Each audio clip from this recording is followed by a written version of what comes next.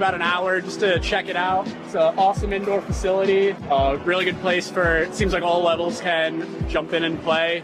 Looks great, lots of people, bubbling with activity, lots of fun. The surface is really good, everything, I love it. One-stop shop, right? We got the bar, we got the restaurant, we got the waves, we got a ping pong table. I mean, you got showers. I mean, you come here, you can spend a day here and not get bored. It's just a great experience.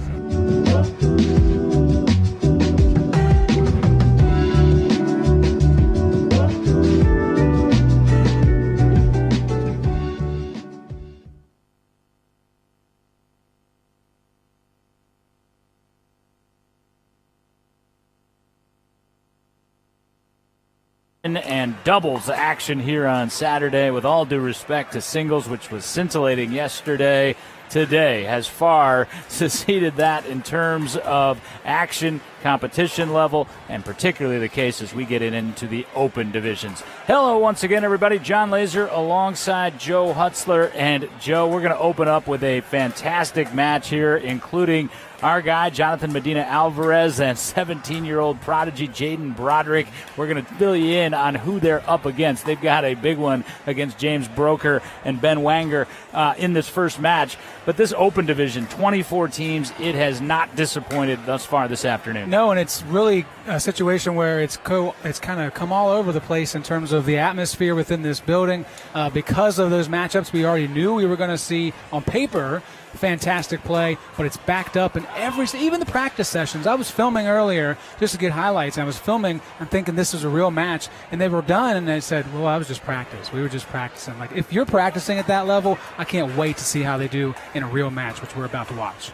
Well, he was filming, folks, because Joe's humble, but he's the best in the business. And Cameron saw him last night, who we saw in the men's singles final last night. He said, I need a highlight video, my man. So Joe's been trailing him around today. We've got our VPM crew with us here all throughout the afternoon and evening. We're going to be with you through men's doubles open, and we'll get through the gold medal. There's Jonathan Medina Alvarez saying hello. That's whose water bottle that was, of course. Joe. There's their opponents, James Broker and Ben Wagner. I'll fill you in on where we are in the bracket in just a second. We also have got women's doubles open. We'll have the medal matches in that bracket as well, and we've got our Coed wheelchair gold medal match, which we'll have today on the doubles side as well. What a day it is going to be. We are set for action. This is a winner's bracket match. Both of these teams have kind of cruised to this position. Jonathan Medina Alvarez, Jaden Broderick, they just beat Justin Liu and Wayman Pete to get here. Meanwhile, Ben Wagner and James Broker, they took out David Beeger and Adam Raines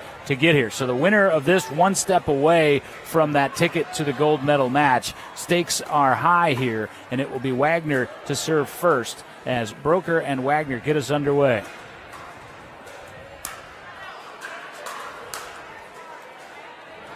And a little tape help right off the beginning for the 17-year-old. It's the last time I'm going to say it. I just want you to know how impressive this kid is, though, from Greenville, South Carolina. He's been pro since he was 16. He already owns some pro golds. He's on the next-gen circuit. And as you see, we've got the lanky lefty. And I didn't say this. James Broker just told me as he walked by, he said, my man Ben likes to go by the nickname the hefty lefty. And Ben smiled and said, that's fine. You can go with that. I didn't test lanky lefty, but I'm going with that. We got two lefties in this matchup, and a good start there with the first point off the serve. So 1-0-2 here as Medina Alvarez takes over serving. Actually, three lefties in this matchup. Yeah, I'm really interested to watch, for many reasons, JMA and Broderick together. Because of that, both guys with the lefty forehand, and that's not usual in the sport of pickleball. So on top of everything else that you've been mentioning, we'll see how that plays into their strategy. And also what it's like for JMA to play with someone that tall. He has absolutely loved seeing having someone be able to take down those balls straight down and really make it hard for the opponent to get it back. 3-0, Medina Alvarez Broderick, as you see there. And Jonathan Medina Alvarez continuing to serve now on 4-0. I'll tell you, man, Joe, you are unflappable. Joe just got hit in the chest by a pickleball from another court and didn't even break sentence. We move on, right? We take it as it comes. It doesn't really hurt that much, right? I mean, it's just, as they would say in layman's terms, a wiffle ball to some folks. side out, and I feel a much-needed point there for Wagner Yes. Broker. These guys are accomplished players. They also work together. James is the co-owner of a gym, so this is a physical fitness test as well against, of course, Jonathan Medina Alvarez. You see Wagner a little bit too slow to get to that. James Broker said, hey, treat him kindly. He's also my boss in the real world. The two, like I mentioned, work together. You're going to see that kind of effort out of Wagner the entire match. Actually, in 8:04 last summer, he suffered cramps and had to take a little bit of a medical timeout, him and Broker together. And he did come back, and they did finish that match. So he does not know how to quit, and sometimes it's a detriment. That's hilarious. I forgot all about that. They were back in our tournament house at Pouncey Tract Park, icing down and trying to get hydrated. Did, in fact, do that. And I'll tell you, James Broker was pretty merciless in his critique of those cramping issues for Ben. ATP attempt was wanting for Broker. Well, and that goes to JMA's forehand across court because it was so tight to the net. Broker really only had that shot to try.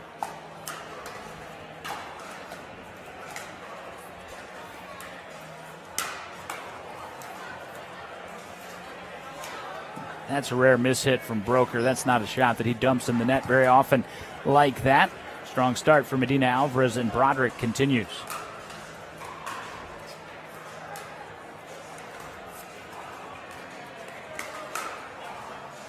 One thing that Medina Alvarez said about Broderick was one key to kind of work on throughout the day is his mental toughness, his self-critiquing that he does.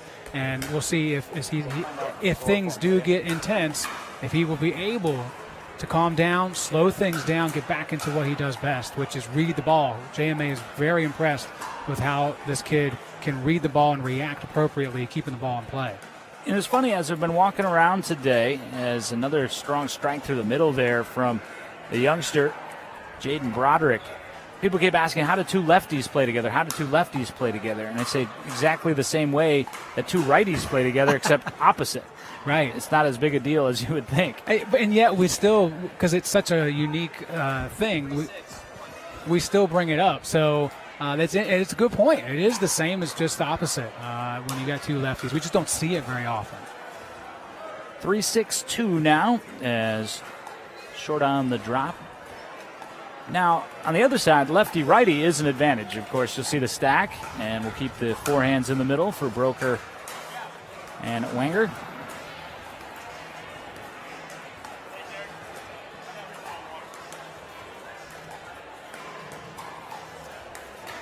Yeah, that time too much of a pop on that long cross court from JMA. Broker taking care of business. Taking care of business with a beauty on the ATP into the corner. Well, let's catch up on where we are in this men's open doubles bracket, because we potentially got a couple matches to get to it, but everyone's had an eye on Cameron Luring, who is now the employer of Joe Hutzler, my broadcast partner. Cameron Luring and Jonathan Trong. We figured that would be a strong pairing. Yes. It's a new pairing, but it's been a strong pairing. They need to win one more, and they'll face the winner of this for the right to the gold medal game. Gold medal match, as Broker caught Broderick a little there coming on the line. Yeah, so 7-4-2. It was a little weird how Broker set up for a quick speed up, but he actually slightly brought back the intensity. Need to be able to see.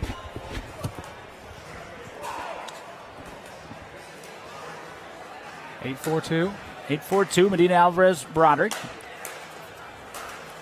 Broderick would love to have that one back. And it has nothing to do with his age. He just gets such a tall sight line on those shots. They look, as he told me, a little juicier sometimes than they should. Big stretch in this opening game here. You get the sense for Broker and Wagner. Yeah, there is a sense of we got to at least keep it close. If we don't take game one, we don't want things to get completely out of hand.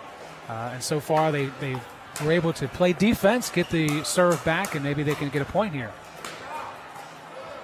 JMA, you can see, pleased with the chops of his newfound partner. Well, and his partner's so tall, he could have easily tried to hit that, and he let it go, and it ended up being out of play. So smart decision by the young fella.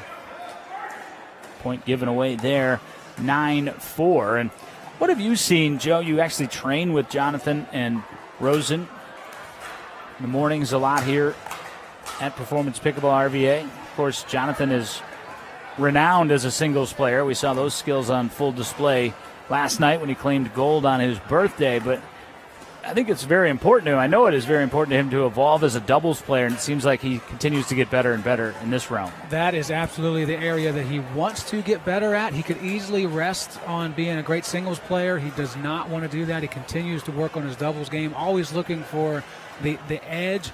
He wants to pride himself eventually on being able to out-endure someone in a dink battle. If you guys want to go long, I won't miss. That's something that always gets said when we're training.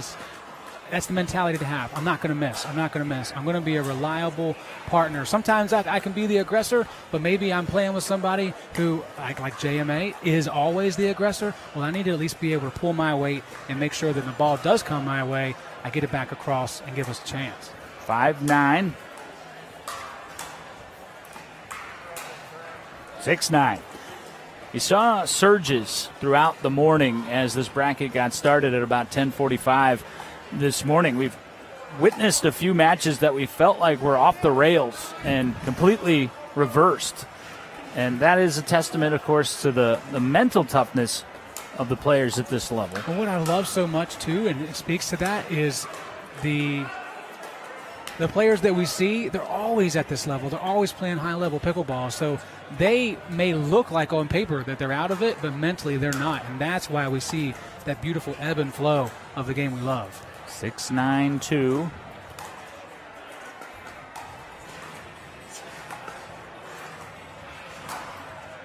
And JMA sitting all over that, teed up for him by Wenger, excuse me. So,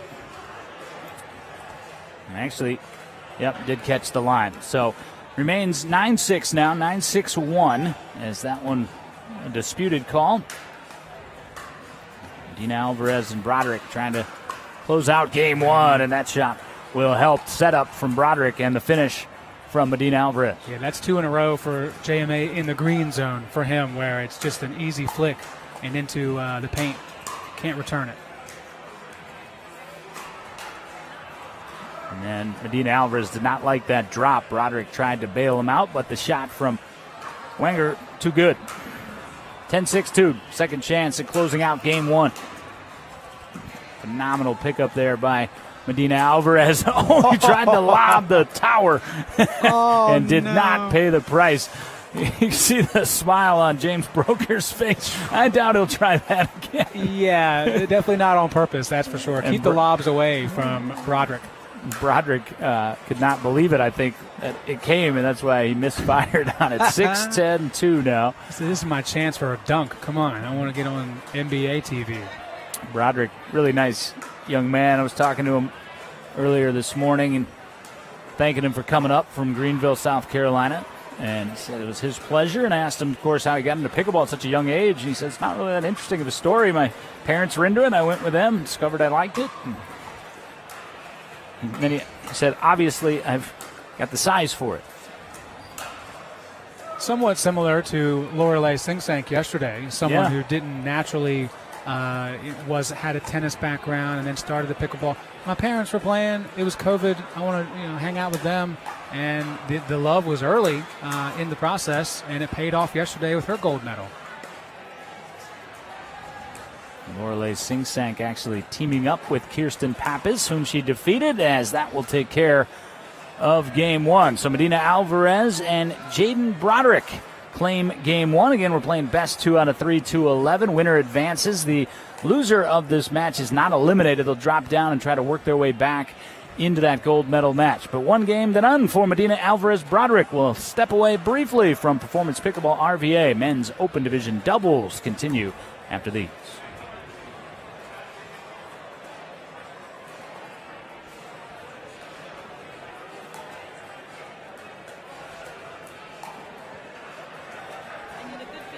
About 4 years ago, and I thought, maybe I should check in.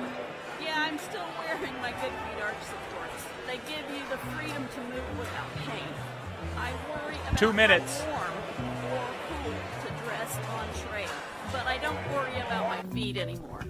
I put my arch supports in and forget about it.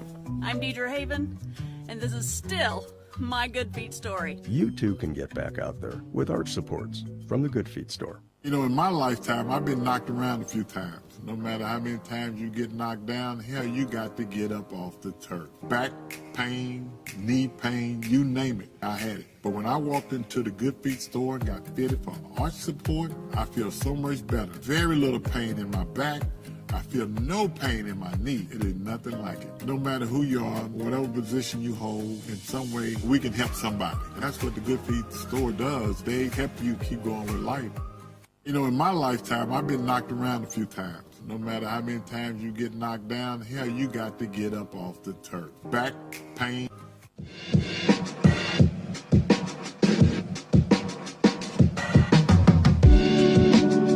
Drove about an hour just to check it out. It's an awesome indoor facility. Really good place for, it seems like all levels can jump in and play. Looks great. Lots of people, bubbling activity, lots of fun. The surface is really good. Everything, I love it. One-stop shop, right? We got the bar, we got the restaurant, we got the ways, we got a ping pong table. I mean, you got showers. I mean, you come here, you can spend a day here and not get bored. It's just a great experience.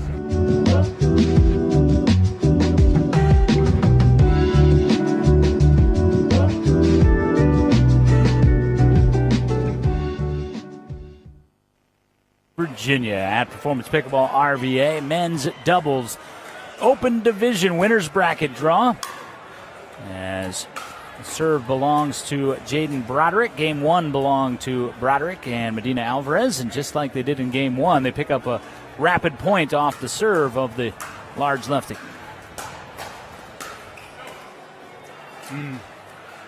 Just off the chest there of Wagner. One thing you mentioned during the break, John, is kind of an anticlimactic Game 1.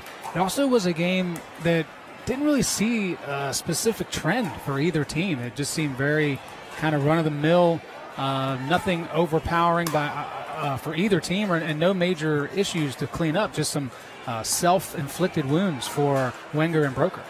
And 3 quick points for Medina Alvarez and Broderick. It's 3-0 here in Game 2. And this is similar to how things started in Game 1, and that cannot happen if you're Wenger and Broker. Started 4-0 in Game 1.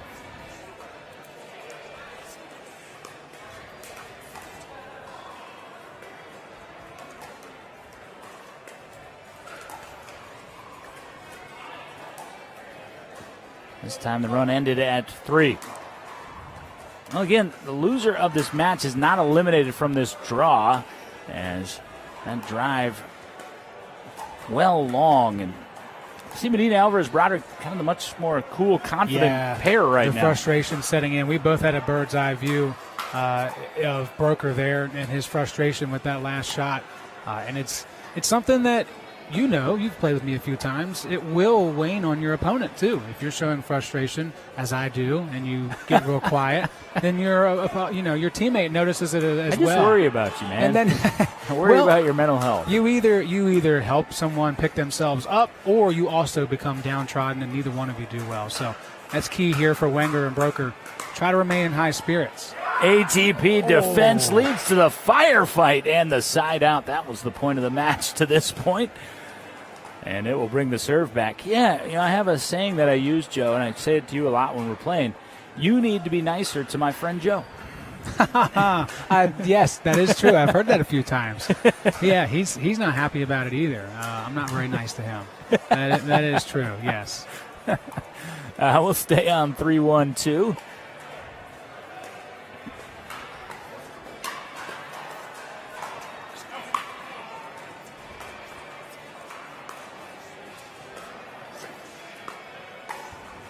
See Wenger a little reluctant, running around that backhand dink a bit.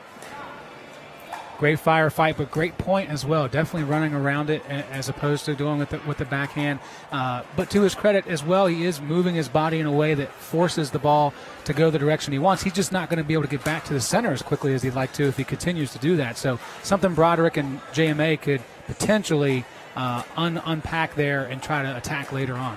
Yeah, they have. It's when he does that, it opens up that alley. It just puts so much more stress on Broker. Not only does he have to defend the middle, but he has to almost creep a little bit farther over.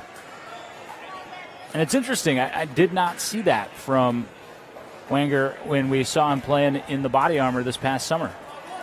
Obviously, a player of this caliber has an elite backhand dink game. I wonder if it's not part of the game plan here against the two lefties. And frustration from James Broker boiling over a bit there. Yeah, sometimes the pictures speak for themselves, huh? And it's becoming clear. That's what my broadcast coach used to tell me.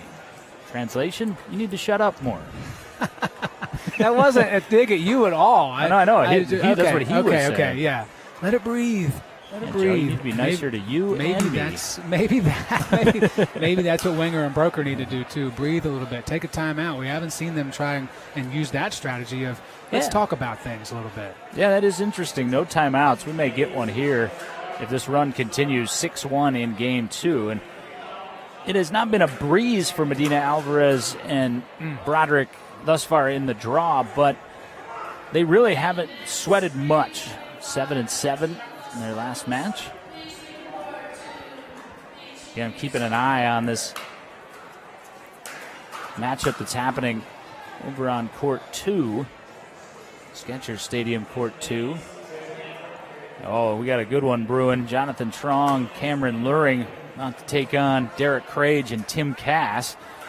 Of course, team performance, Roanoke Ruckus. The winner of that is going to play the winner of this, and guess where you're going to see that? Right here.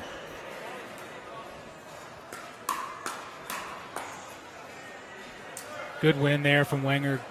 Got a juicy one up top, able to bring it down and play. And a much-needed second serve.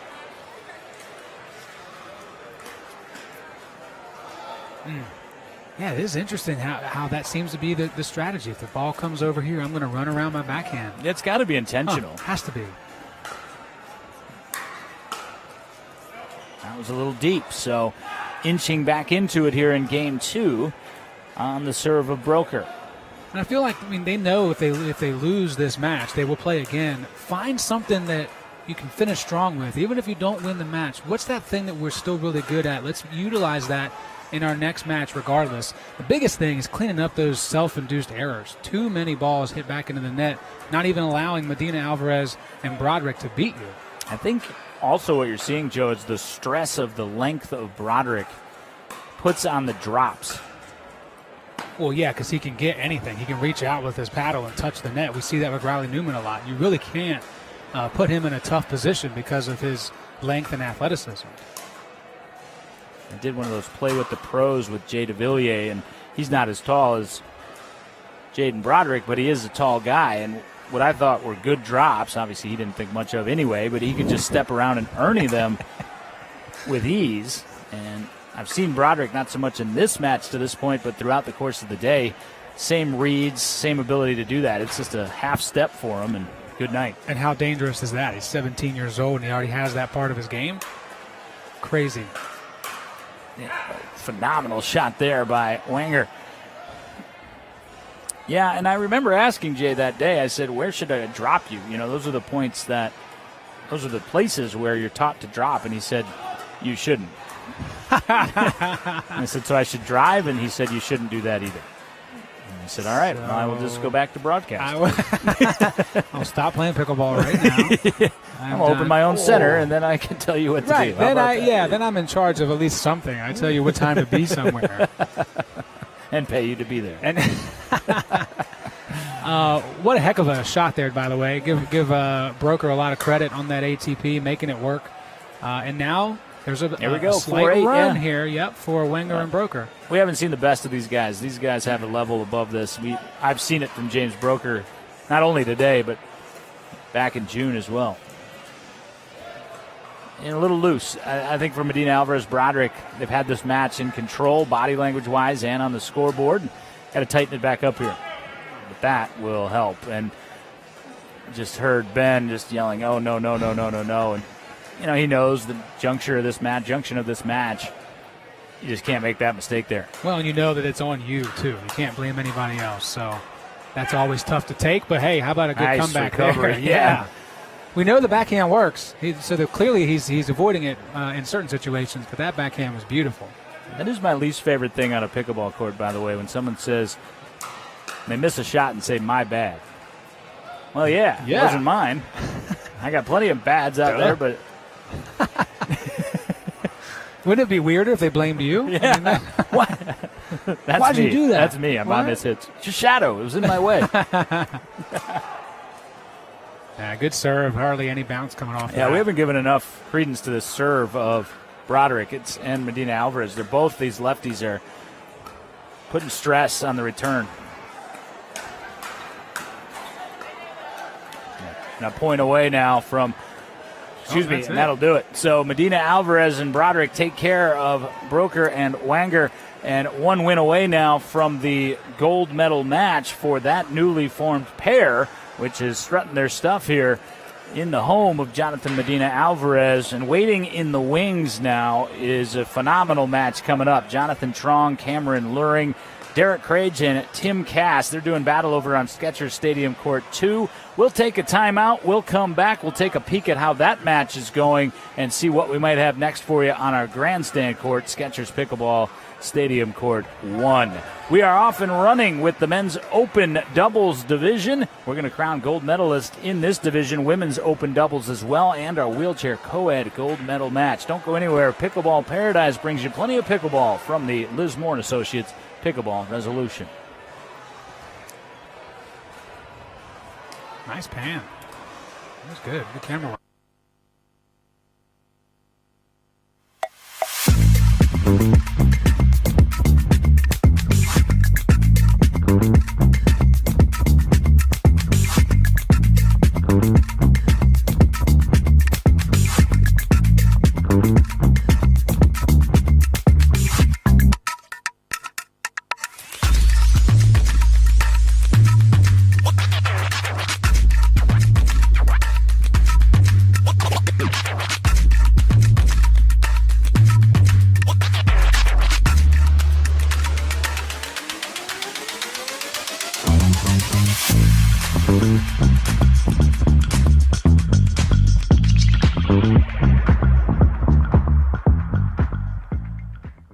In my lifetime, I've been knocked around a few times. No matter how many times you get knocked down, hell, you got to get up off the turf. Back pain, knee pain, you name it, I had it. But when I walked into the Good Feet store and got fitted for arch support, I feel so much better. Very little pain in my back.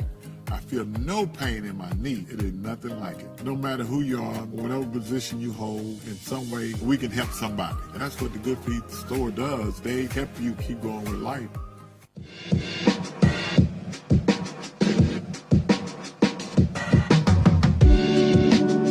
I drove about an hour just to check it out. It's an awesome indoor facility. Really good place for, it seems like all levels can jump in and play. Looks great. Lots of people, bubbling with activity, lots of fun. The surface is really good. Everything, I love it. One-stop shop, right? We got the bar, we got the restaurant, we got the ways, we got a ping pong table. I mean, you got showers. I mean, you come here, you can spend a day here and not get bored. It's just a great experience.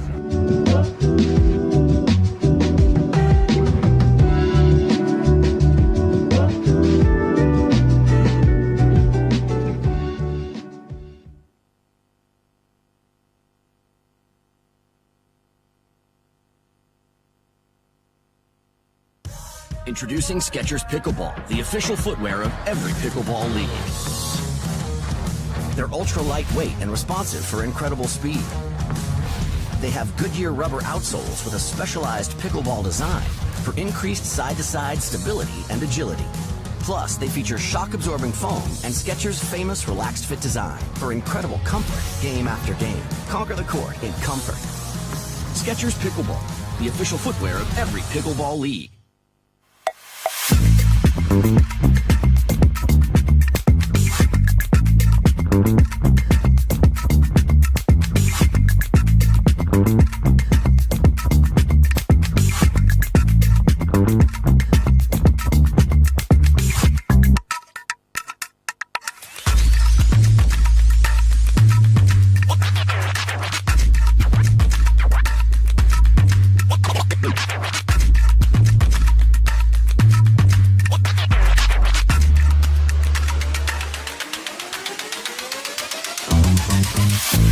Medina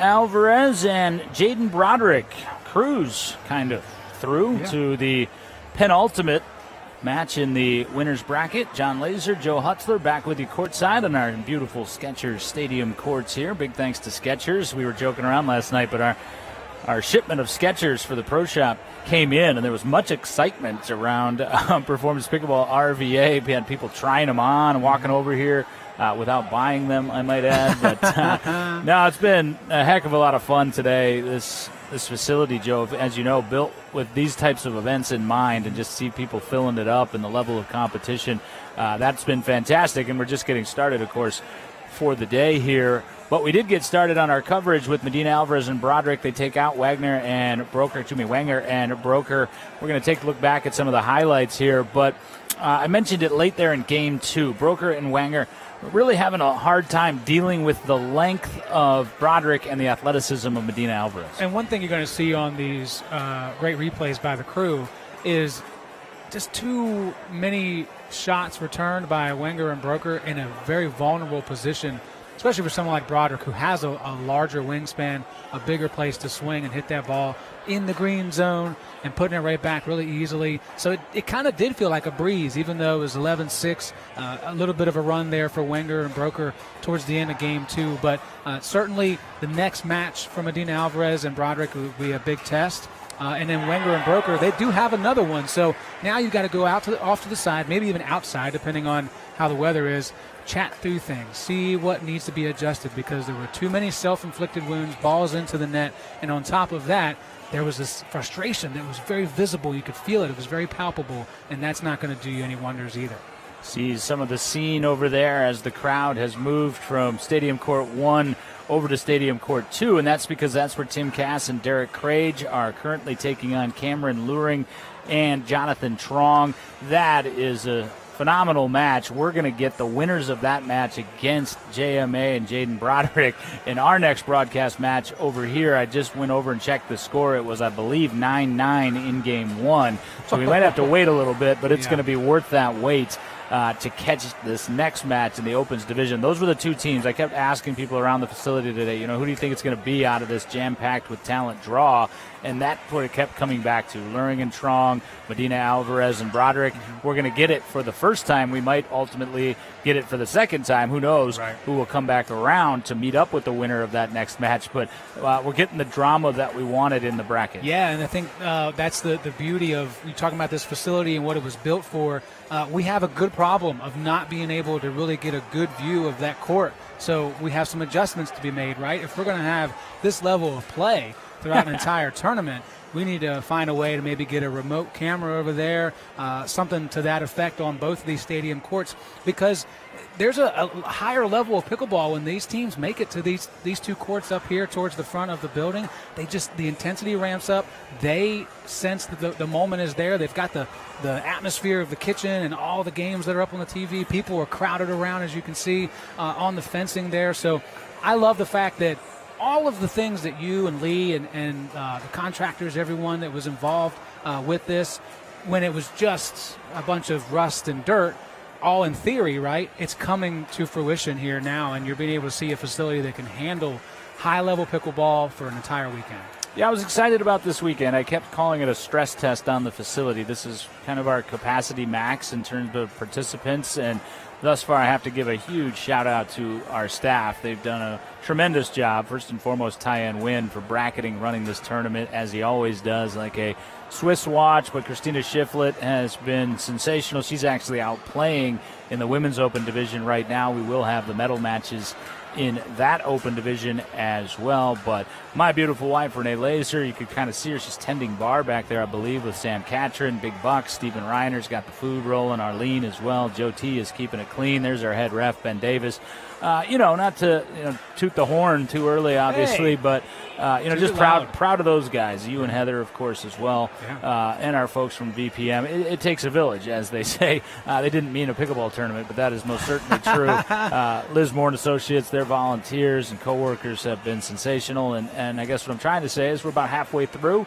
It has been to this point the event we were imagining. Yeah, no question. And I want to make sure there's a plug for the tournament specials this weekend in the kitchen. I've had the chicken cheesesteak twice because it's that dang good, but I haven't heard any complaints either. So if you're able to be here tomorrow, maybe the rest of the day today, please make sure you come with a little bit of room in that stomach of yours, because it's worth the extra, the special that it is. It's not going to be here on Monday, or maybe it will. Who knows? But I would definitely say that your experience here, as Ben Davis says in that video, it could be a place that you hang out all day. There's something for everybody, and hopefully, if you come today, you come tomorrow, you'll be hooked, and you will come more often, and maybe even become a member here at Performance.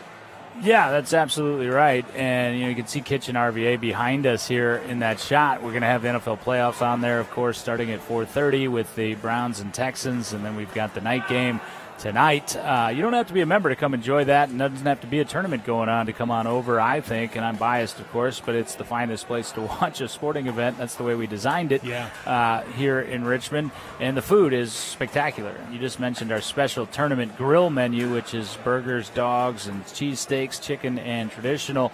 But, full time, I've just been so pleased with the way that the menu has turned out, and Performance Food Group, PFG, has been awesome with that. Of course, I mentioned Stephen Reiner, Big Buck, our head chef and global director of food and beverage. He was national director. I promoted him to global after yesterday. But paninis, flatbreads, giant pretzels, charcuterie, you name it. It's all there. And, oh, by the way, we got a fully stocked bar as well. So come see us. If you're watching this right now, what are you doing? Get over here. We're going to have quite the night here tonight, and then tomorrow with mixed doubles and more of our wheelchair and hybrid divisions as well. So much more to come here. It has been an awesome day of pickleball thus far at the Liz Moore & Associates Pickleball Resolution. And again, we're not even in the medal rounds yet in men's opens doubles. That means bonus coverage for you. And we've got a great one coming up here, as we will actually sidestep for a moment and have a second match out of the men's doubles open division in just a moment. So we'll take a timeout. Tyen's going to squeeze one in on us before we have that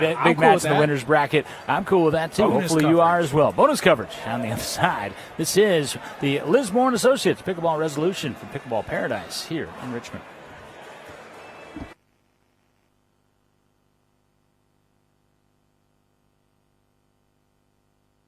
I did a Good Feet commercial about 4 years ago, and I thought maybe I should check in with you. Yeah, I'm still wearing my Good Feet arch supports. They give you the freedom to move without pain. I worry about how warm or cool to dress on trail, but I don't worry about my feet anymore. I put my arch supports in and forget about it. I'm Deidre Haven, and this is still my Good Feet story. You too can get back out there with arch supports from the Good Feet store. In my lifetime, I've been knocked around a few times. No matter how many times you get knocked down, hell, you got to get up off the turf. Back pain, knee pain, you name it, I had it. But when I walked into the Good Feet store and got fitted for arch support, I feel so much better. Very little pain in my back. I feel no pain in my knee. It is nothing like it. No matter who you are, whatever position you hold, in some way, we can help somebody. And that's what the Good Feet store does. They help you keep going with life.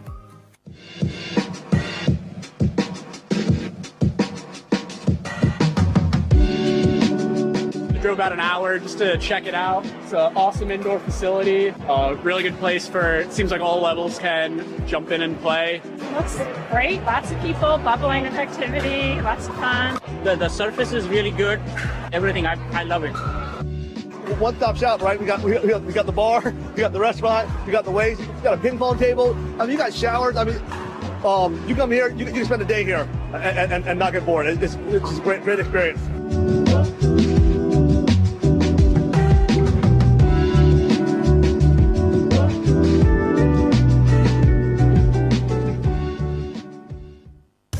Introducing Skechers Pickleball, the official footwear. Introducing Skechers Pickleball, the official footwear of every pickleball league. They're ultra lightweight and responsive for incredible speed. They have Goodyear rubber outsoles with a specialized pickleball design for increased side-to-side stability and agility. Plus, they feature shock-absorbing foam and Skechers' famous Relaxed Fit design for incredible comfort game after game. Conquer the court in comfort. Skechers Pickleball, the official footwear of every pickleball league.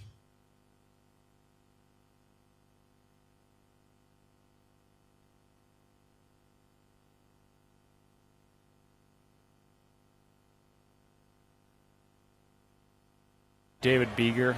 Yep. And Beeger Reigns there.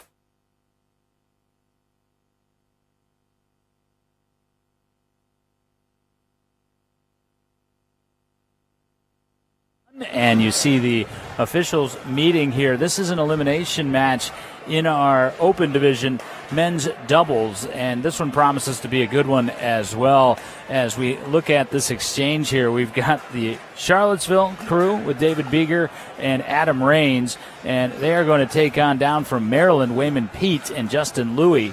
And I saw some action yesterday in singles that involved David Beeger, and he is in the red shirt right there, tennis player from UVA. And that was a heck of a match with him and Cameron Luring. Of course, Luring went on to the gold medal match. David Beeger went by the wayside there, but only by a couple of points. Could have been any direction. So we're going to squeeze this match in, and that's because the match that we were watching over there a little bit with Tim Cass, Derek Craig, and the aforementioned Cameron Luring and Jonathan Trong, hotly contested. Looks like it might go to a third game. So we're going to use the court space and the air time and get you a good one here. Yeah, we're here. We don't have to worry about any type of negotiations with the professional league and getting ads in. Wow, we're shots galore. We're here as long as we need to be to give you guys and girls some great pickleball, and we're going to see that. I have seen Louis and Pete play earlier today. They played against Medina Alvarez and Broderick. Very hotly contested match. A lot of emotion as well, some chatter back and forth. That was fun to see, and I think we're going to see that here too. I have not seen Reigns play with Beeger yet, but yes, I was here yesterday watching Beeger play singles. Extremely athletic, not many balls that he can't get to. So Beeger and Reigns just fell to Wagner and Broker, whom we just saw fall to Medina Alvarez and Jaden Broderick. So that's how they were, but they had already won a couple of matches to get to that point in the draw. So they drop back and try to work their way back through the bottom half of the bracket to the gold medal match. Meanwhile, as I mentioned, on the other side, a team that has really opened some eyes in Wayman Pete and Justin Louis. Tremendous team. They fell to Medina Alvarez and Broderick a little earlier on Skechers Stadium Court 2 and already now in their second efforts at making their way back through the bracket. So a lot of pickleball has been played for all these teams thus far, and if they're going to prevail here in this Liz Moore and Associates Pickleball Resolution, they're going to have to win about 4 more matches. Yeah, no progressive draw here, folks. There's lots of games and matches being played throughout the day, which means you have to find a balance between giving it all you have but not giving too much to where you can't recover later, because you, of course, want to know or you want to continue to play. You're going to, when you sign up for a tournament, you typically have some guaranteed games and matches, right, because you have the round robin to set the bracket. But now you're getting into a situation where it's no longer any second chances. This is the first of 15, win by 2, of course, if that situation happens. But you lose right now, your day is done, and you're going to be propping up next to the kitchen RVA bar with us as the night goes along. And you should, because that's where we're going to be, man. We got back-to-back NFL games on top of the PPA Masters that we're streaming over there, along with our coverage. So we are set to go, as it will be Wayman Pete to serve. That's Wayman there in the white shirt. Came over and swore that he met me the other day with Colin Johns. He said, you look just like him. He's from Maryland. And I said, hey, I'll take that. Yeah. I've been hanging out with the Johns brothers. Don't mind that. Well, and keep that in mind, too, as you watch Pete and Louie. They've got all Yola gear for a reason. You, right? you have to if you're up in Maryland. If you're playing in Maryland, that's right. Eric White's patrolling up there for Yola. You wear the brand or you pay the price. Or you pay the price. Quick side out. Beeger a little too aggressive in that rush. So 0-0-2 here. That's always something I'm interested in when you see someone play so high level in singles. How can they back it down a little bit? Are they going to continue to be a banger, or are they going to find a way to dink as well? And there, Beeger saw a moment to just smash that ball across, and maybe could have next time try the dink instead, or just drop it over. That cross dink a little too high, and Louis knew just what to do with it. Put it on the body of Raines and into our VPM production area. Oh, are we going to get the swivel shot? There's Craig and Dan and the rest of the guys over there. Over by our neighbor force wall of champions. So side out back, 0-0-1 now. And I will say, I watched a lot of the Louis Pete against Medina Alvarez Broderick match. It was actually more competitive than the one we just saw. 11-7, 11-7. That was the most problematic match. Problematic's not the right word. The most competitive match that Medina Alvarez and Broderick have had thus far. Beautiful alley opens up, and Beeger knocks it right through. So still no points scored. This is 1-15, by the way, as we come back through the bottom side of the draw.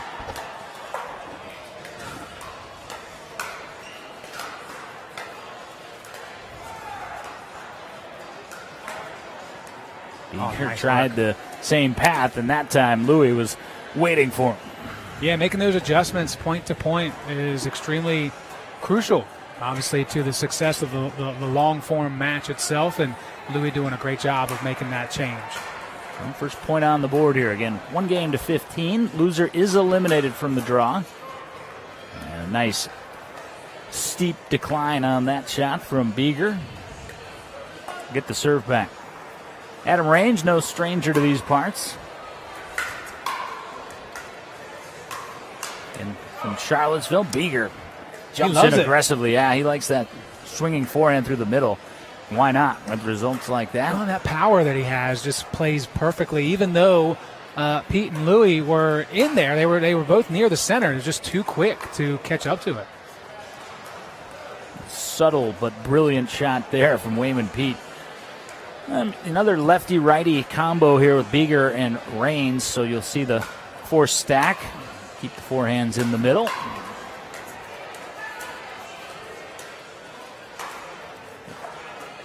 On the tape, prevented that from sizzling down the line. That wasn't the finest drop from Beeger there, but Louis caught the tape.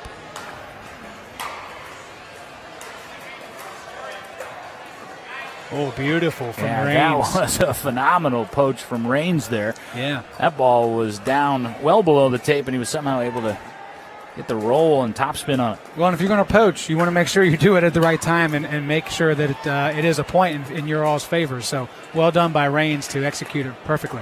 Good run here by Beeger and Raines. 4-1 on the serve from Beeger.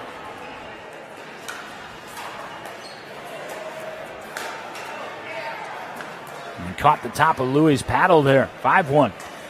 Well, Raines in the white shirt there as the two converse and discuss strategy as this service run continues.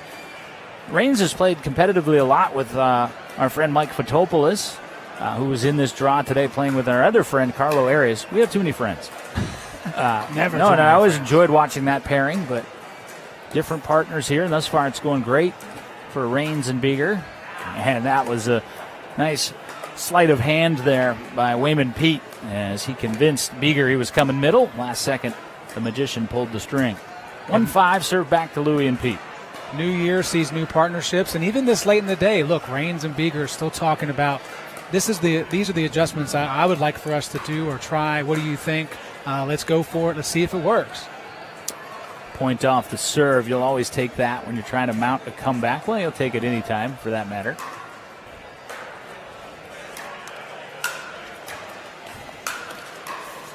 Oh, Beeger with the athletic step around Ernie. 2-5-2.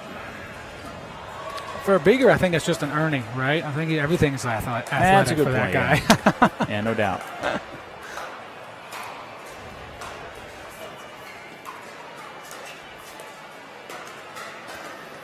And Wayman Pete hopping up and down right as he made contact. Why did I do that? I know that feeling very, very well. Very well. Shot wasn't there.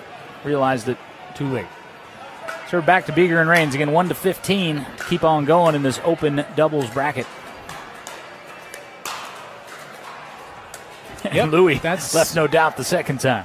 That's your chance if you're not feeling like things are going your way to get some of that frustration out in a positive way for your team. Oh, the roll pick from Beeger to 6-2. That's a crucial part of anybody's game that's trying to play at this level is that roll. If you're able to have a backhand roll especially, you're going to win a lot more matches than you used to if you can add that to your arsenal. And the smile from Beeger because Rains kind of came barreling in front of him, and he said, if you're going to do that, big fella, you better hit the shot of the caliber that you just did. And he did. It's twice that he stepped in front and taken advantage of the moment. Because it not only, obviously, if it's surprising your teammate, it's surprising your opponents too. And it certainly worked. And Rains on the odd number, the stack will always be off on the returns. We'll see the selection, and they just do a quick switch back. And that works out 2-7-2. What I mean by that was the left-handed player is on the left side, but you saw I just stepped subtly across during the return. Some teams will utilize hand signals. Open hand generally indicates switch. Closed fist means stay. Flashing fist means I'm going to bluff and then stay.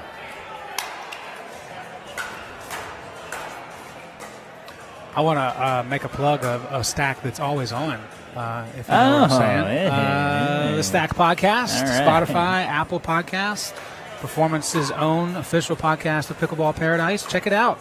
We're about 15 episodes in, so long in the tooth, experts at this point. Experts on podcasting. I don't know about the subject matter, but right. Joe does a tremendous job editing that and envisioning it. And, yeah, this episode this week, very informative. We had Lucia DiGiacomo, who is the general manager of pickleball for Vulcan. And, of course, it's been a massive week of news for our friends at Vulcan, Vince and Lucia and the rest of their crew. Of course, now the official ball of the PPA Tour, starting with the PPA Masters going on currently. And I got to tell you, Joe, that was wow, what a shot from Louis. Tip of the capper and nod of the head there from Beeger, because I was just about to say what an extraordinary shot from Beeger, and then Louis just erased it. Yeah, and it was an extraordinary shot from Beeger, but man, talk about taking it to another level that wasn't even believed. What a shot from Louis. Gosh. And that interrupted the fact in my excitement as that goes just a bit wide on the attempted pass from Louis. I finally got my hands on one of the Vulcan balls, Joe. Oh, and we're going to get out there later tonight when the tournament play is over and see what we think. And I have to thank our great friend Liz Coffey from the Roanoke Ruckus, who's down here competing today. Liz, one of my favorite people in pickleball. And she always brings gifts. Gives gifts usually for Steve, the performance pug. But I was talking about how I wanted to get my hands on one of the balls. She had done so she very, very generously gave me one. Wow, that's big time. Thanks, Liz. Look forward to seeing how that puppy plays. Right now, only if you're playing in the PPA do you know. So that'd be very exclusive and very cool. I was emailing with Lucia because I was too lazy to use the official order form like vendors are supposed to. I think I'm getting that reputation around pickleball. Excellent positioning there. Will change ends as Beeger and Rains get to 8 first, 8-4. We'll stay with you during that. And I just sent an email and said, hey, I'll fill out the form, all right? I'm busy this weekend, but I need a lot of those balls. And she said, how many? And I said, how about 1,000? So we've got a lot coming. And probably more than likely going to use them in the Ladybug you Classic. You got to go big, right? So if she comes down to 800, it's still a lot. Yeah, you can only get this many. Yeah, you open big. That's the art of negotiation. No, we've got so much coming up here, man, at Performance Pickleball RVA. This was, of course, the first full 3-day events, but we've got a series of one-day events coming up that I'm so very excited about. We partnered with Caritas for the Paddle Battle. That is less than a month away. You can register for that on pickleballbrackets.com. That's the Caritas Paddle Battle. Search Caritas, and that'll pop up for you. One-day event, but it's going to be awesome. All doubles. Same thing. We've got Cystic Fibrosis Foundation Spring Fling coming up March 1st, and in between those, we've got the Ronald McDonald House Charity Shamrock Showdown. All of those tournaments you can sign up for on pickleballbrackets.com, as a bit too aggressive through the middle that time for Adam Rains. Yeah, those types of tournaments will reach maybe a completely different audience of people too, because it's just a single day of doubles play, and not everybody that is traveling from South Carolina or Nebraska can make those. So definitely check it out, Pickleball Brackets, and see if it's something that works for you. It might even be the best option for your first tournament ever. You know the weather in here is going to be nice, so no other excuses. 8-4-1 now. We had the service balls there on our graphic. They were already placed correctly. Beeger and Rains now serving ahead 8-4-1, make it 8-4-2 on the change of ends here. So Beeger to serve, 8-4-2. Again, one game to 15. Yeah, you're absolutely right. It will be kind of a different player pool, certainly than these events where we draw in the pro players. And then beyond that, I'm so excited. We've got 2 collegiate events coming up. Score is now 9-4, and it'll be a side out. So 4-9, Louie and Pete preparing to serve. 4-9, there we go.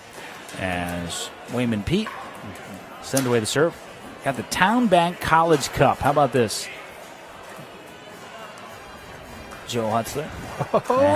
Hold on. What's happening? Cat and mouse. That was not the conclusion that point deserved, and Louie knew it. There was some sensational shots in there from both sides. 4-9-2. Town Bank College Cup. So, partner Derek Craig, we mentioned we may be seeing him here on Stadium Court 1 in a minute. He founded the Virginia Tech, the pickleball club at Virginia Tech, and pickleball, like every level, sweeping through the college ranks. So many great teams. UVA, as we mentioned, winning the Duper Nationals. So we are bringing all those teams here to Richmond for the Town Bank College Cup. It's going to be a team competition February 17th. Of course, that's limited to the collegiate players, but certainly not limited to you to come out and view it if you're not a college player. Spectator event. We're also bringing in a Duper Regional, Duper Collegiate Regional in March. More details to come on that. One of the things I'm really looking forward to. Timeout taken quickly after Pete couldn't cross with that forehand dink, and we'll get our first timeout. So Beeger and Rains in control. Again, this is an elimination match, men's doubles open division, as we make our way through what has been a packed draw here in Pickle Paradise.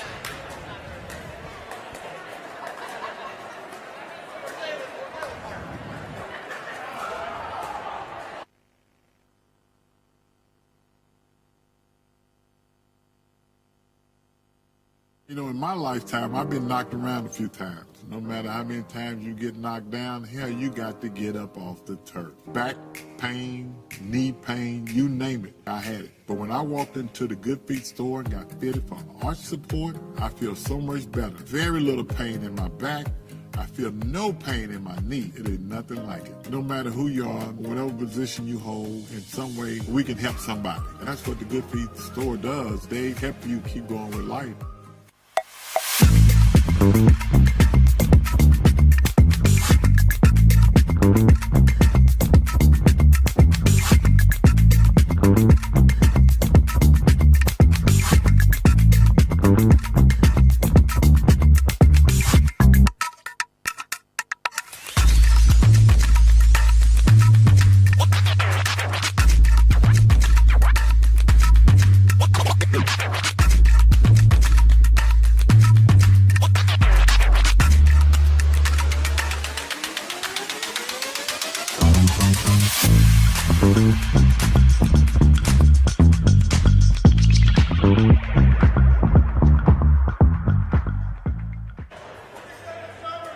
Skechers Stadium Court 1 housing an elimination match in our men's opens doubles draw. As David Beeger serving up 11-4 and trying to go big on that serve, and a little too big. Oh, you got some insurance. You have a cushion here, right? Try something, and that's why there's a sly smile on the face of Rains. But, okay, we tried it. Let's get back to just getting it across, shall we? 11-4-2. Rains picked up one, but Louie would not be denied. 4-11-1 on the side out. Yeah, good work by Louie, by the way, to continue to attack and keep Rains where he was. Rains could not get in a little bit closer to where it was an easier play back.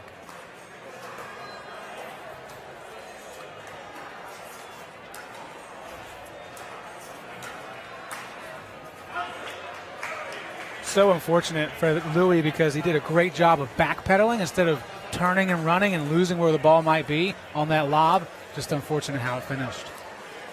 You mentioned turning and running as opposed to backpedaling or vice versa. And I was just about to say for our viewers, that one just missed the baseline. That was the proper call. We had a great look on that one. So 11-4-1 now coming back to the serve of Bieger.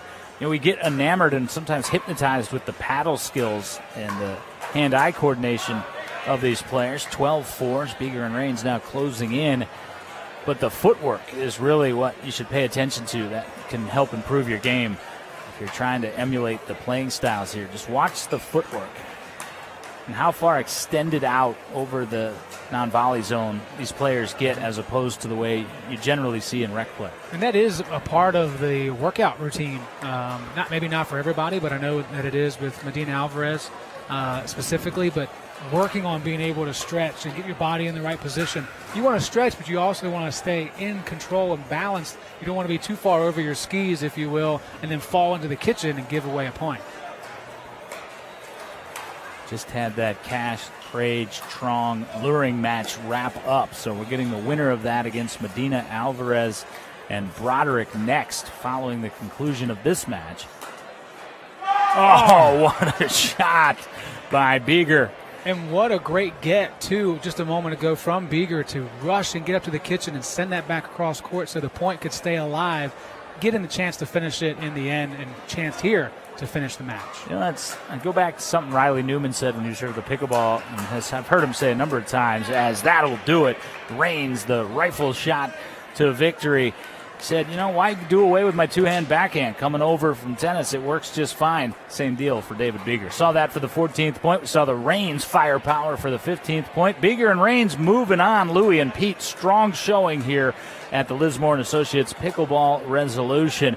We'll step aside as we re-rack on Skechers Pickleball Stadium Court 1, as it is going to be Trong and Luring, who just outlasted Cass and Prage.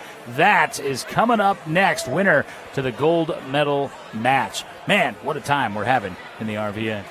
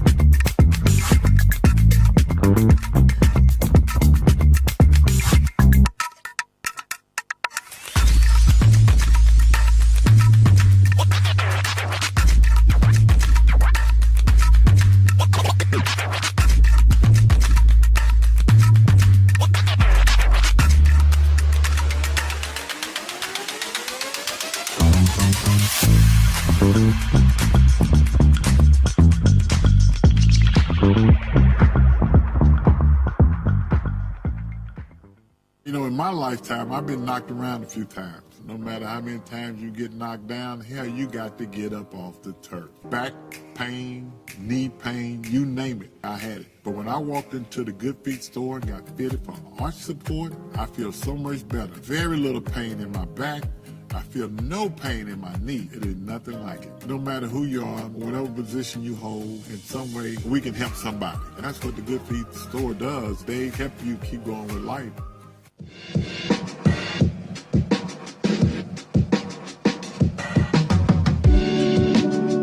Drove about an hour just to check it out. It's an awesome indoor facility. Really good place for, it seems like all levels can jump in and play. Looks great. Lots of people, bubbling with activity, lots of fun. The surface is really good. Everything, I love it.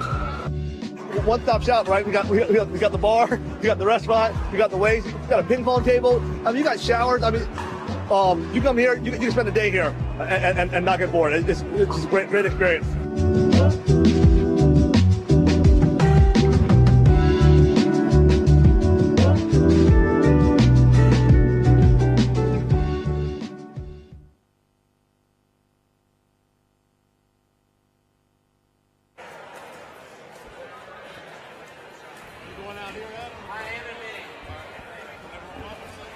Jon Laaser, Joe Hutzler with you, looking across at us. There we are over there, and our branded table skirt that just came in from Whale Hook. And, man, we're having a lot of fun. You can see Lee Warfield and Scott Steinauer standing behind us. Lee right there is getting ready to compete. I foolishly forgot to tell Tyann Wynn, our tournament coordinator extraordinaire, to schedule my bracket outside of the broadcast window, Joe. So I needed Scott to step in and play for me. And Scott's the tennis professional down at Salisbury Country Club. He said, sure, why not? So him and Lee are going to give it a crack in our 4-0 35-plus bracket. But, man, we've got some goings-ons here in the men's open doubles bracket. We are about to witness Jonathan Medina Alvarez and Jaden Broderick against Jonathan Trong and Cameron Luring as we're getting ready for NFL playoffs to start here very, very shortly. As we say, this may be a Super Bowl preview because coming through in the winner's bracket, one of them is going to have to drop down after this match. But, man, these two teams have looked strong. Now, a lot of credit to our sponsored players, Derek Crage and Tim Cass. They took a game off Trong and Luring 11-4. Trong and Luring had taken game 1 11-8, but then Trong and Luring found that next gear, game 3, and won 11-2. So Crage and Cash will drop down, and they will take on what we just saw, the winner of Beeger and Rains against Louie and Pete. So they'll take on Beeger and Rains. So we'll flip-flop courts here. Beeger and Rains may be right back over here, too, with what we just saw, because that was a tremendous showing from those two from the Charlottesville area. Yeah, and I think for their credit, they were able to establish something early that was working for them. They seem to be a little bit more in sync than their opponents did, and now they'll take that into another elimination opportunity, and that'll be really interesting to see if anybody can come from that side of the bracket and bring it right back here to Court 1 as we check out highlights of that one. And you're going to see plenty of both teams, but at the end of the day, it was Beeger and Rains with less mistakes. Yeah, Beeger and Rains got out in front and then took some chances. Those chances paid off. You just saw that this rifle strike from Adam Rains. Oh, good, we came back. I wanted you to see the sticker array that I've got on my laptop here. Hit Happy, our friends Casey and company at Hit Happy. We're so very proud to be partnered with them. I got the Roanoke Ruckus sticker there on the bottom, and you see the cat here, the happy cat? Yeah. My wife put that on there, so I would remember to be kinder to myself as well, Joe. We were talking about you earlier. That's good. I gotta let you know that visual I'm reminder. in that category as well. Okay. All right, enough joking Fair around. enough. Pickleball is about to get serious here. We're going to take a timeout. Players are about to warm up here on Skechers Stadium, Court 1, and then we've got the biggest one we've had thus far today. Medina Alvarez and Broderick, they take on Trong and Luring. It's going to be a dandy. Stay with us. We're streaming all the way through the gold medals in men's open doubles, women's open doubles, and our Coed wheelchair division as well. Sensational day here at the Liz Moore and Associates Pickleball Resolution. Why would you go anywhere? Back in just a few moments.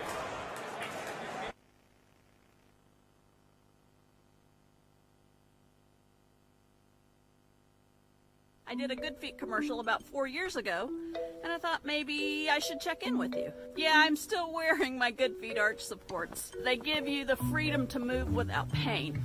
I worry about how warm or cool to dress on trail, but I don't worry about my feet anymore. I put my arch supports in and forget about it. I'm Deidre Haven, and this is still my Good Feet story. You too can get back out there with arch supports from the Good Feet store. In my lifetime, I've been knocked around a few times. No matter how many times you get knocked down, hell, you got to get up off the turf. Back pain, knee pain, you name it, I had it. But when I walked into the Good Feet store and got fitted for arch support, I feel so much better. Very little pain in my back.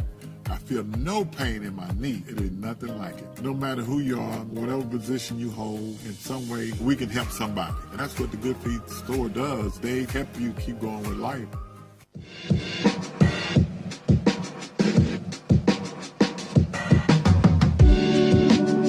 Drove about an hour just to check it out. It's an awesome indoor facility. Really good place for, it seems like all levels can jump in and play. Looks great. Lots of people, bubbling with activity, lots of fun. The surface is really good. Everything, I love it. One-stop shop, right? We got the bar, we got the restaurant, we got the ways, we got a ping-pong table. I mean, you got showers. I mean, you come here, you can spend a day here and not get bored. It's just a great experience.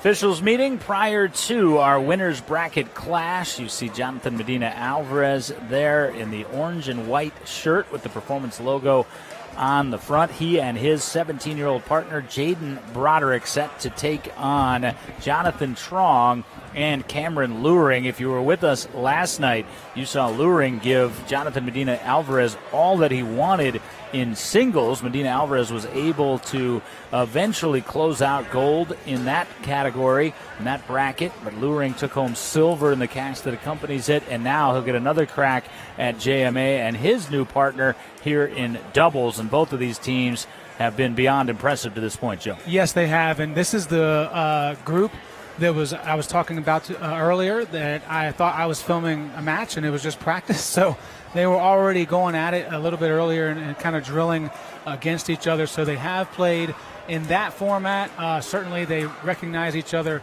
from singles play. And one really cool thing that I've noticed today just by walking around and seeing the players interact is that these four have been like glue all day long. They've been in the same corner. They've been chatting it up.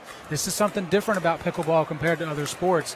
Yes, of course, we're going to go out here and we're going to try to annihilate the other. But when we have a chance to relax, talk about what we like about our paddle, talk about what skill set we're working on right now, what's working for you. Of course, all three of these younger guys are looking at JMA and saying, how can I be 42 and be that fit? What can I do now to make things better for myself? So I've really enjoyed the camaraderie that is coming from this sport of pickleball, the tournament this weekend, when in reality is they could all just ignore each other and be selfish, but they're not. Yeah, that is the communal aspect to pickleball and what so many of us enjoy about the sport. And that has really been, it's been a festive environment here today on Doubles Saturday. And, of course, we've got an amazing mixed doubles bracket tomorrow for you, as we'll once again be live streaming on our Performance Pickleball YouTube channel at 3 o'clock. Well, let's set the stage here for you. Bottom left there, the back of Jonathan Medina Alvarez is up at the net. And a little bit out of your picture is Jonathan Trong. On the top side on the left, that is Jaden Broderick. And the one who just took the big swing there, that is the guy who has started to build a big name around these parts, Cameron Luring from the Midwest. He's originally from Iowa, about 45 minutes from Ames. He's a big Iowa State fan, I found out last night. I mentioned that because my sister and my mom, both Cyclones, and my sister-in-law. So by way of Omaha, Nebraska these days. So it's been pretty cool, Joe. You look at the registrations come in and the tournament dashboard, as we call it. We have representatives of 14 states and 6 players from the District of Columbia. So Body Armor, we had 12 states, which was awesome. Jimbo Peterson's here again, repping Texas. It's cool that people want to travel in from so far around for these events. And this one, again, living up to what we had hoped it would be. I tend to favor Jimbo, too, because he's from Texas, but he wears a West Virginia University hat when he plays. That's where I'm from. That's who I support reluctantly on most days. Well, and he's a heck of a nice guy. Also. Great guy. And one thing that, from my perspective, as kind of a newbie to the sport of pickleball, didn't get into it at all, didn't play our first game ever, myself and my fiance Heather, until March of last year, is that ability to immediately make some friends, immediately see that you're welcomed in the sport of pickleball. This isn't something that people are trying to keep you out of. There's nothing stuffy about it. And I've enjoyed that from my perspective as a videographer, and many people get into the sport and stay in the sport because they can experience that as a player as well. Well, let's set you up. The winner of this goes to the gold medal bracket. What's happening, or gold medal match, out of the winner's bracket. What's happening on the bottom of the bracket? Teams that are still alive. Derek Craig, Tim Cass, they're going to take on David Beeger, Adam Raines, Ben Wagner, who we saw with James Broker. They're awaiting the winner of Yusef Bazidi and Ryan Kane as they take on Jason Renner and Rosen Neidnoff. So Still a lot of firepower in the bottom half of the bracket as well. The loser of this match will drop down into that bracket, into that game 43 or match 43, and too many things need to transpire to see who they would play in that position. So they'll just focus on trying to advance through the winner's bracket into the gold medal match, which is what these two teams are squaring off for. Real quick before we get started, how amazing is those names that are in the losers bracket? How you just continue to add to the fact this is a heck of a draw overall if those teams are the ones that are one loss away from being out. So pretty stacked field. Trong to serve, and a big serve gets us started as Broderick unable to handle it, and a quick point on the board for Trong and Luring. And again, in the winner's bracket, we're playing best 2 of 3 to 11 here. So 102.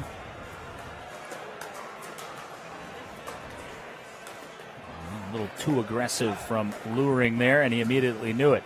Well, this is the matchup. It's interesting. So in the last time when we just saw Medina Alvarez and Broderick, it was lefty-lefty against right-left. Now it's left-left, right-right. And it's kind of like playing the game in a mirror. Oh, I didn't think about that perspective. It is, yeah. A lot of forehands. And we're definitely seeing that in the early goings. Medina Alvarez trying to get a little too precise with that shot. I'll be interested to see how long, if at all, in this first game these players talk, because they're in the winner's bracket. They've kind of been sitting the longest and watching and being able to conversate with their teammate on strategy and what to do in the next match. So will they stick with whatever they started with pre-match, or will there be some adjustments made throughout the game? That's the second time Broderick's had trouble with the serve return, this time from Luring, and it's 2-0-1.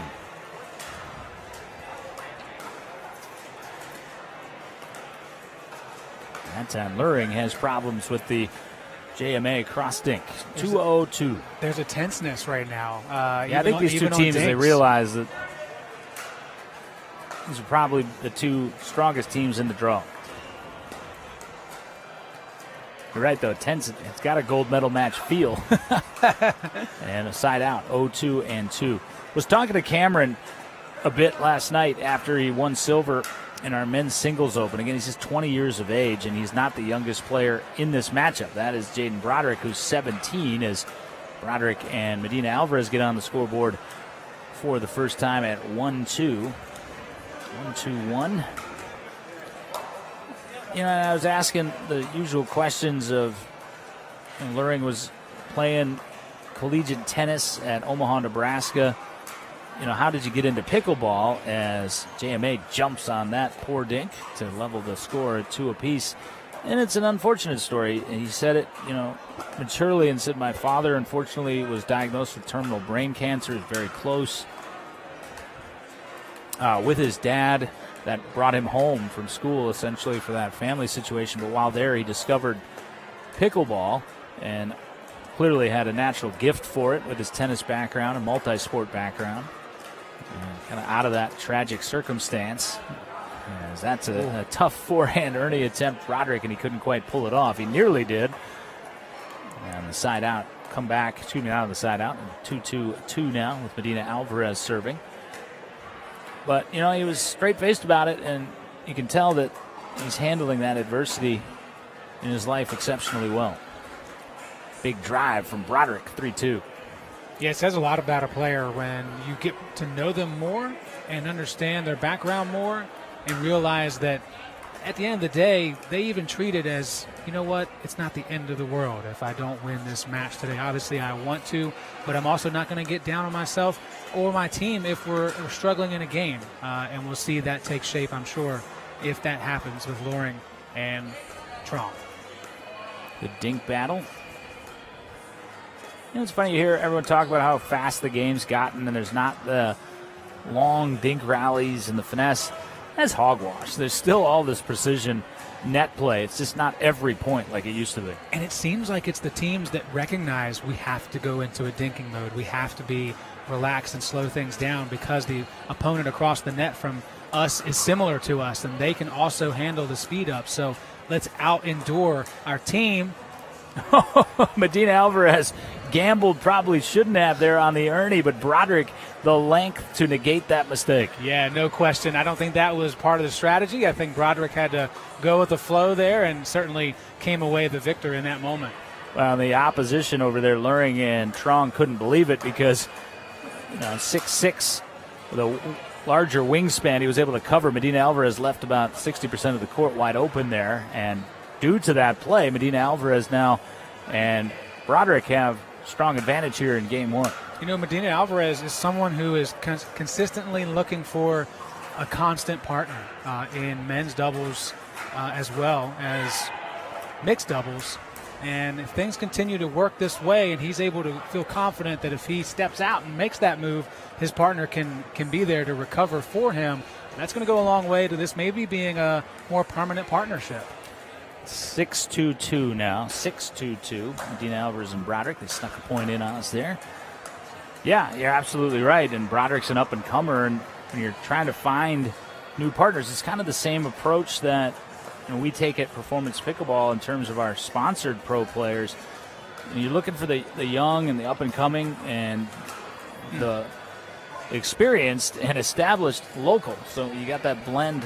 Jonathan looking for the same thing in a lot of ways we are, as Medina Alvarez and Broderick leading 7-2. And this is interesting. It's kind of turning the tables on Luring, as Luring has that 6'4" frame and can take advantage of that length to really take control at the net. He can't do it to Jaden Broderick, and we're seeing that as a problem right now in game one, although the side out just scored by Trong and Luring. They're really stretching Luring as well to go to his backhand left side, open up that middle. So Luring's being forced in a position that he's not quite as comfortable with.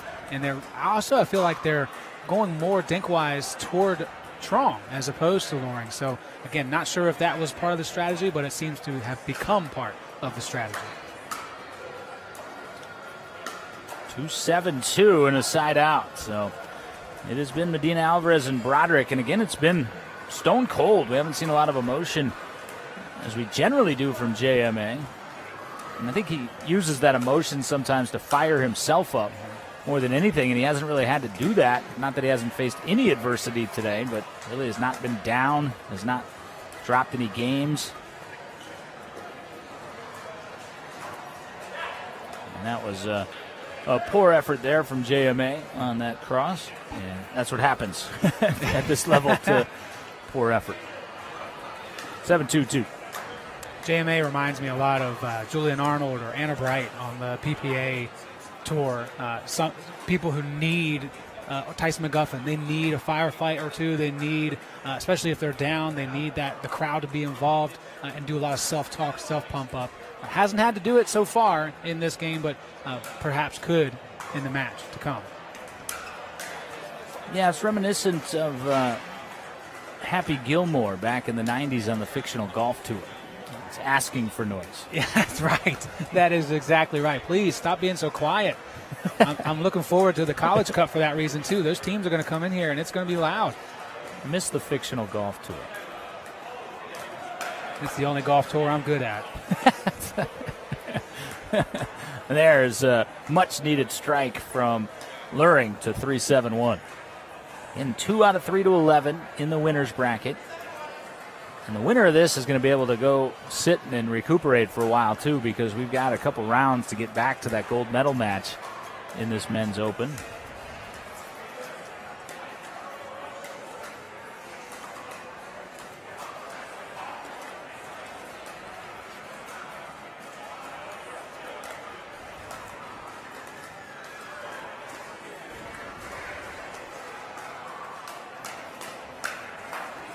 Oh, tremendous get from Medina Alvarez, but Trong negates its effect. You got to give credit to everybody on the court in those long dink battles as well, to be able to consistently get the ball back across and then immediately be ready for a speed up. 4-7-1. Here comes Trong and Luring as Trong able to step across with the poach to 5-7.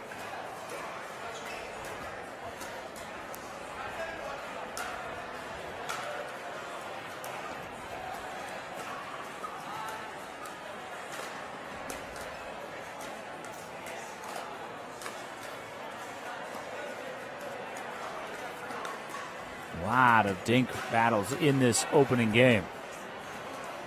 It's really interesting when they open. That dink was out. The ATP was non-consequential. 5-7-2. When Luring gets pulled to his left, Trong doesn't come back to cover the middle. He's staying solidly on the right side, expecting Luring to still be able to get back.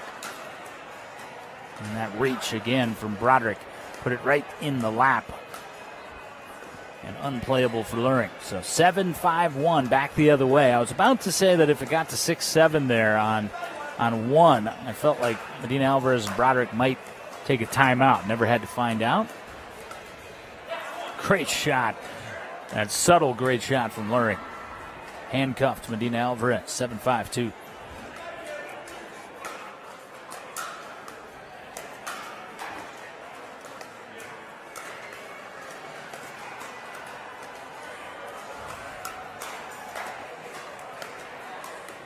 That was long there.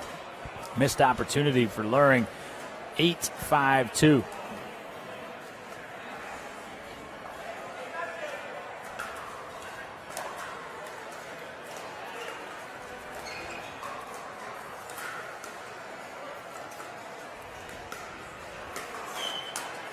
Yeah, it's just so tough. That wasn't a bad dink from Trong, but you just see into the cookie jar goes Broderick, and it changes the dynamic of the entire point. It becomes that backhand flick.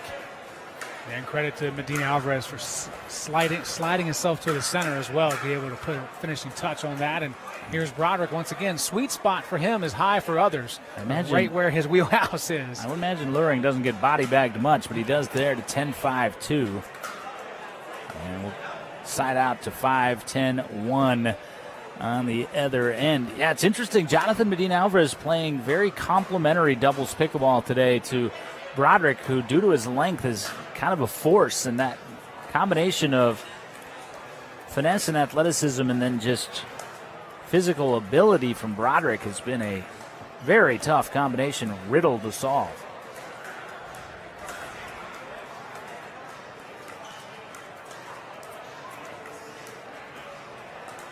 Carbon copy point here in game one. Most of these have favored Medina Alvarez and Broderick in the end. Lying in wait. Yeah, just sitting on it. Hey, and real quick to your last point about complimentary pickleball, that comes with playing throughout the day and trust with your partner. I don't have to take over and potentially be out of position to get scored on by the other team. JMA hasn't been able to find that so far in his men's doubles partner search. So again, this is something that could turn into an even bigger, more consistent partnership as we go down the road, perhaps.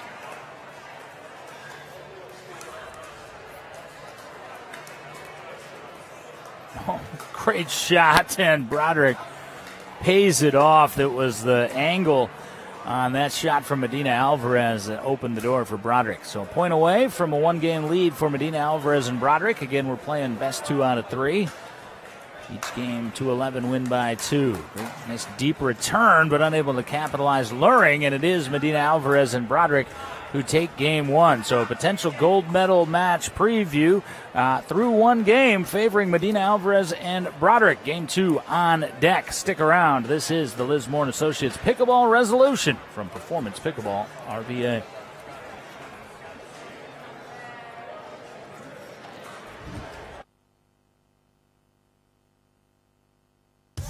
Introducing Skechers Pickleball, the official footwear of every pickleball league.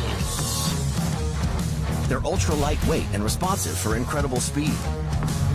They have Goodyear rubber outsoles with a specialized pickleball design for increased side-to-side stability and agility. Plus, they feature shock-absorbing foam and Skechers' famous relaxed fit design for incredible comfort game after game. Conquer the court in comfort. Skechers Pickleball, the official footwear of every pickleball league.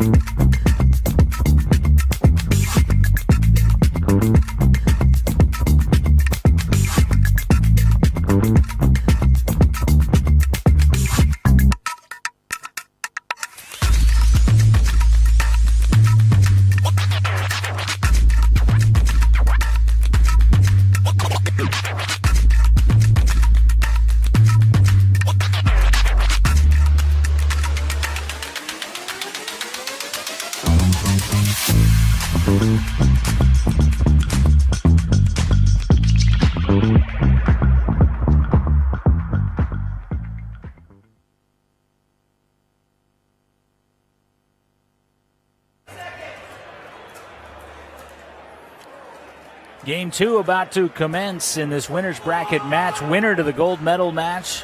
Losers still very much alive in this open division doubles draw. And Medina Alvarez and Broderick with the advantage after claiming game 1. And the serve as well to start game 2. And that one tantalizing on the tape. Yeah, definitely want to see Trong and Luring try to force the issue a little bit. It seemed like they were playing catch-up. They were the ones reacting instead of being the ones pushing things forward. So whether it's a freebie here and there to kind of help them get started off to a good moment here in game 2, I would love to see them not have to react as much. I mentioned that Medina Alvarez and Broderick have not dropped a game thus far today.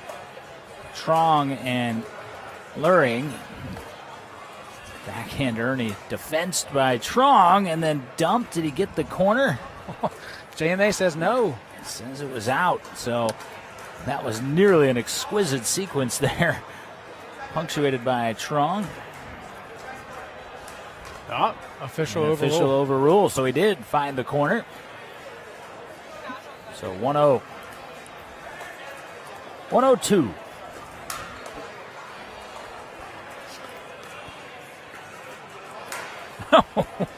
And that's how you do that. Jonathan Medina Alvarez having a little fun with our official Adam Goldsmith, who's got just a tremendous personality. He said, "Were my feet good?" As he kind of salsa danced around the. He does need a rhythm, by the way. When we train, he's got to have the right music. He's always got to have a rhythm. That's the thing, man. I want my cut if he wins today because I am in charge of the music right now, and I know that JMA loves himself some 80s jams. Oh, yes, We've had he the does. 80s going all day long. Oh, my goodness. And he has not lost a game. Do lose the serve here on the side out. Luring and Trong to serve. Ahead 1-0. Crowd is filling in around Skechers Stadium Court 1.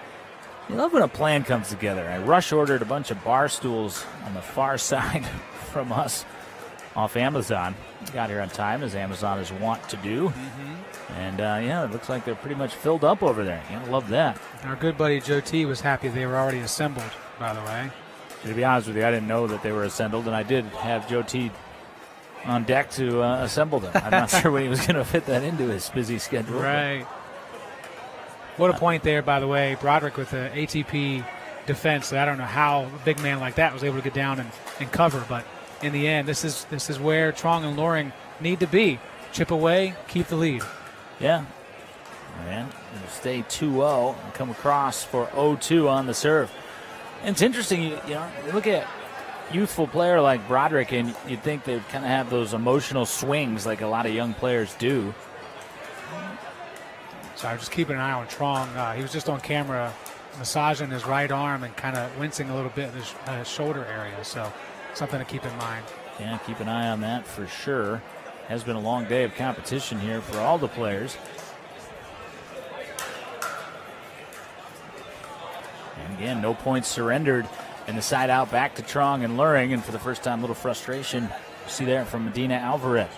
Well, it seemed so much easier in game 1. You think, well, just going to switch sides and the same thing's going to continue to happen. But Luring and Trong, they know how to make adjustments. They know how to erase game 1. Both teams chatted with each other about what they need to do to either win a game or finish this out if you're Medina Alvarez and Broderick.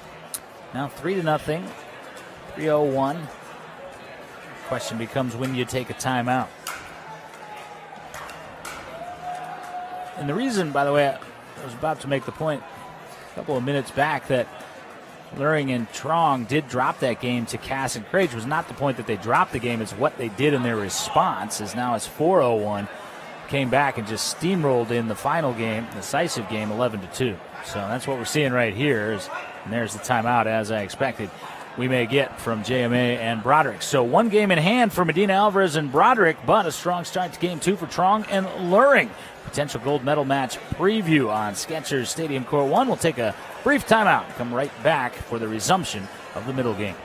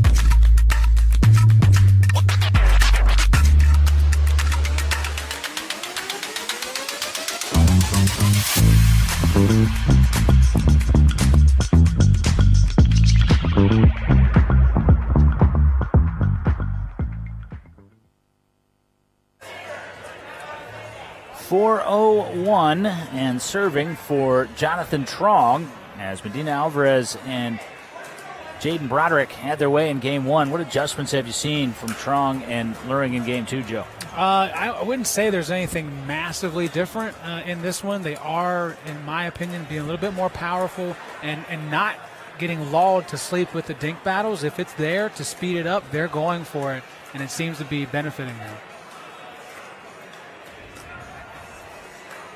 Oh, as he threads the needle, does Luring, 5:01. Right on cue, because it seemed like in game one they just continued, I'm going to go dink, I'm going to dink, I'm going to dink. And that one was just above the tape where Luring could pull it back down through the center for the point, and they're still in control.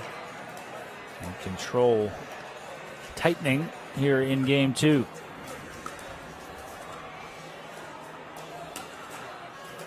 And that time, Medina Alvarez was waiting for the straight-on speed-up. I get a sense we're not going to see a lot of dink battles anymore. I think that both sides are like, hey, we're going to speed this thing up. We're really going to see who's bigger than the other. Well, that's what I say. At this level, this stage of the game, you don't usually see it on every point. We kind of did in the first game, and here we go again.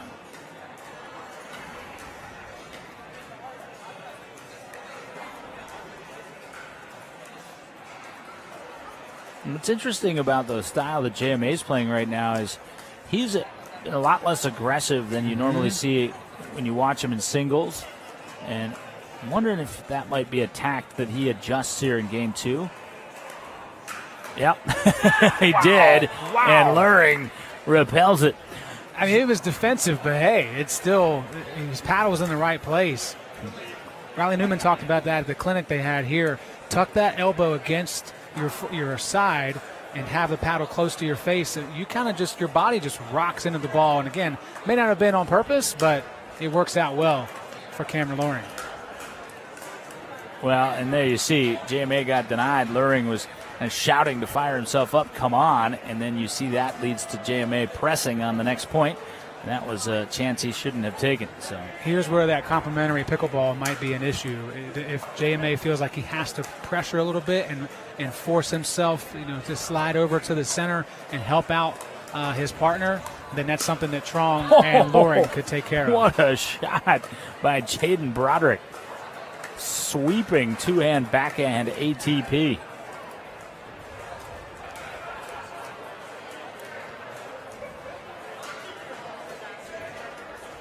It's funny, people continue to ask what makes these the stadium courts beyond the Skechers branding, and the answer is when we see the high level here in some of these ATPs, as JMA wins that hand battle, albeit a brief one, earns the serve back. It's the width of the court, 4 feet wider than your traditional recreational court at 34 feet. And that extra 2 feet on either side, you can see it gives them a lot more leeway in the ATPs.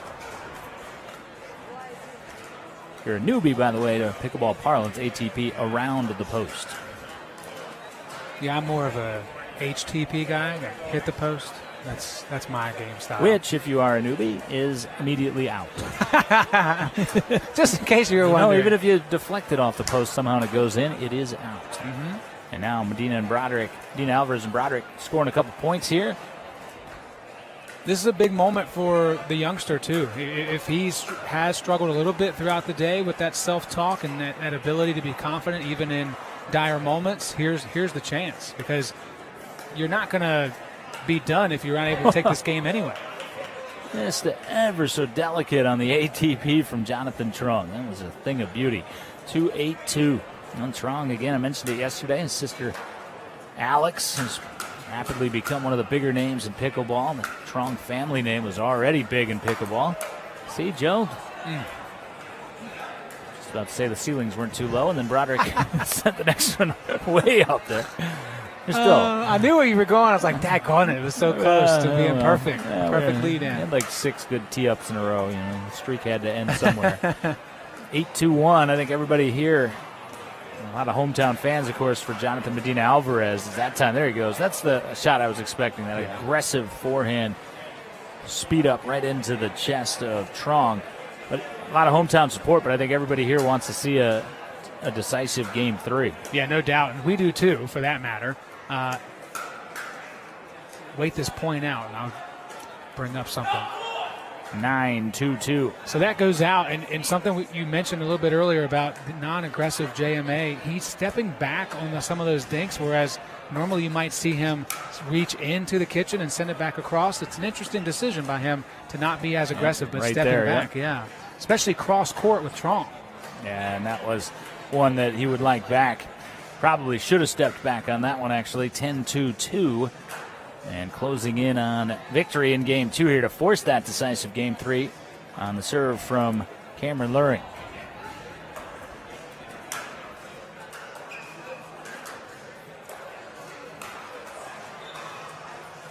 Not quite there. There's a pattern here, by the way. It was 11-4. They lost to Creighton Cass, and then 11-2 the next game. So they don't seem to take a liking to being beaten in any game.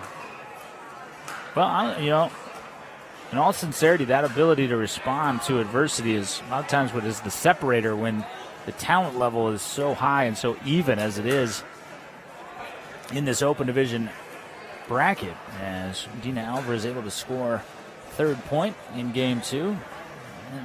And even if Medina Alvarez and Broderick can't climb out of this game 2 hole, they need to make a little mini run here, so all the momentum is not on the other side heading to a game 3. They know that, and also certainly not willing yet to concede game 2. No fly zone for the big man. He was ready that time. That sequence Trong has put him in a few times where he tries to get him to slide right, open up the middle. That time Broderick anticipated it and made him pay. It's like a fly in the swatter. The pickleball becomes the fly in the swatter. It's a quick and painless death. Oh, wow. There are easy ATPs, yes. And then there's that one. That one rolled lusciously right off the tape into an easy ATP for Jaden Broderick. So the run continues, 5-10-1. And a timeout taken by Trong and Luring. So a tactical timeout is a mini run here by Medina Alvarez and Broderick trying to climb out of a 2-10 hole to the gold medal match. Long way to go. We come back after a short timeout. This is the Lismore & Associates Pickleball Resolution.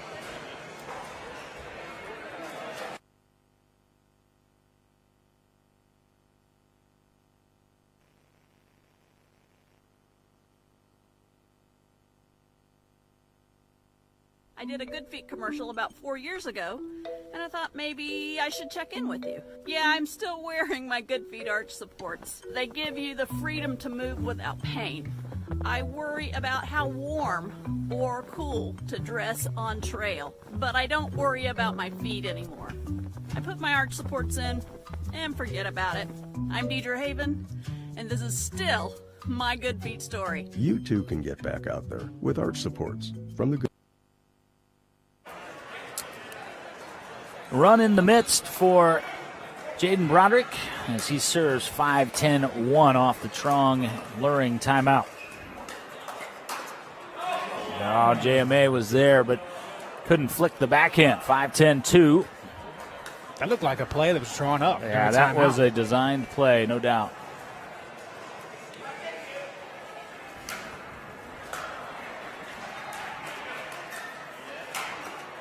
That was not drawn up. That was popped up and put away by Medina Alvarez. Even the fans have quick reactions. No one got hit with that ball. They were just able to body it, send it back across. 6-10-2.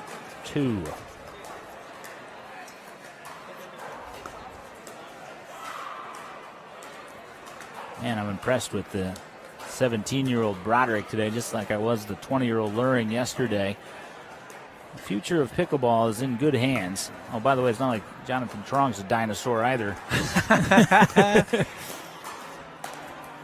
And the put away. Trong made that happen for Luring.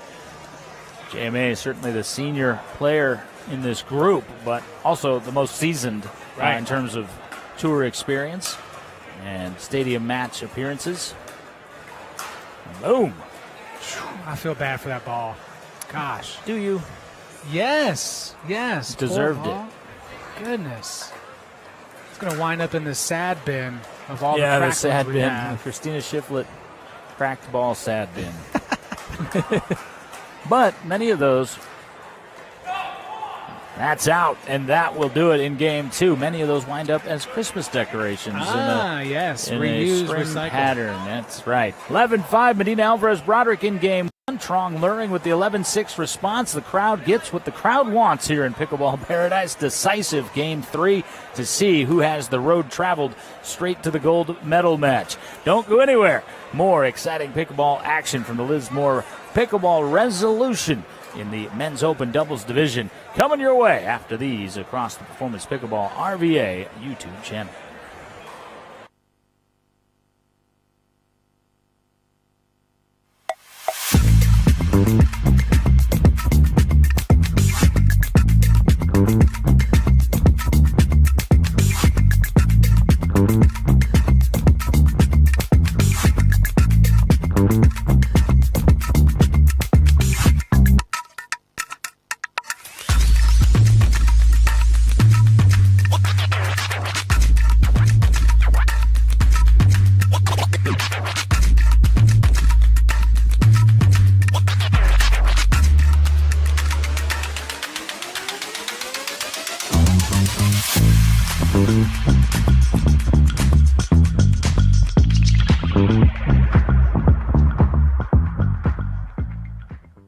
You know, in my lifetime, I've been knocked around a few times. No matter how many times you get knocked down, hell, you got to get up off the turf. Back pain, knee pain, you name it, I had it. But when I walked into the Good Feet store and got fitted for arch support, I feel so much better. Very little pain in my back. I feel no pain in my knee. It is nothing like it. No matter who you are, whatever position you hold, in some way, we can help somebody. And that's what the Good Feet store does. They help you keep going with life.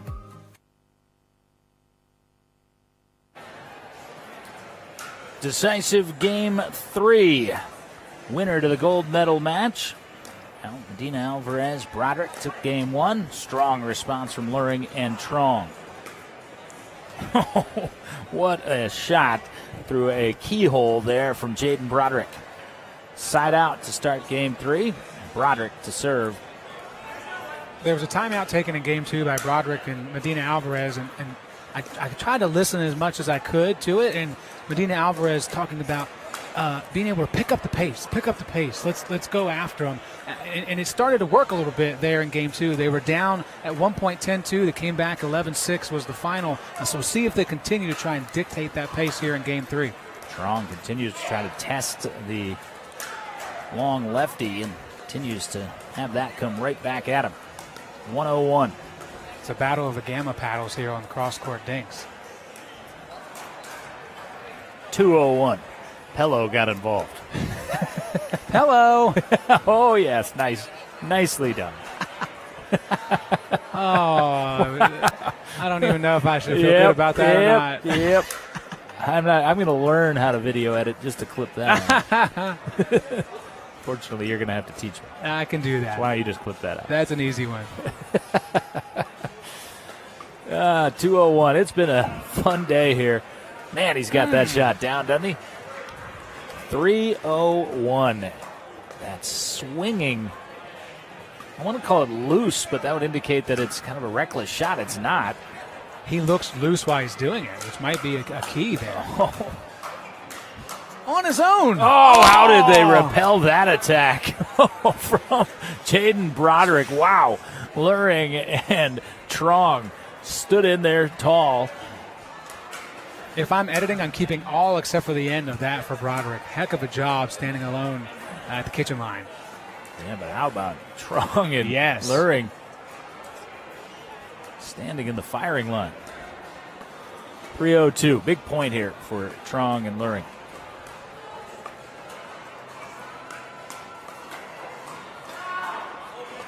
Trong continues to try the middle, and that aggressiveness is certainly working in the favor of Broderick and Medina Alvarez. And I think that's what Cameron Luring just told them there. Yeah, 4-0, you got to make an adjustment. It's not working.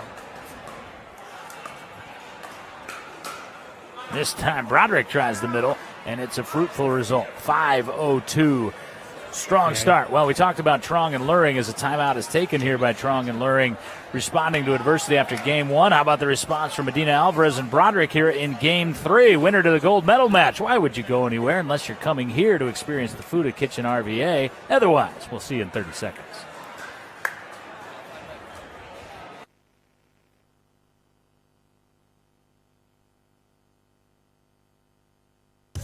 Introducing Skechers Pickleball, the official footwear of every pickleball league. They're ultra lightweight and responsive for incredible speed. They have Goodyear rubber outsoles with a specialized pickleball design for increased side-to-side stability and agility. Plus, they feature shock-absorbing foam and Skechers' famous relaxed fit design for incredible comfort game after game. Conquer the court in comfort.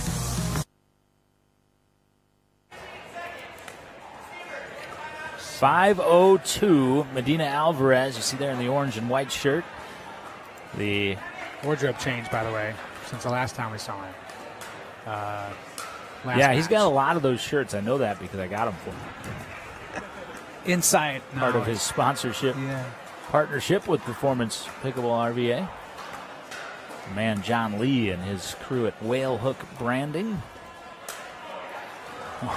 Medina Alvarez, after the result of that ATP, wanted that in because that could have been a vamos. 6-0-2 and back-to-back timeouts as whatever huddle was taken. The change ends timeout here. So 6-0-2, but whatever the adjustment was that Trong and Luring attempted to make did not work there on that point out of the timeout. Yeah, it didn't work there. You get a natural opportunity to break things up and chat things through. I don't know what's going on with that side of the court versus this side, but if you are hoping for a longer match, you gotta hope that the side that Trong and Luring on actually makes a difference because right now it seems to be trending that way. That's certainly been the case. As Medina Alvarez Broderick took game 1, 11-5. Trong Luring 11-6, as you see on our score bug there. Medina Alvarez serving up 6-0-2.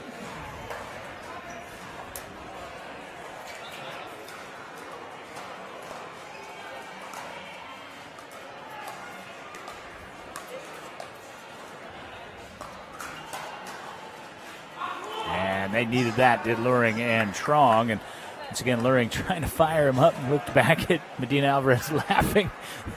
You're always going to get a response. I don't care who you are. JMA is going to have something to say back. You don't know what he was saying because it's in Spanish. Just want everyone to know it's entirely good-natured between these two. They were kind of doing that back and forth in the gold medal match in singles yesterday and then chatting it up afterwards. And quick friends they have become, as have Medina Alvarez and Jaden Broderick. I'd be friends with Jaden Broderick if he'd agree to be my partner. Yeah, God, man, I'd be this kid totally can play. fine, especially with the amount of court space he can take up.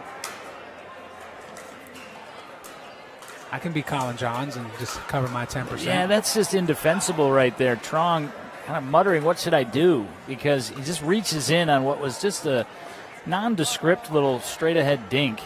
And he kind of Ben John's backhand roll to him and then pop that up and good night.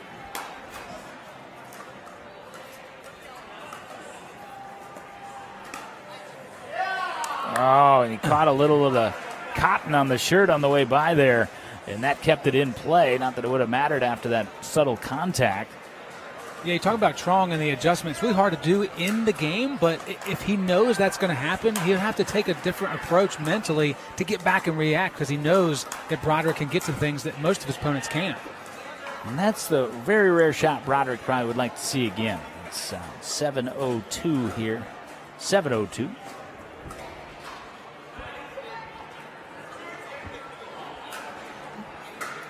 The reason I say that on that shot from Broderick was he had the line available, tried to cross and didn't need to. Picking nits at this point. Picking nits.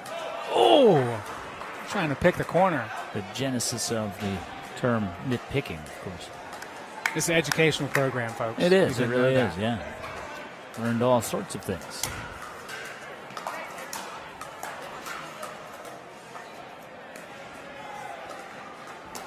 7-1. Oh, if JMA would have somehow got a paddle on that, that would have been a tremendous defense. It was a pretty awesome effort by Broderick on the ATP from Luring. Man, just look around, Joe, when you have a second in between points at the facial expressions of the fans, many of whom are very skilled pickleball players themselves. This is high-level action here at the Liz Moore. They look like us because we're fans too, and we're certainly enjoying this. And it kind of feels like courtside at a basketball game. It's so crowded around here with us. Luring able to tag Broderick there. So one apiece if you're keeping score in the big man game of tag. Not sure they are, but we are. 2-7-1. Winner to the gold medal match. Loser's still very much alive, but work to do. 3-7-1. As Trong and Luring now coming alive like Medina Alvarez and Broderick did after falling behind big in game 2. Yeah, now the question is it too insurmountable, that advantage that Medina Alvarez and Broderick have? Another point here, and I can almost guarantee Medina Alvarez will take a timeout.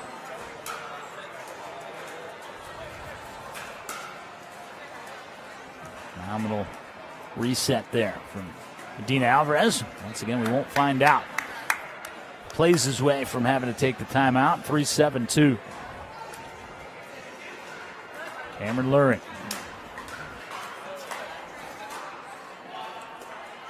Just wide. I gotta say, JMA is pretty loose. He's chatting it up with fans over here next to us. Well, I'll tell you what, he's happy. I was talking to him earlier. His wife Piper's here, son Max is here, and playing in front of family. He's talked about the burden of travel when working a full-time job, which he does locally at Markel.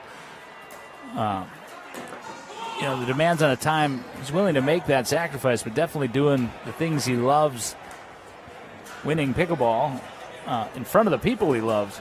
Kind of the perfect dynamic for him. Also has a lot of awareness, by the way, because when Piper left earlier today, he told her good luck. He knew what was going on, taking their son back home before he started to have a fit and needed a nap. So, kudos to JMA for recognizing who the real hero is. Max was making buddies earlier. Oh, this place it's perfect for a toddler that knows how to run around. And he met Steve, the performance pug. Not sure he was as enamored with him as most people are. Now he met a little friend of a similar age earlier. It's the most adorable thing you've ever seen. 3-7-2. Trong serving. Check in on what's happening in the bottom half of the bracket here in just 1 second. And that was an unforced error at an inopportune time for Luring. 7-3-1. Medina Alvarez coming over, you can see, coaching up Broderick before serving. And I think he's saying, hey, this is where we can take it right here. They're teetering. Knock it over.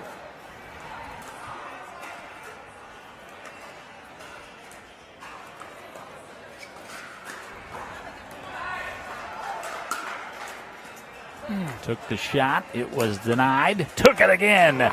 And this time it will not be denied. 8-3-1. This is that balance that you need when you're up by a lot, too. Sometimes you fall into the trap of, I can take some chances, I can be a little bit more aggressive. Then you give away the points. Hey, let's focus on the fundamentals here. We've got the advantage. We don't need to get cute. Let's just finish this thing off. Won't be able to add anything to it there. 8-3-2. Medina Alvarez Broderick trying to advance to the gold medal match. I'm surprised at the decision from Trong there, and the decision or indecisions would cost him that shot. Wanted to be aggressive at the last minute, decided to play it soft. How often do you see that in your rec games, Joe? Should I drive it? Should I drop it? Whoops. Pretty often. Pros, they're just like us. Usually a first-person view of that moment, but yeah, pretty often. 10-3-2. And Medina Alvarez coming over as a timeout is taken. We'll stay here through this brief timeout. He's choking with some of his fans, and he's got some of the younger fans over here. Arsh Bassan is looking on. So what we do know in the bottom half of the bracket, waiting on the winner of Wagner Broker versus Renner Neidenoff. So Renner and Neidenoff still alive. They lost in their very first game against this combo of Luring and Trong, and they've been battling their way back through ever since. And Crage and Cass will be taking on Beeger and Rains. That's over on court 2 right now. The winners of those 2 matches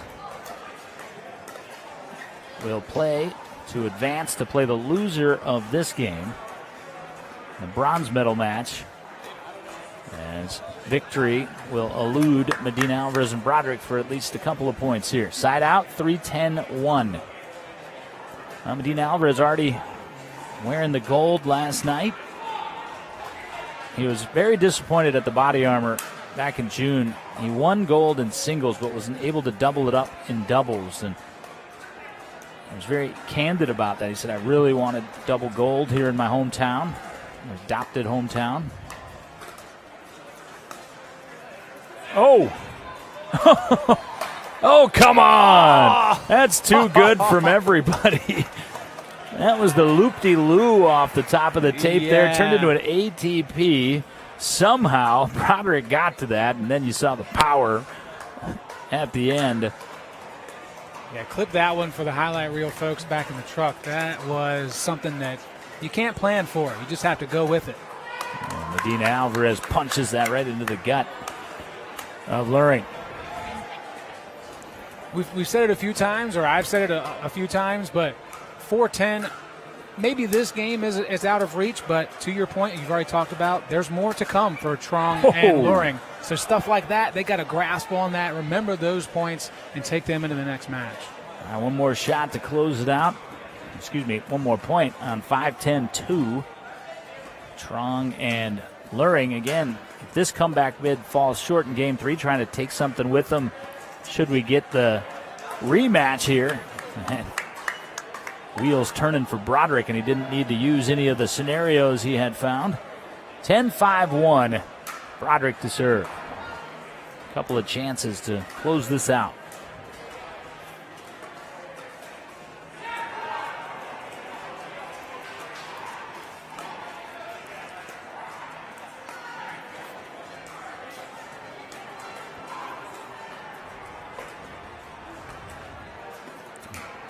Oh, and the appropriate time chosen by JMA, and Medina Alvarez and Broderick will march into the gold medal match as Jonathan Medina Alvarez and his newfound partner looking to make it double gold here on doubles Saturday. We go the distance, 3 games. We haven't seen the last of Trong and Luring either. They'll be back on Skechers Stadium, Court 1 here in just a couple of matches. But we've got business to take care of in the meantime. We'll come back and let you know what's on deck here on our broadcast of Skechers Stadium, Court 1 from the Liz Moore & Associates Pickleball Resolution. We'll take a break and come back. Crowd growing, as is the tension, as the bracket nearing the medal rounds here in Richmond.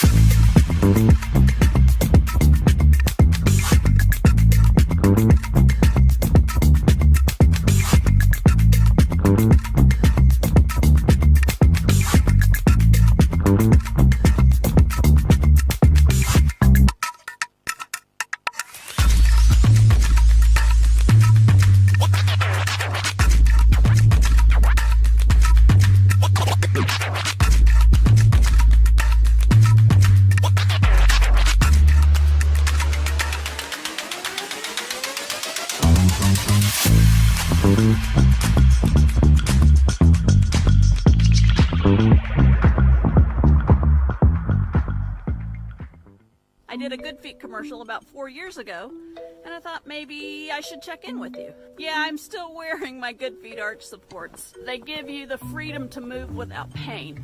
I worry about how warm or cool to dress on trail, but I don't worry about my feet anymore.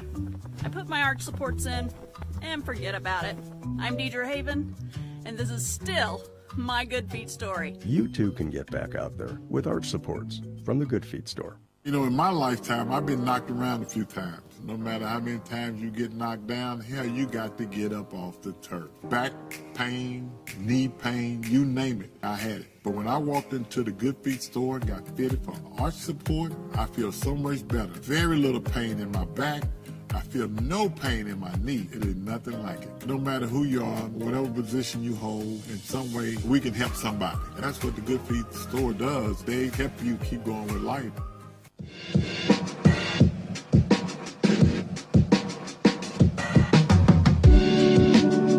Drove about an hour just to check it out. It's an awesome indoor facility. Really good place for, it seems like all levels can jump in and play. Looks great. Lots of people, bubbling with activity, lots of fun. The surface is really good. Everything, I love it. One-stop shop, right? We got the bar, we got the restaurant, we got the ways, we got a ping-pong table. I mean, you got showers. I mean, you come here, you can spend a day here and not get bored. It's a great experience.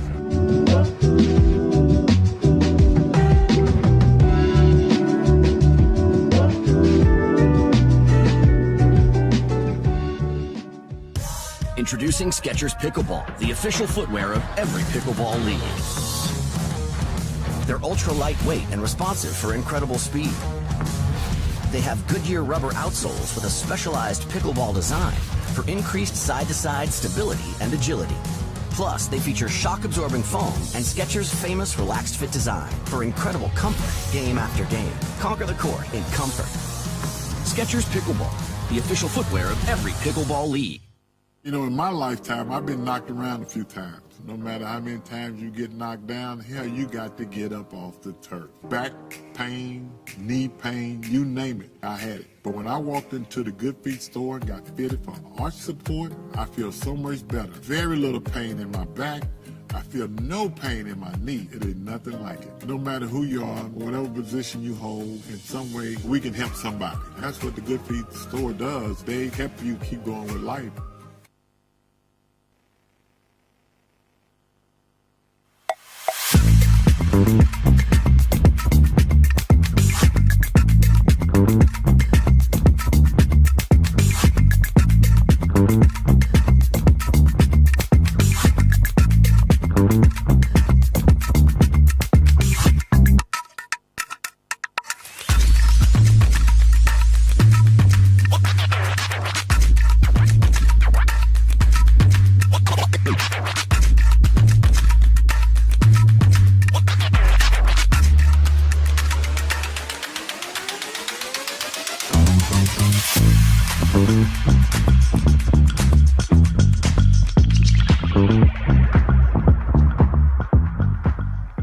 I have no idea what I would do without Neighbor Force. This is my mother, and she's been using Neighbor Force for about 5 years. About 5 years, yes. And it has been a lifesaver. Hey pickleballers, do you have aging parents or know people that do? Well, Neighbor Force could be the answer if you need just a little bit of extra help. No contracts, 1 hour minimum. We are definitely the people to call. Or are you looking to get involved in your community? Being a neighbor at Neighbor Force could be the answer. We would not conflict with your pickleball matches. You can work whenever you want. It's almost like volunteering with a paycheck. Neighbor Force is the bomb.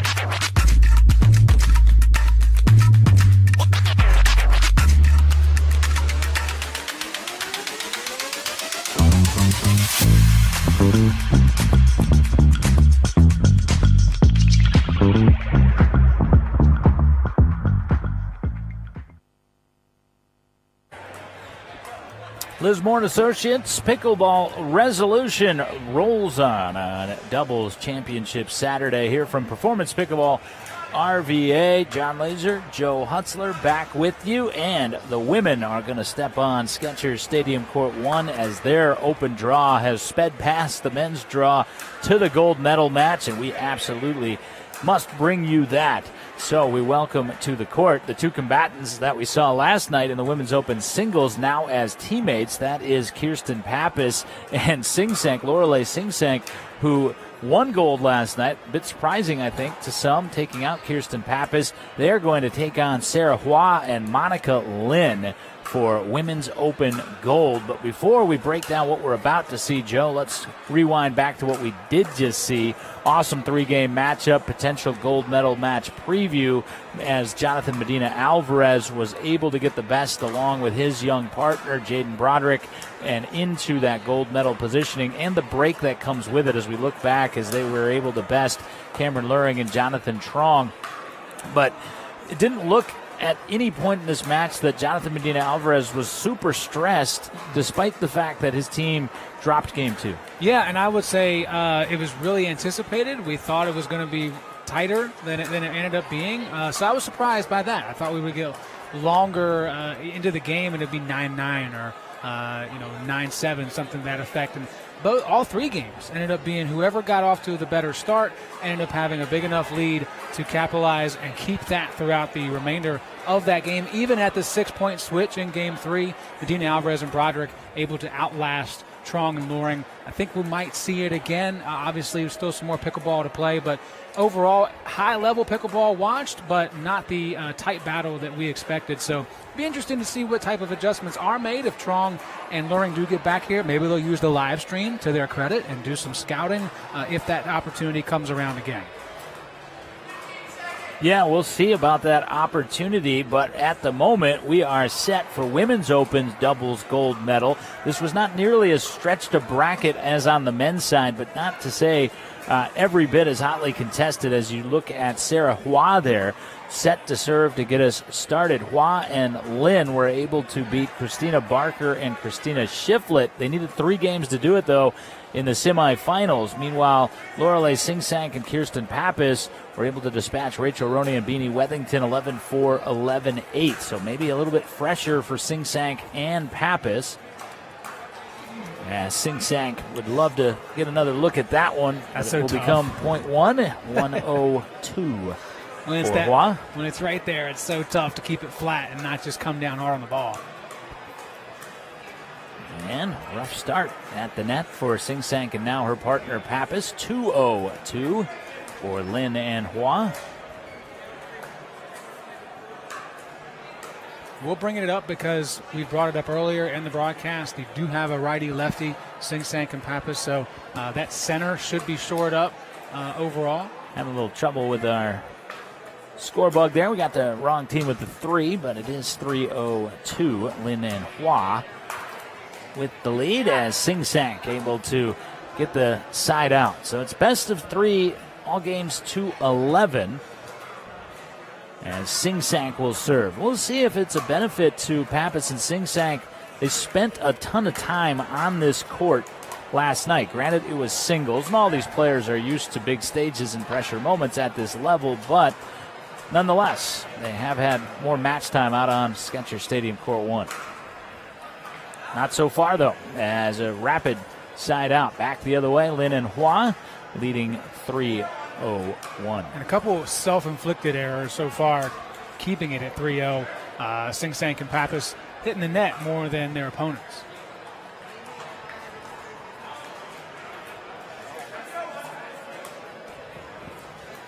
Sarah Hua played tennis at Lehigh University.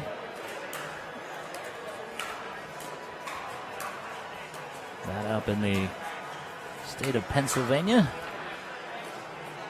And Hua a little wide as she had to stretch out for that attempt. So side out, back the other way. 0-3-1. You see Singsank representing Gearbox today. Selkirk for her partner Pappas. And there's the first point for our top 2 medalists in women's open singles a night ago. Interesting form from Sing Sang, the way she leaned into that ball instead of letting the ball come to her. It certainly helped keep that trajectory on a downward trajectory toward the feet, which is always what you prefer to have happen. So 2-3-1. A couple of points scored on the Sing Sang serve. Nice deep serve there. Got a short return, and Pappas knew just what to do with that. So 3 points answered by a mini run of 3 points, and we're square at 3. Opening game, best of 3, Women's Opens doubles final. Gold medal match. Great shot there from Hua, and some emotion for the first time from her partner, Monica Lin. Really good recovery, too, because in the previous one, Hua was disappointed that she got caught up here in her shoulder area. Way to recover and get the point. Lorelei smiling as she usually is, despite sending it back on the side out. Talking to Lorelei a little bit today, as that's an easy point for Lin and Hua. 4-3, they have the lead. 4-3-1, Lin serving.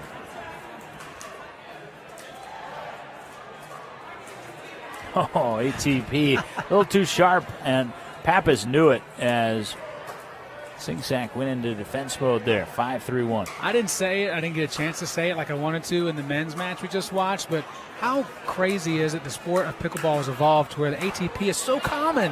It used to be something that you always put on the highlight reel. Now it's another ATP, big deal. It's part of the strategy now. It's really impressive. Yeah, the ATP and the Ernie for that matter. 5-3-2. Pappas dumped that shot. You won't see that very often from Kirsten. Still too many of those chances are being taken away by themselves. Sing Sang and Pappas. 6-3-2. And Hua misfired but gets away with it. And Sing Sang misfires and does not get away with it. 7-3-2 in this opening game. Again, best of 3, and a timeout will be taken by Sing Sang and Pappas. So Lin and Hua off to a strong start as they chase gold here at the Lismore Associates Pickleball Resolution. Playing 2 of 3 to decide ladies gold back in 30 seconds.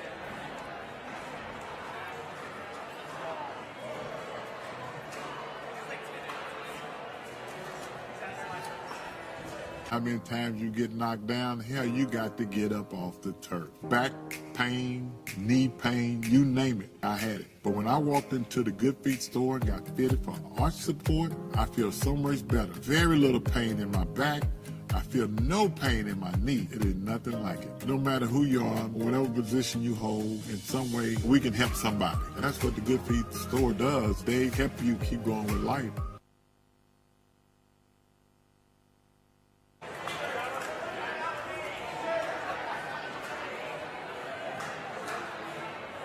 Sarah Hua dancing around trying to keep the momentum going, leading 7-3-2 in game 1.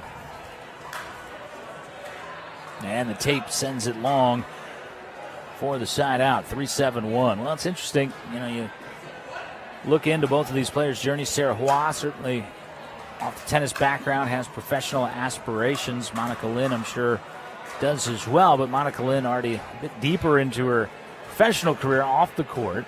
A CPA for Navy Federal Credit Union. She hails from Northern Virginia up in Arlington. Well, you win the prize money, and then you know where to file it for your taxes. That's right. She's got a leg up on me, that's for sure, as far as being able to do that on her own and for others. Don't come to me with that. Rapid side out. Lin on the serve, 7-3-1, make it 8-3-1 for Lin and Hua. The third opponent for Pappas, the net, is becoming a bigger issue than Lin or Hua. And Pappas.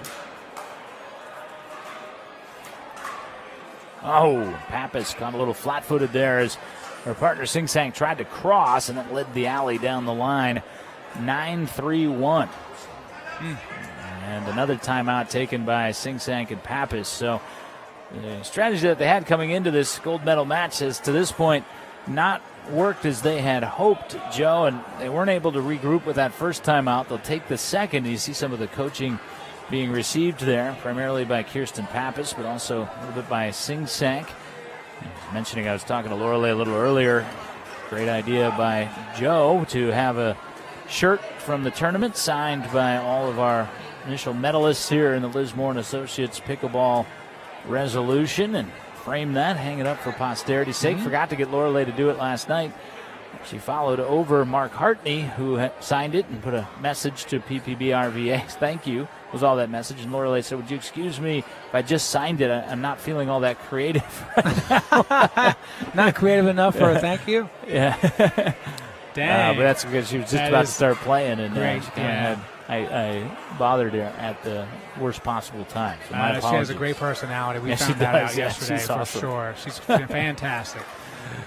All right, that's Lynn, Monica Lynn, Arlington, putting it in play, 9-3-1.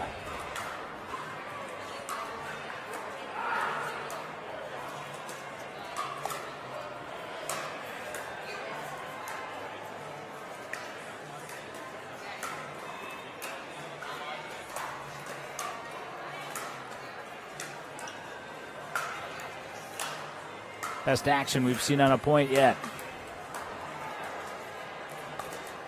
Oh, man. Lynn and Hua could never get up to the line, but winds up not mattering. Kind of the story of game one. Unforced error from Sing Sang. What a fantastic point, though. Great court coverage by all four players. That's what you tuned in for. 10-3-1. Fine shot by Sing Sang using the aid of the tape. 10-3-2. Hua trying to put away game one.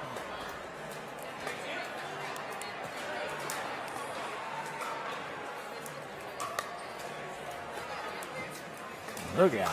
Yeah, I was going to say, look out. Little looper there, and Hua had all kinds of options. It was all Hua and Lynn in game one. We'll flip ends and see if Sing Sang and Pappas can force us to a game three, or if Lynn and Hua will be taking the inaugural gold in women's doubles. 2-minute timeout, game two, women's open doubles gold medal match continues from Performance Pickleball RVA.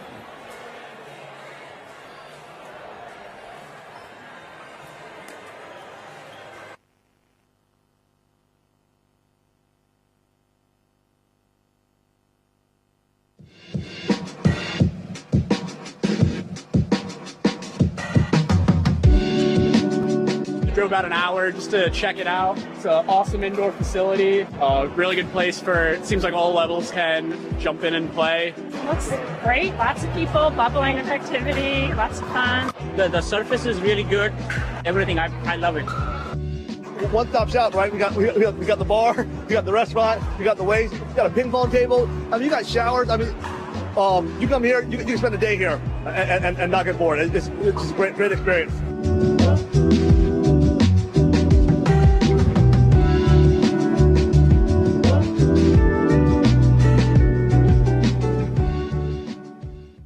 I have no idea what I would do without Neighbor Force. This is my mother, and she's been using Neighbor Force for about 5 years. About 5 years, yes. And it has been a lifesaver. Hey pickleballers, do you have aging parents or know people that do? Well, Neighbor Force could be the answer if you need just a little bit of extra help. No contracts, 1 hour minimum. We are definitely the people to call. Or are you looking to get involved in your community? Being a neighbor at Neighbor Force could be the answer. We would not conflict with your pickleball matches. You can work whenever you want. It's almost like volunteering with a paycheck.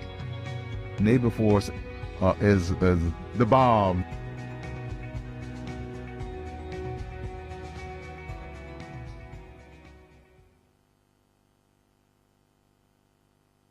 Sank and her partner Kirsten Pappas trying to get back into this Women's Open's gold medal match. But it was all Hua and Lynn, just like that in game one. Rapid side out. Monica Lynn, Sarah Hua. Mentioned they did drop a game in the semifinals. Pappas and Sing Sang did not. But Lynn and Hua have played determined pickleball thus far since taking to the Skechers Stadium courts. And they continue to do so. Excellent roll drop there, 1-0. What's really tough to think as far as what should be changed for Sing Sang and Pappas is just their own errors. They're not even talking about what they have to do to combat something that Hua and Lin are doing. They've got to be better at just getting the ball back across the net.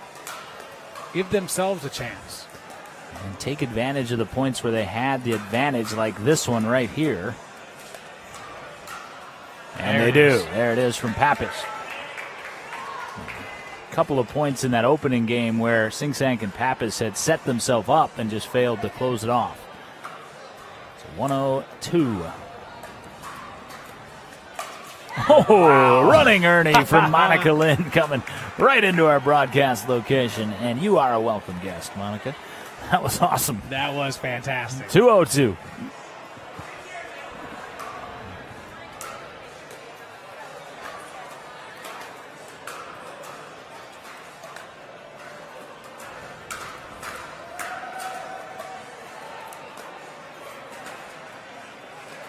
That is such a deadly shot in pickleball where you got the knees bent, you're anchored in what you think is going to be a dink battle, and that surprise little flip lob will give you fits. 302. So impressive, too, to be able to pull back the power to still drop it in play after you just hit a hard shot and a speed up. So credit where it's due with Hua, and once again, a slow start for Sing Sang and Pappas. And a timeout taken as the tape-aided drive leads to 4:02. We'll rest on that score for 30 seconds. Lin and Hua rolling towards gold in Richmond.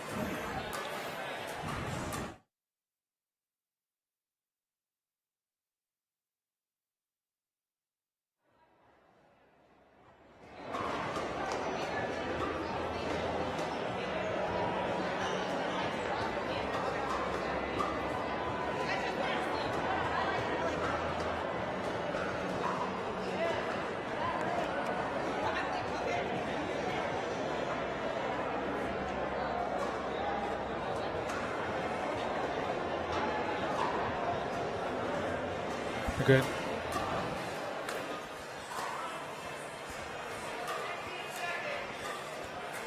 .402. Monica Lin serving. And the rhythm just hasn't been there thus far in the gold medal match for Sing Sang and Pappas. A lot of the credit goes to Lin and Hua, but some uncharacteristic, unforced errors as well. Not there, though, as Sing Sang closes the middle.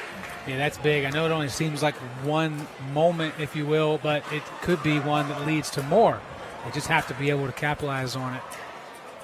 0-4-1.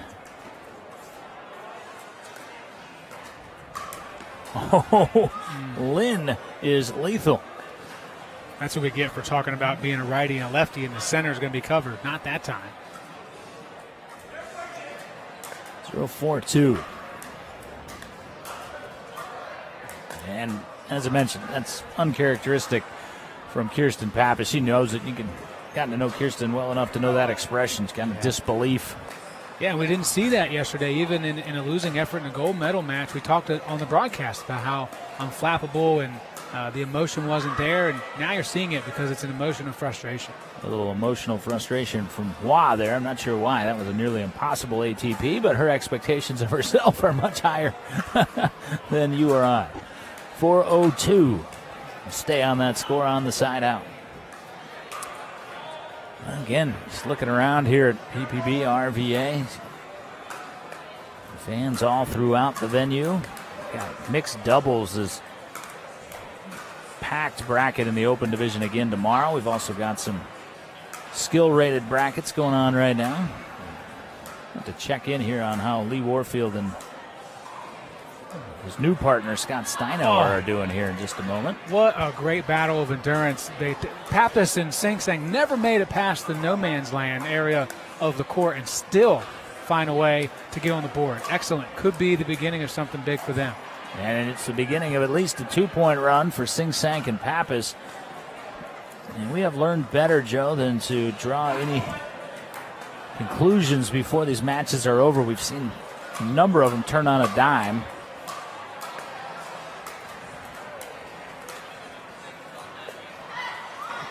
However, it is a good recipe, for Hua and Lin to keep pushing them back if you can. Keep them back there. They're not always going to win those long rallies.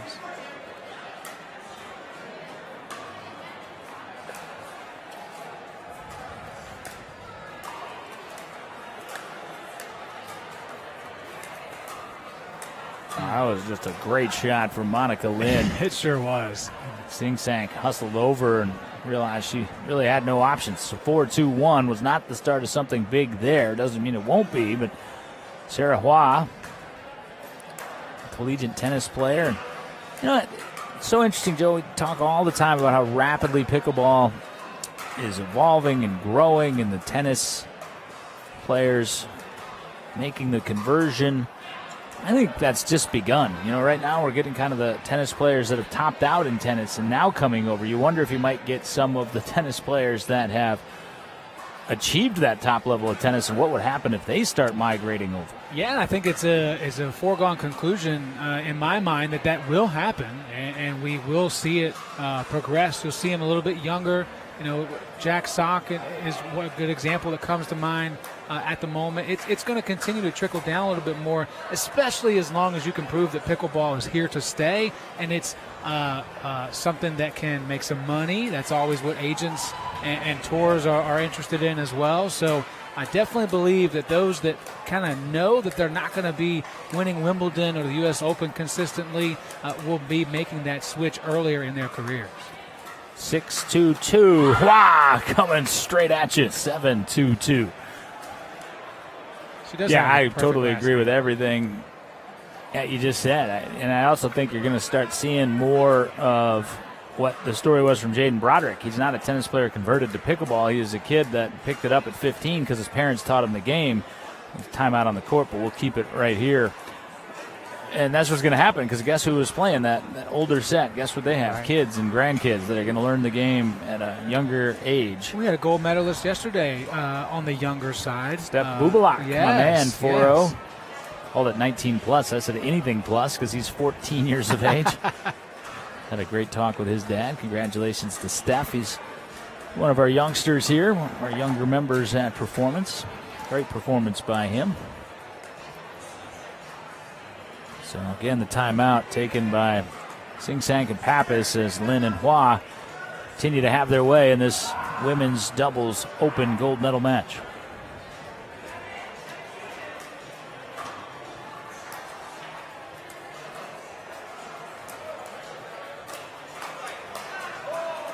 Oh, if that would have found the line, I think Sing Sang may have lost it a bit there, but it wandered wide.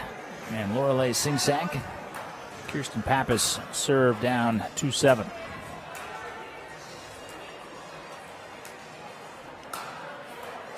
What a pickup by Hua.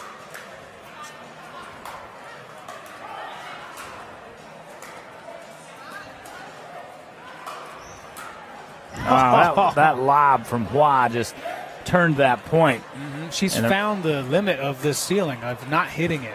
It seems like it's going so close to it, it's going to hit it, but it doesn't. She's figured that out. Good poach. Poach from Sing Sang and dual shots from Lorelei and Kirsten. 3-7-2.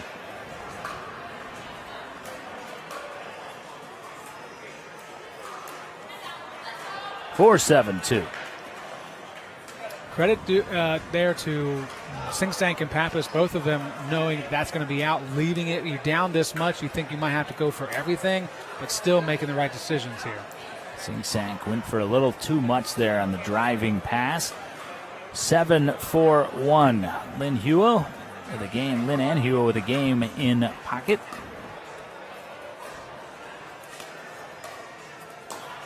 Oh, what a lunging get from Pappas. And Pappas, there's that Pappas smile. She couldn't believe she just got to that. 7-4-2. Still finding a way to surprise yourself is a nice thing about life. Sing Sang, step around Ernie.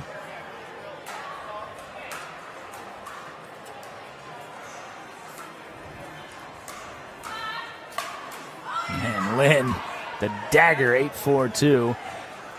Some interesting positioning there on that point. Sing Sang did a nice job stepping over, taking a ball that allowed Pappas to get back to the line, but ultimately to no avail. And give credit to Hua and Lin for having varied shots and making sure that you can't just stand there at the kitchen and make it a drill.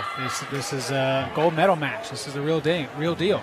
You see the most emotion you'll ever see from Kirsten Pappas there. And she's not used to being on this side of lopsided margins like this. 9-4. Off the Hua serve. And Monica Lynn played so wonderfully. Yeah.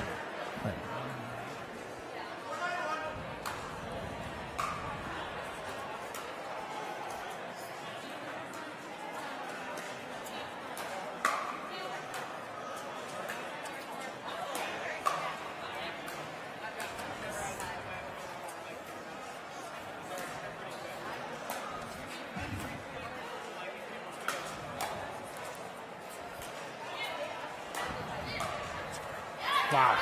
Well, and again, it's nitpicking, but you nitpick at this level. And as well as Sarah Hua and Monica Lynn are playing, 2 opportunities there for Hua to follow a lob in an attacking fashion, staying back to see what was coming, cost her that point. Yeah, it definitely feels like that is just a part of her arsenal and part of her game. Some people revert to the lob when they're in trouble because it's all you have left. She's purposefully doing it to try to set something else up. And the thing was, she did set something else up. It came back soft. Had she come up off the lob, she would have had a put away.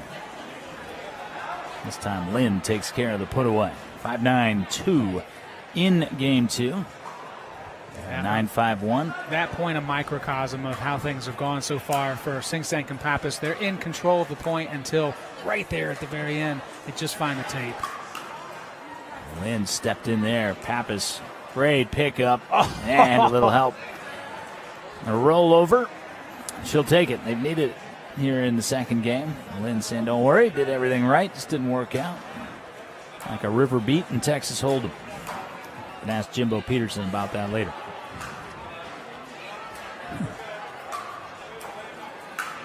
Oh, misfire, a little over-eager. So 5-9-1 coming back to the serve of Kirsten Pappas. 5-9-1, Pappas.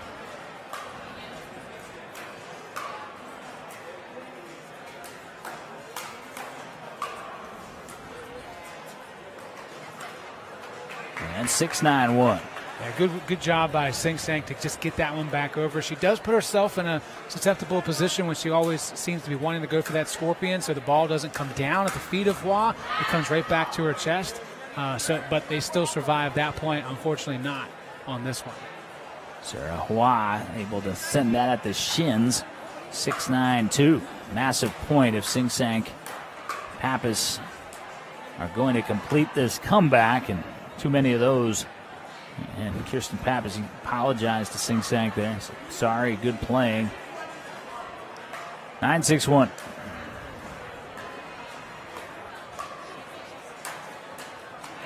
Sing Sang. Southpaw smash. 9-6-2. Not ready to concede defeat yet. Wow.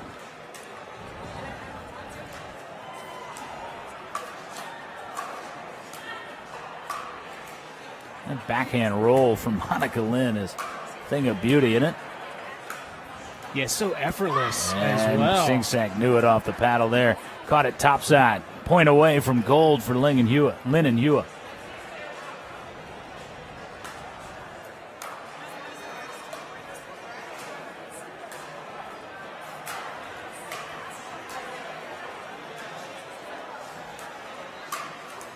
And it is gold for Monica Lynn and Sarah Hua in our Women's Open doubles division. And it was an emphatic victory for that tandem. Joe Hutzler, Pappas, and Sing Sang took home the top 2 medals in singles. They'll settle for the silver here. What an impressive display from Monica Lynn and Sarah Hua. It really was from the get-go. Obviously, we talked about Sing Sang and Pappas making some unforced errors that they're going to regret and want to work on. But credit to Lynn and Hua for recognizing the areas that they could take advantage of, use that to get an lead early, and then continue to fight and be aggressive instead of take some chances here and there. They got the lead, they kept it, they trucked on through, and they're going to be on the top step over on our podium area. Got to look back at some of the high points, and there were plenty of them for That gal, Monica Lynn, right there, along with Sarah Hua. Let's take a look at how they took control early in this match and never relented. No, definitely. And one of the things that I noticed throughout game 2 is that Singsank and Pappas were staying back. Even if they got a drop shot on some of those chances, they weren't coming into the kitchen. So if they could be a little bit more aggressive next time they come out, that could help. And then that last point there, Singsank, the paddle came down. You've got to work on your best to keep that paddle right back up. So when the speed up happens, your paddle is already there ready for it. Well, let's check in as you check in on the broadcast table. We're courtside, Skechers Stadium, Court 1. You can see the scene continues to be vibrant here inside Performance Pickleball RVA, as it has been throughout the day. Let's check in on what we have happening in the bottom half of that men's doubles open bracket. I filled you in up until the round previously, and we've got Jonathan Trong and Cameron Luring waiting for the winners of Derek Crage and Tim Cass against Jason Renner and Rosen Naidenov, which potentially will be our next up on the broadcast. We're also going to bring you the Coed wheelchair doubles gold medal match before all is said and done tonight. So if you can boil that down, we've got a lot more action coming for you. Day 2 has been tremendous here inside PPB RVA, and we're nowhere near done. Stick around. Men's Open doubles gold still to be decided, and we are going to have a good one in the Coed wheelchair doubles division as well. We'll take a break. We'll come back. Pickleball Paradise is delighted to have you join us. Why would you leave now? The restaurant, you got the waves, you got a ping pong table. I mean, you got showers. I mean, you come here, you can spend a day here and not get bored. It's just a great experience.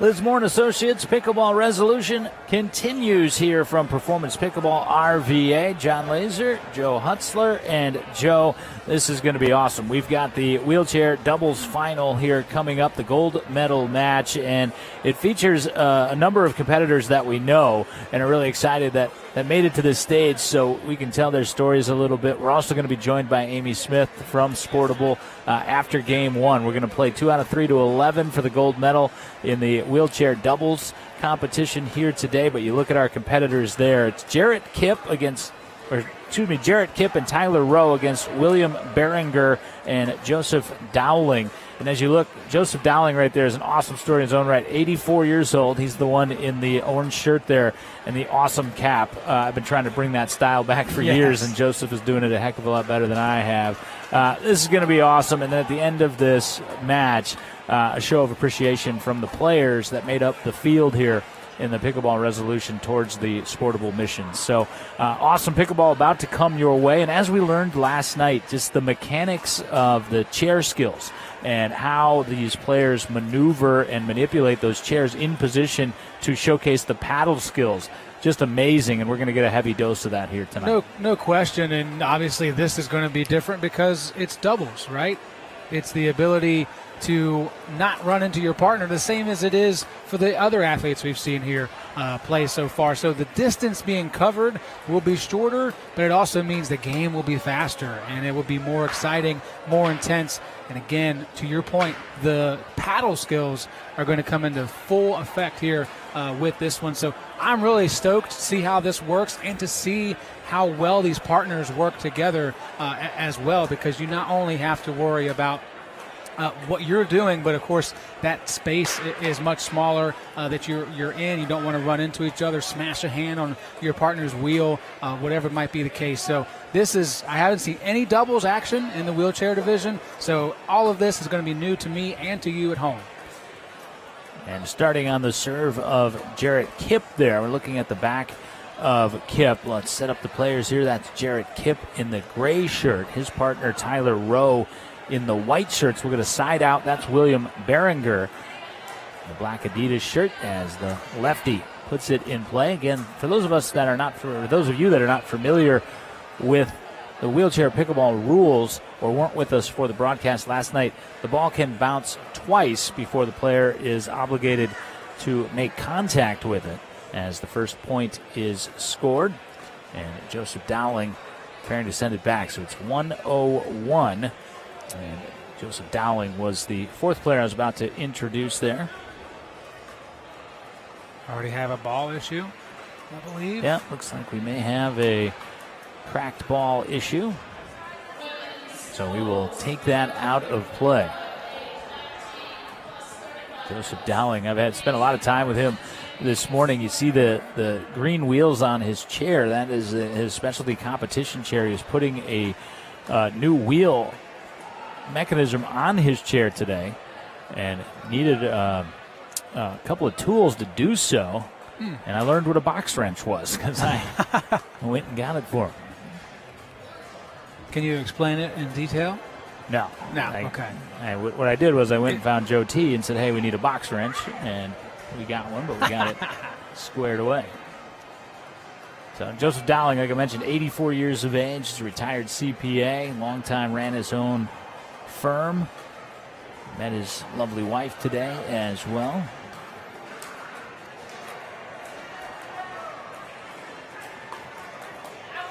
Great shot there on the backhand. Just very difficult pickup for Jarrett Kipp and unable to handle it off the paddle of William Behringer. Behringer just 24 years of age, United States Navy veteran. Awesome guy. Spent some time with him. He plays down in the south side a little bit. Yeah, I've seen William around performance a good bit since they opened as well. He and Jarrett Kipp, I remember seeing on grand opening weekend, so they've got a little bit of extra experience of playing on these courts. Nice volley by Rowe. Again, just watch the movement in the chair. Nice split shot there through the middle by Behringer. Just the movements necessary to provide that distance between the chair and the ball to where you can extend with the arm. That's where these athletes just elite in that fashion. And I was talking to a couple of able-bodied players today, and they said, just to sense just how difficult it was, and they themselves got into the chair and tried to do it. And it's just an extraordinary amount of athleticism necessary to make that happen. And Joseph Dowling on quite a serving run here. 4-0-1 is our score. Yeah, talking about making the moments count. And actually, a conversation, maybe strategy. You wouldn't think that the way things are going that there'd be anything you'd want to adjust. Well, I was talking to Joe yesterday when he first arrived here at the Pickleball Resolution. I was telling him about what an that ace. was an ace. Golly, man. I was talking to him about Brandon Rush, who we saw last night in the singles gold medal match, and I said, yeah, you got to look out for Brandon. I think he might win it today. And at that point, I didn't realize Joe was competing himself, and he said, well, that would mean that he beat me. And he was very stern about it. So he's a competitor. Love to see that. 5-0-1. And Dowling again able to drive that all the way to the baseline and right at the base of the chair of Kipp. And the return impossible for Jarrett there, 6-0-1. Strategy's still the same, regardless of the type of game we're playing I think here. Kipp is having a paddle issue here, and he's going to come over and tend to that. Well, let's take a quick time out here as we re-rack here. Game 1, gold medal match. It is 6-0-1. Dowling and Behringer on top in the very early going here.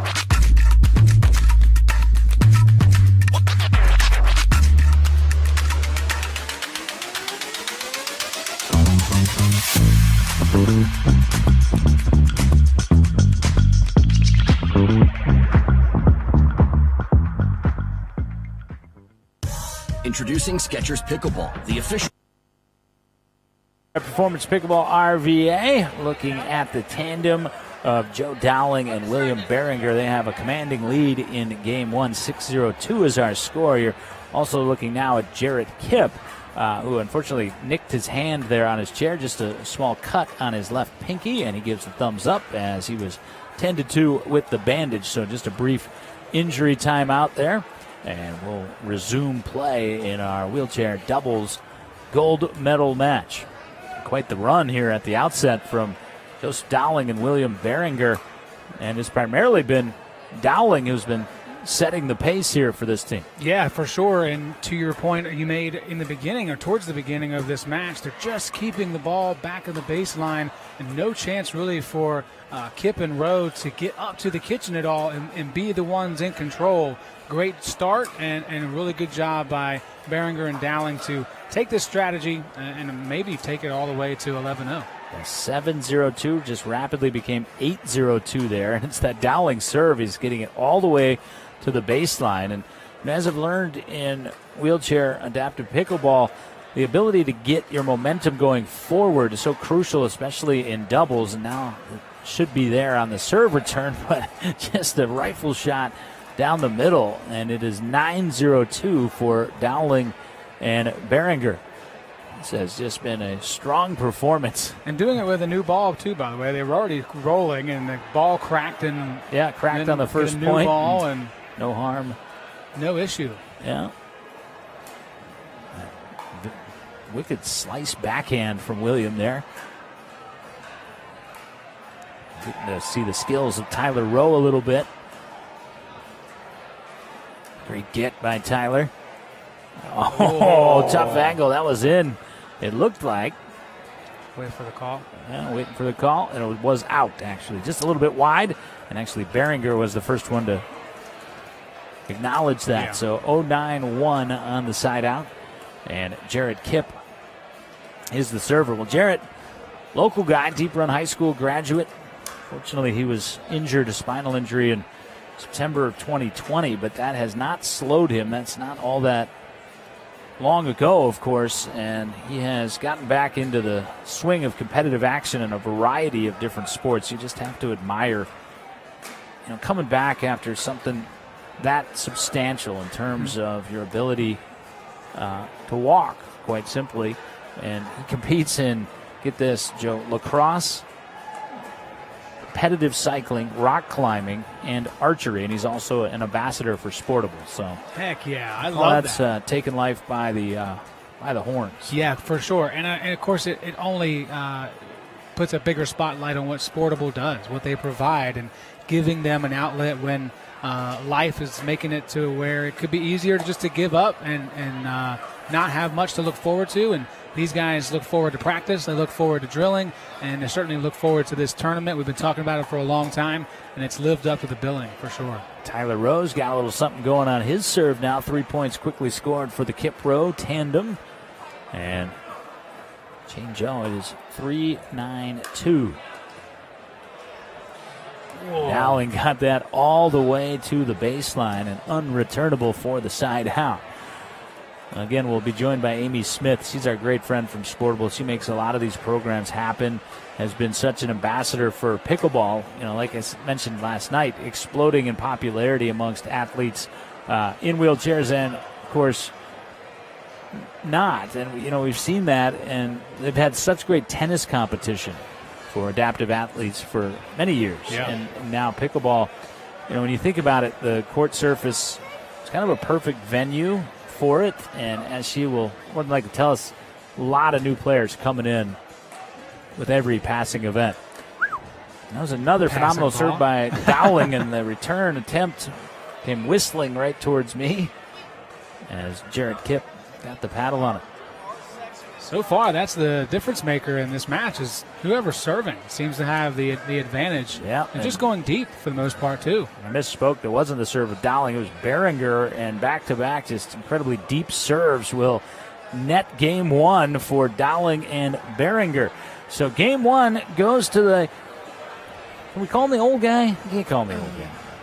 The spry guy. Just Joseph just Dowling. on paper, not on spirit. He is crushing. thus far through one game. Game 2 ahead. Amy Smith from Sportable joins us as we will award the gold medals in the adaptive division, doubles division here in the Liz Moore & Associates Pickleball Resolution.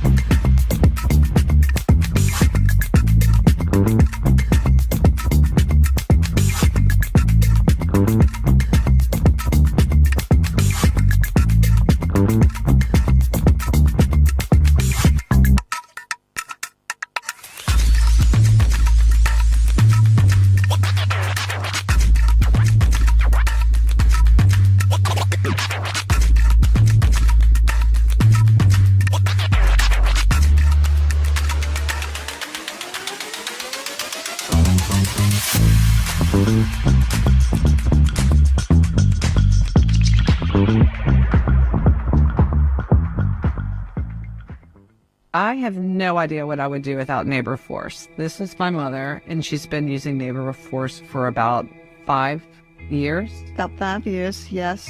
And it has been a lifesaver. Hey, pickleballers, do you have aging parents or know people that do?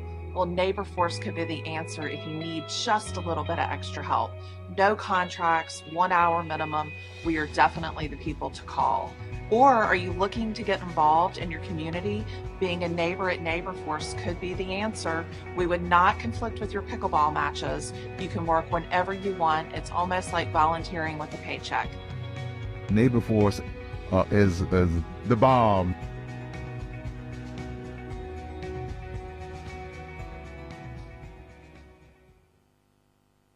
Back at the Liz Moore & Associates Pickleball Resolution benefiting Sportable, and it is Game 2 of our Adaptive Division doubles gold medal match. It was quite a clinic put on by Behringer and Dowling in Game 1, and they start with the serve of Behringer in Game 2. It comes right back on the baseline. Great shot by Jarrett Kipp. Now our pleasure to bring in our great friend Amy Smith. She is the director of the pickleball program for Sportable, also the donor engagement manager. Amy, welcome, welcome. It has been a special weekend. You and I have been talking about this event for a long time and what we hoped it would look like. And I hope that the event today has lived up to it for the Sportable athletes. What has this experience been like? It's been an absolutely incredible performance. Pickleball has really just welcomed Sportable and our wheelchair pickleball players with open arms. We felt incredibly welcomed here. Having a division every day, a wheelchair division of this tournament, being able to showcase the talent of our athletes and their competitive skills has just been awesome. Yeah, we're really enjoying what we're seeing out of the doubles play overall. I'm curious in terms of the drilling that goes on, the practice that goes on. What are the biggest things that when you're learning how to play pickleball, especially doubles and having a partner, what are the biggest struggles? Maybe not struggles is the right word, but the thing that they try to work on the most as far as communication and not running into one another? Yeah, I mean, a lot of our athletes are incredibly skilled in their chairs. Many are multi-sport athletes, so they're not likely to run into each other, but just like you said, just the idea of who's going to take what, where your skills are, who's going to take what's short, who's going to take what's long. And part of that's just figuring it out for each person. You'll notice that a lot of them play back a little bit and don't stay right at the kitchen line, and that's because they get those two bounces. So just kind of figuring out some of the different placement when you're using a chair versus when you're on your feet and using that to your advantage. See, Dowling has gone to the cut serve here. He had a lot of success with the topspin serve in Game 1, so mixing it up here in Game 2. Continuing to have success. Tried to paint the line there. Did Joe, couldn't quite do it. But Amy Smith is with us from Sportable. We've got some incredible athletes throughout the competition and the event. You certainly do in all of your sports, but we've got 4 phenomenal people out on the court here. As you were just mentioning to me, a couple of Sportable athletes of the year in this gold medal match. That is true. Will Behringer was our 2022 Veteran of the Year. Really just has done so much, injured at a very young age, and has really very quickly gotten into sports and all kinds. I call him a Renaissance man. He knits, he makes apple pies, he does it all. He's just really an incredible young man. An awesome dude, I think, as I called him earlier. Guys can knit too. I actually learned how to knit. I don't do it as much as I used to, but Will makes the best apple pie I've ever had. What's the secret to that recipe? Do you have any idea? I think he does like an egg wash on top, and I think he just puts a lot of love into it, but it's really, really good. Well, Amy, at the conclusion of this match here, this gold medal match, and we're even at 2-2-1 as Will has the serve. There's going to be a donation from the players collectively of the Pickleball Resolution that wanted to donate to the mission, and I've seen the conversations or heard the conversations are happening between the Sportable athletes and our open division athletes, which we still have yet to come here tonight. It's just been incredible, the mutual respect that they have and the desire for the pickleball community to make this a sport that explodes in popularity like it has, of course, across the country. Yeah, I mean, pickleball, all of us who play it know that it is one of the friendliest sports out there. You can show up at any pickleball center, indoor, outdoor, and find friendly people to play with. And that is the exact reception that we have gotten as adaptive athletes, whether it be here at Performance Pickleball or out at Pouncey Tract or Chesterfield Career and Technical Center. Wherever we go, people are excited to play with our athletes and really be challenged by our athletes.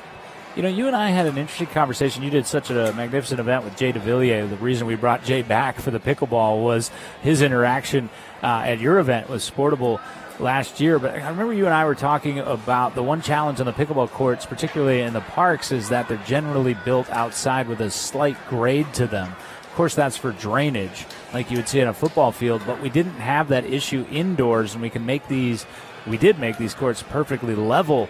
How much of a change does that make in the game to take away that grade for these athletes? I mean, if you watch the players playing right now, they are gripping their wheels in order to stop and hit the ball, but they're not gripping their wheels because they're just kind of floating down a grade. And that makes a big, big difference, because when you're having to fight that constantly and get to the ball and hit it, you can imagine how difficult that would be. It would be like wearing roller skates while you're playing pickleball on a grade and then, trying to play your best. So it makes a huge difference, and we're really grateful for these surfaces. Tyler Rowe is on another serving run. He went on one in game one, and here he comes again. That was a tough angle for Will, and another essentially service ace there for Tyler. And like he did in game one, trying to serve his team back into the mix here in game two. Again, as you see on the scoreboard there, Behringer and Dowling were able to take game one. Yeah, that was a little short in the kitchen, so I jinxed the serving run. I apologize, Tyler.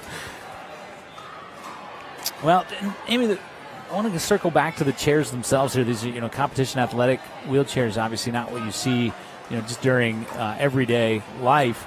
But before I do, we've got such a special occurrence going to happen tomorrow. And I know Forrest Lodge, who's my good buddy over there with you guys, is competing in it himself, the hybrid division tomorrow.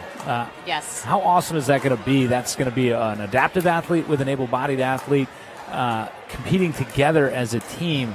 And also, how will that augment the rules that we're seeing here in adaptive classification? So I think your most successful teams tomorrow, and I will be in one of those teams with Mr. Joe Dowling, I'm excited about that, is really taking advantage of the 2-bounce rule for your player who's playing in the sports chair.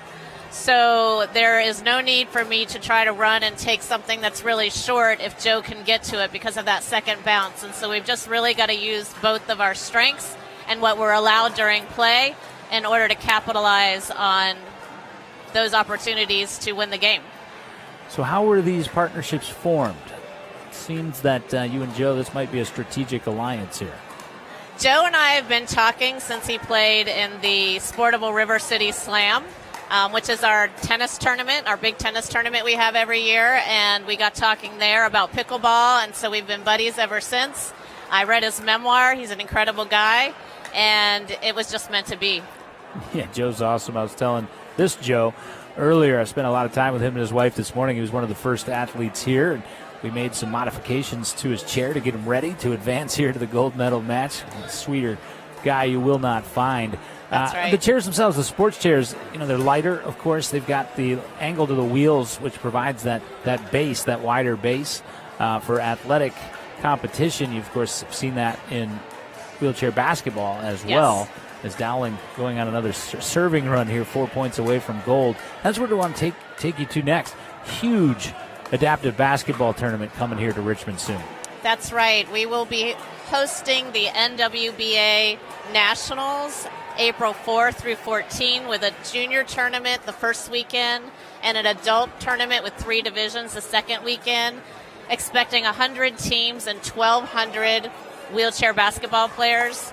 It's going to be incredible talent and competition, and we need lots and lots of volunteers. Great return from Jarrett Kipp right there. Put it right on Joe Dowling, and he was unable to go down and dig it out. So we'll head over 8-5-2. Again, Behringer and Dowling are your gold medalists. But they scored 3 more points, but the netted serve will send it back on the side out. And Kipp and Rowe far from done here as they chase gold themselves. And the basketball event, I have already told you I would like to be a part of in any capacity that you let me. But hosted by Henrico County, Dennis Bickmeyer, Henrico Sports Entertainment Authority, doing such a marvelous job with their facility. It's a glamorous new facility, and to hear him talk about the event, it's really what he's most looking forward to, what they're most looking forward to about showcasing that facility in that way, which has to be pretty cool. It is quite an honor for our event to be one of the first hosted in that facility. NWBA Nationals, National Wheelchair Basketball Association, is going to be a historic event for Sportable and for Richmond and for Henrico County as well. And I know that all of Richmond, as Amy was, I was trying to watch that serve there, was just wide there for Jarrett. So 8-6-1, but Behringer a little wide on his serve as well. So, the greatest asset that Behringer and Dowling have had has been the serve. It has really put them in advantageous spots in this match, but it goes wanting there for Will. And now Joe getting clarification on the score from Ben Davis, our head referee. It's 8-6-2 right now. And Joe Dowling is trying to put the finishing touches on a gold medal here.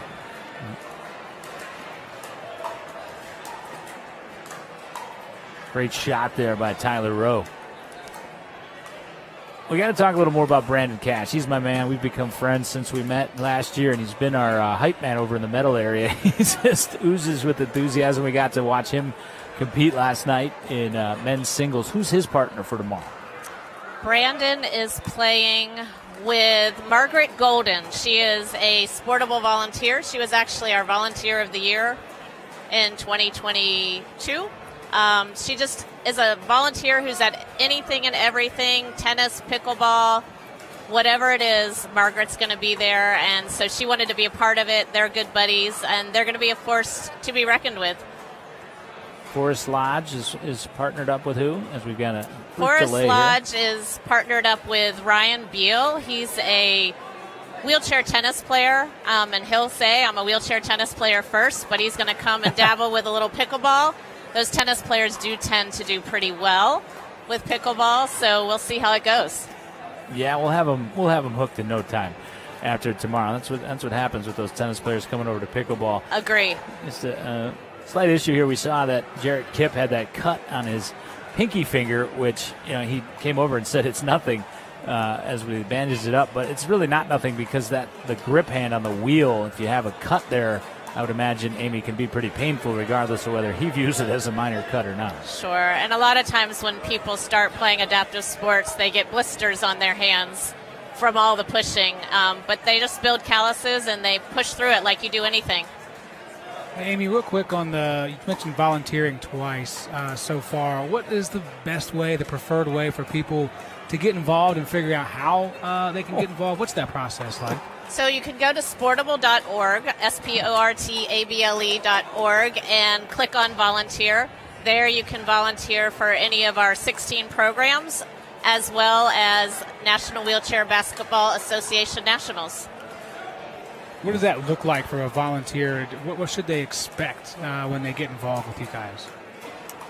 We have 16 different adaptive sports. You don't have to play most of them in a order shot. to volunteer with us. Sorry, great shot there, interrupting us from Will Behringer. Sorry, Amy, continue.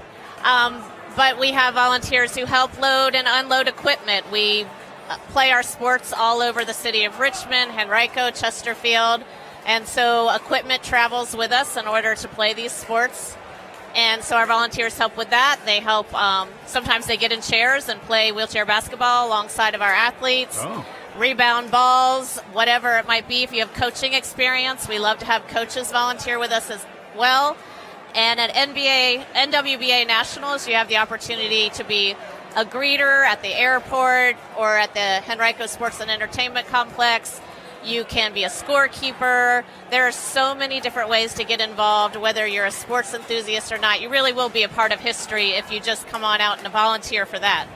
Yeah, we encourage all of our viewers to do that. And, you know, you got the support of Liz Moore and Associates, which I know is big. And it was interesting. We were having a meeting about this tournament, and they said, you know, it's going to benefit Sportable. And they didn't realize that I already had a relationship with you and Sportable. I said, well, fantastic. I already know the number to call for Sportable. But, you know, their support, the support of others, they've been so enthusiastic throughout the weekend, fundraising through participation of this event, of course, but just pushing those raffle tickets. I love it. At last check, we were at about 1,400 raffle tickets sold on our 50-50 raffle.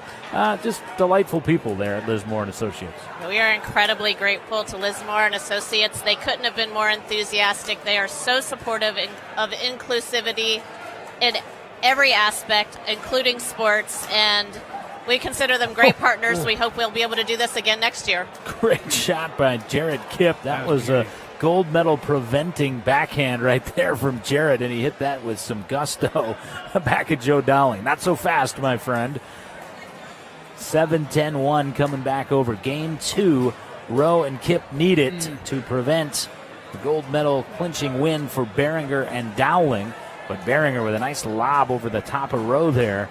So 7-10-2, gold medal match.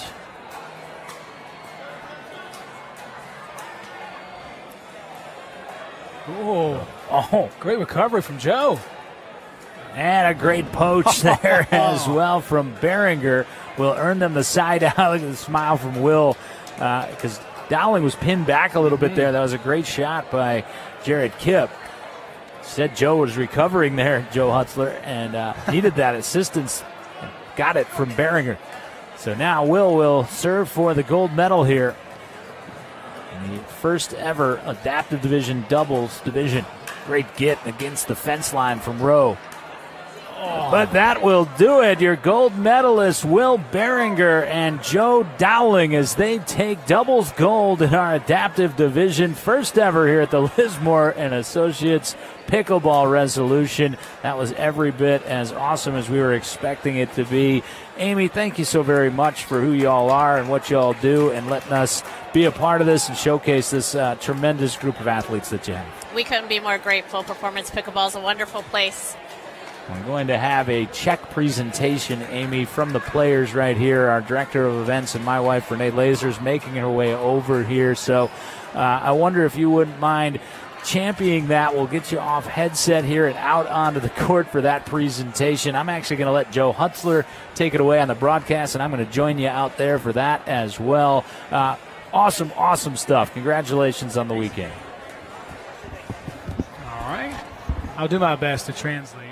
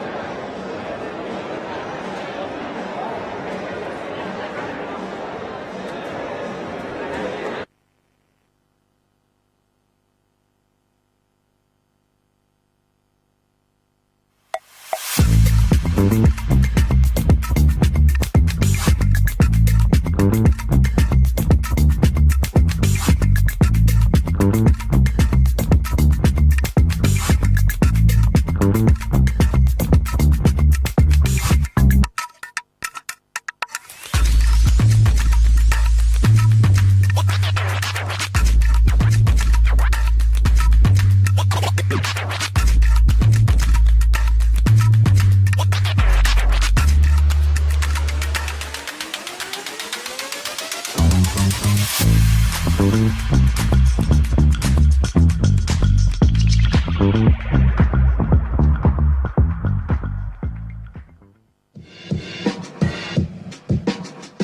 know, in my lifetime, I've been knocked around a few times. No matter how many times you Drove about an hour just to check it out. It's an awesome indoor facility. Really good place for, it seems like all levels can jump in and play. Looks great. Lots of people, bubbling with activity. I feel so much better. Very little pain in my back. I feel no pain in my knee. It is nothing like it. No matter who you are, whatever position you hold, in some way, we can help somebody. And that's what the Good Feet store does. They help you keep going with life. Introducing Skechers Pickleball, the official footwear of every pickleball league. Introducing Skechers Pickleball, the official footwear of every pickleball league. They're ultra lightweight and responsive for incredible speed. They have Goodyear rubber outsoles with a specialized pickleball design for increased side-to-side stability and agility. Plus, they feature shock-absorbing foam and Skechers' famous relaxed fit design for incredible comfort game after game. Conquer the court in comfort. Skechers Pickleball, the official footwear of every pickleball league.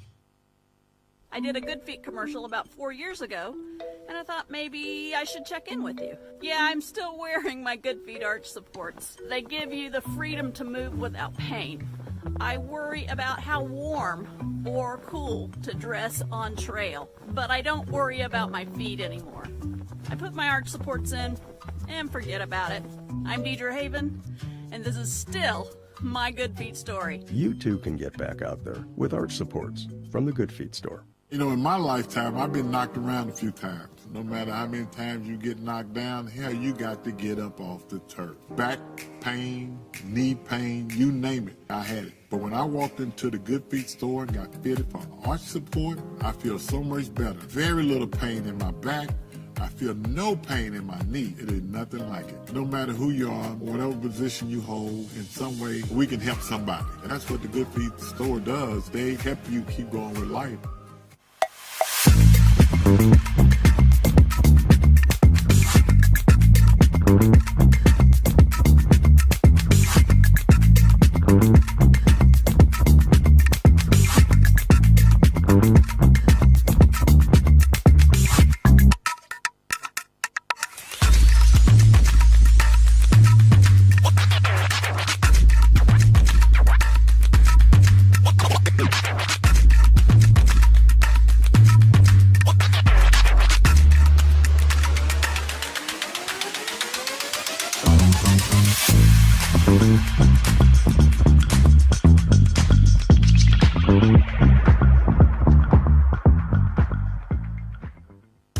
Introducing Skechers Pickleball, the official footwear of every pickleball league.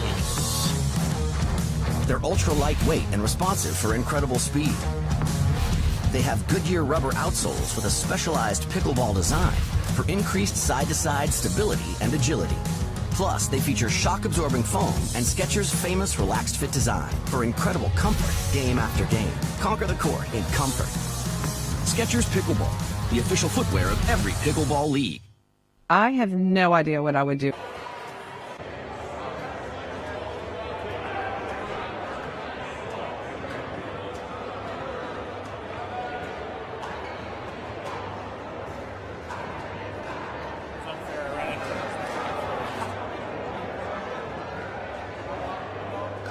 We are back indeed at Performance Pickleball RVA. You are looking live, as Brent used to say, at Skechers Stadium Court 1.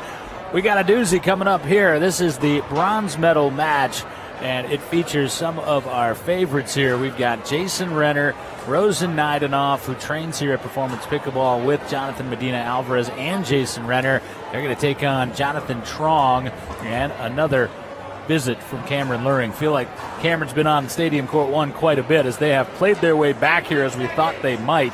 1-15, and the winner on to the gold medal match. The loser is your bronze medalist here in our men's open doubles division. We are set for play. That's Jonathan Trong bouncing the pickleball. He will start with the serve. His partner, Cameron Luring. And underway in the bronze medal match, and a quick service point won by Trong. Well, that's the first point allowed by this pair in a while. They actually put up a bagel over Tim Cass and Derek Crage. Somewhat surprising fashion. And they just played recently, too, so I think that momentum surely should be able to carry over to this game. And certainly if they can get off to a hot start, they're going to feel a lot better about it as well. Well, you've mentioned a number of times, Joe, not a progressive draw, especially coming out the bottom half of that bracket. And Neidenoff trying to run after that after Renner kind of sold out on the poach there unsuccessfully. 0-1-2. A lot of games back to back to back, and you'll notice that the 6 competitors that you'll see the rest of the way are all in tremendous cardio shape. That is not a coincidence.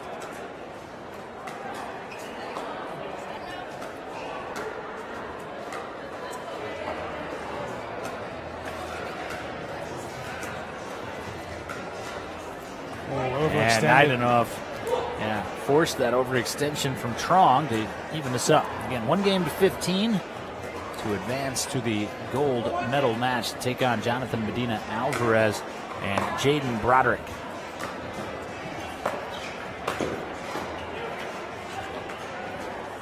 It was interesting. I just caught a couple minutes with Tim Cass as Neidenoff calling for noise. And I remembered how much we enjoy having Rosen on our stadium courts from last year when he was in the singles final of the body armor. He's not a guy that likes quiet. And the noise made from Cameron Luring. But on the side out, 2-1, the lead for Renner and Neidenoff.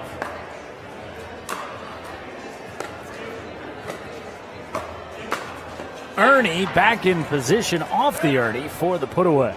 I love watching Renner and Neidenoff play together because they're so opposite as far as their emotional outburst when they do or don't have them. Neidenoff certainly also learns from JMA in terms of how he plays and how he celebrates. Rosen Neidenoff, for those that don't know, played tennis when Jonathan Medina Alvarez was the coach at Longwood. The tennis coach played for him there. Two obviously struck up a friendship, mentorship, I think both would agree. Phenomenal cross-court dink there from Luring, and that set up his partner, Jonathan Trong. You got to find some rhythm here. They're not gonna win the emotional verbal battle, but they can still win the pickleball battle. And they win that point for the side out. But anyway, Neidenoff has really followed Medina Alvarez on this pickleball path. They train, as I mentioned, together pretty much every morning here. Performance Pickleball RVA. Rosen has taken over as director of pickleball at Country Club of Virginia. He took that over for our Christina Shiflett, who came over here to be our director of community relations at Performance. So all a small fraternity sorority, as it were, in our pickleball community. And nice shot there. Renner overextended 3-2, Trong and Luring. Medina Alvarez, by the way, and Broderick, not that they necessarily needed it, the conditioning that they carry, but they've been able to rest up quite a bit here.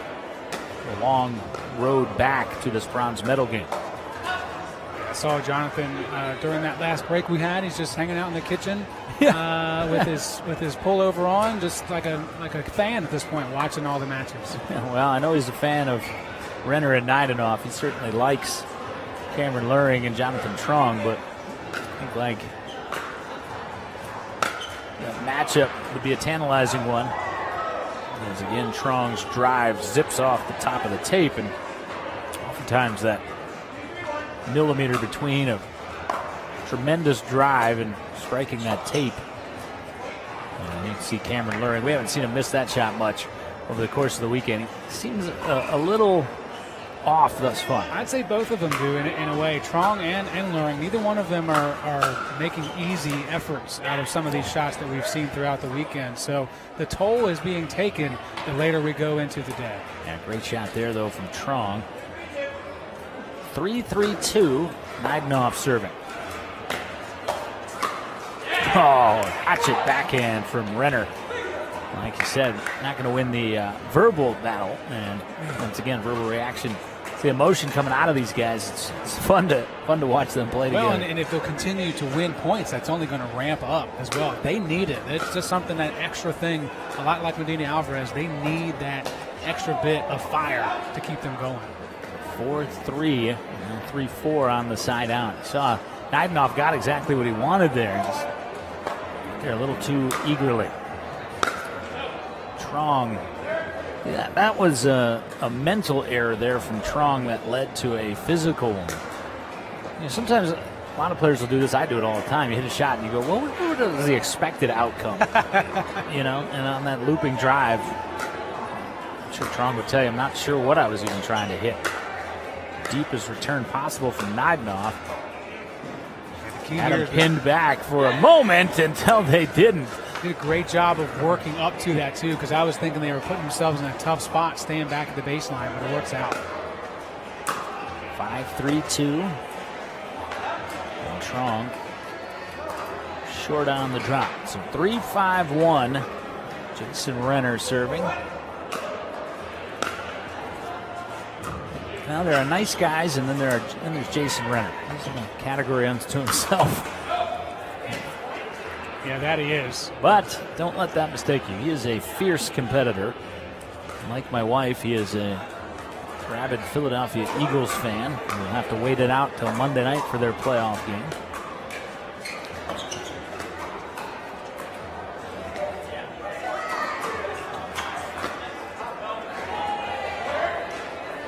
As difficult as that shot is, you're almost surprised to see Rosen miss it.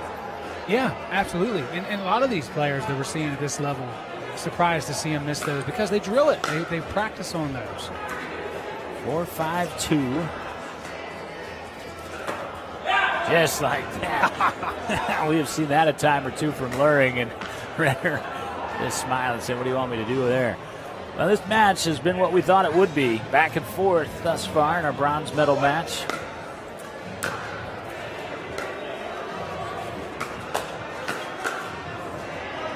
Great get from Trong, and then too hot to handle.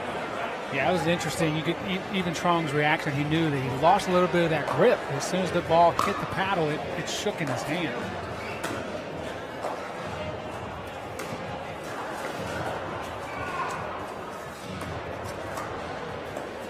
Oh, what a shot from Renner. I mean, you get to this level, and it's not something that people think about a lot.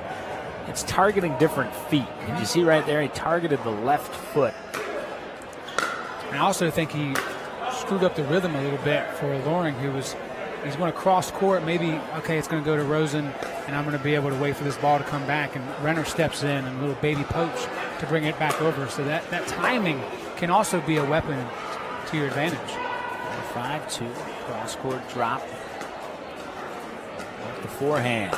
Naidenov attacks and finishes 5-all. You have Renner and Naidenov going to the school, J-Max. When they're just standing staunch on the kitchen line, they're hard to get the ball past.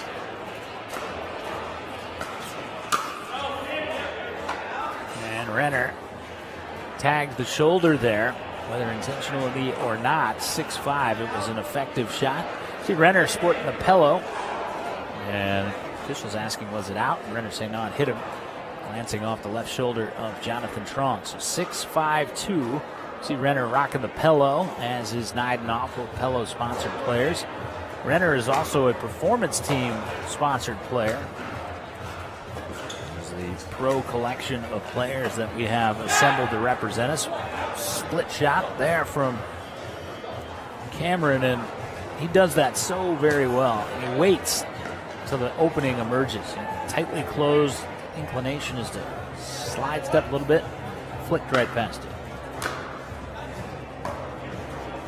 One observation on the paddle choice as well for Renner and Naidenov, and Rosen using the JMA all-power Vamos paddle, and then Renner has that control freak from Pello, and I think it matches their personalities pretty well. I would definitely agree with that. Strong saved Renner and then struck Renner on the shin. 6-all.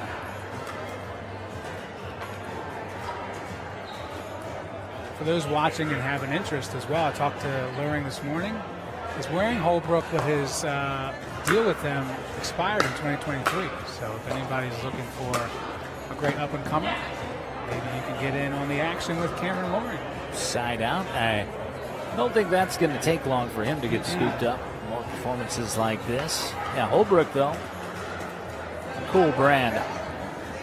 Eastern side of the country. Utah-based. And Renner kicking himself over that one. Great Nothing match really thus far. prevailing so far either. I mean, it's really just truly back and forth right now. Yeah, not one style dominating the other to this point by any means. That was a great shot by Jonathan Trong there. Just put the feet of Renner, just an awkward tangle. Those are the types of plays that are going to make a difference in this match. Those inches, right? Those centimeters are going to be the difference. So even. Oh, Trong can't believe it. 6-shooter out of the holster, misfired. Barney Fife. Could be.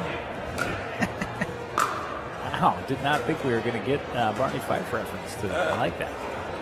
Mayberry. Andy Griffin show. Too much? Too much from Renner. Yes. For some people, you needed to explain a little bit more. Some of our younger audience may not know. They don't know, they don't care at this That's point. true. It's like, the old guys are making jokes. Well, we're having some difficulty adding points to the tally here, and that's because of the defense off the third shot here.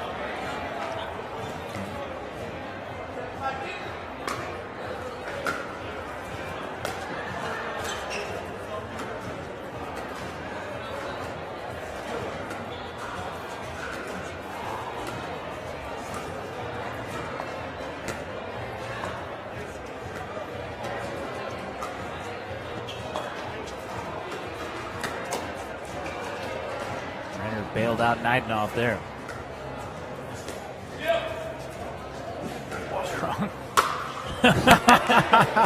Renner puts it away off the excellent flip lob from Neidnoff. And we'll have a timeout as we switch ends here, and we will take it with the players. Renner and Neidnoff tangling with Trong and Luring from the Lismore & Associates Pickleball Resolution.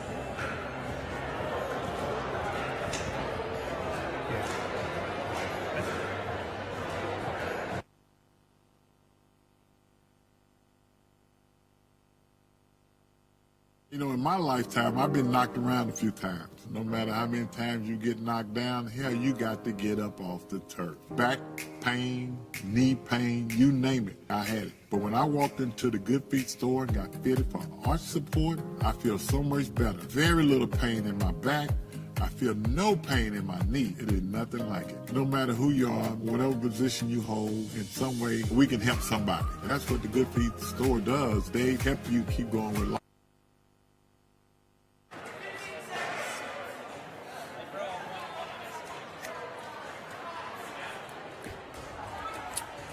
8-5-2 is our amended score. Our apologies there, as Renner and Neidnoff with the 3-point advantage. Playing to 15 for the right. So take on Jonathan Medina Alvarez and Jaden Broderick in our gold medal match. And that's good, Jason Renner says. So 5-8-1 coming back the other way. Something tells me this isn't going to be a cruise for either of these teams to 15. No, definitely. I think the trends that we're seeing of the back and forth nature of this match are going to continue. Neither one of them, neither team finding something that they can hang their hat on. So probably going to see those inches make a bigger difference the further we go down this stretch. Nothing for Neidnoff to do there. 6-8-1.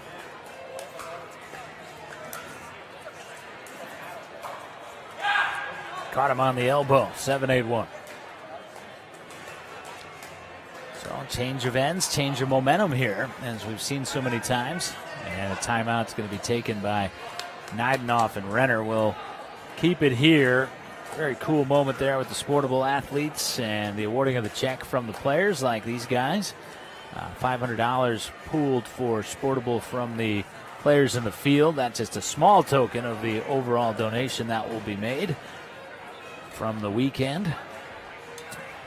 It's a fitting way, I think, for pickleball community to rally around a cause with the first big dedicated pickleball facility tournament here in Richmond. Yeah, and a lot of fervor around this as well. And the pickleball community, everyone excited to see how that would play out and be supportive, as we talked about earlier. The community itself normally is, but what they're able to do for those athletes, giving them that outlet. Multiple sports, as you heard from Amy as well, it makes a lot of sense that people want to get behind that. We are kind of waiting on Rosen, by the way. He didn't bring a water bottle. He's going over to the water jugs and getting water from there. So just in case you're wondering what's going on, waiting on him. The Body Armor water coolers. Body Armor, great venue partner for Performance Pickleball and also Lasers Ladybug Society. They'll bring you the Body Armor 804 Open coming up in June. Oh, I got some news for you as it pertains to that, by the way. Prize pool has officially doubled. $20,000 guaranteed in the open divisions. Wow. Might get some talent here for I think that. we're going to see a couple more people flying in from other locations for that one. Heck yeah. 7-8.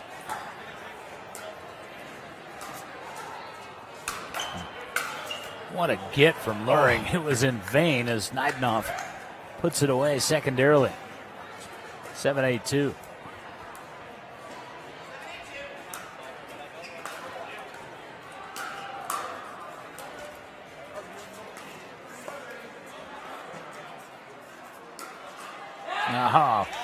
Not expecting that as Trong got aggressive. 8-all as the gap closed. Phenomenal touch and balance as well from all these athletes. I continue to be impressed by their ability to make a quick change rather, one side or the other, and still softly get it over, not putting themselves in a tough position on a lob. Trong playing a much more attacking style here over the last handful of points.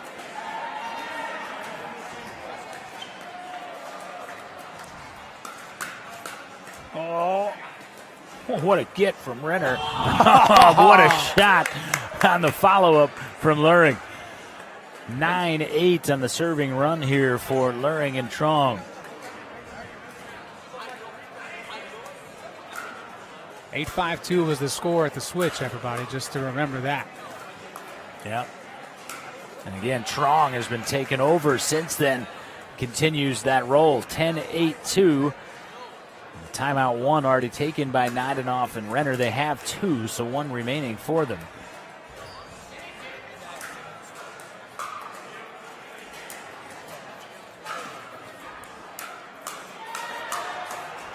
And Renner finally puts a stop to it as he wins the hand fight. Yeah, it's big Fire too. foot.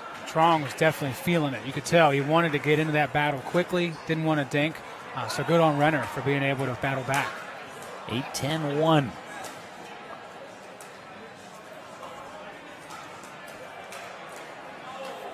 Nine, 10-1. No, exasperated cry of no from Cameron Luring.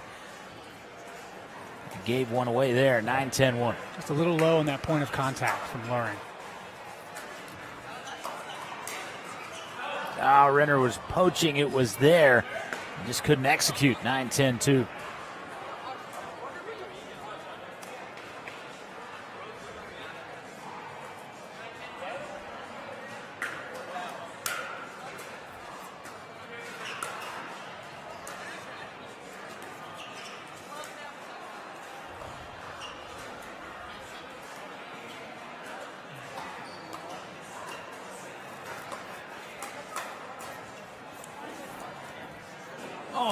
Luring.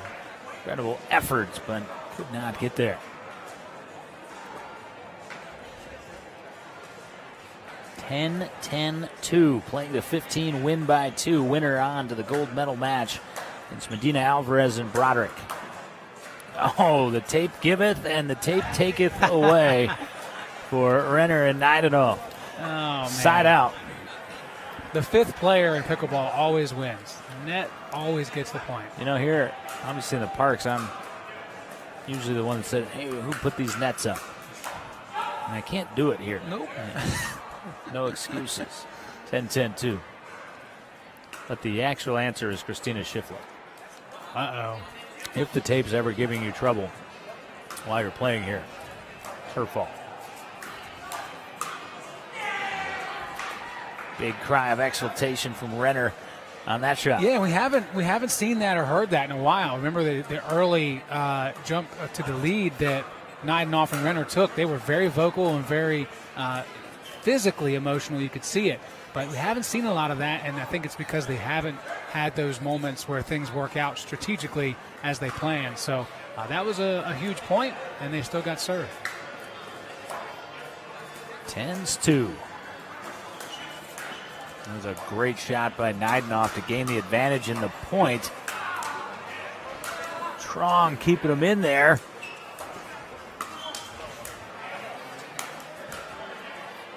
Oh, God. Oh, what a point. Bodies strewn on the floor. We saw every shot you could imagine. Yeah, Neidenhoff going to give fives around. As we say, the winner there was pickleball. Yes, amen to that. My goodness, that is what people fall in love with so quickly at this level of pickleball. No analysis needed. It wasn't just an acrobatic point, it was a critical one, too, on the side out. 10-10-1, serving back the other way. And we'll stay at 10-10-1. Excuse me, we'll advance to 10-10-2. Stay at 10-10, move to 2. Luring, rocking those Skechers if you'd like those. We should say we do have Skechers footwear, pickleball specific. We have those now. shoes. We do, yeah. We have those specific Viper Court Pros. Yep, available in our Performance Pro Shop. Quick side out, 10-10-1.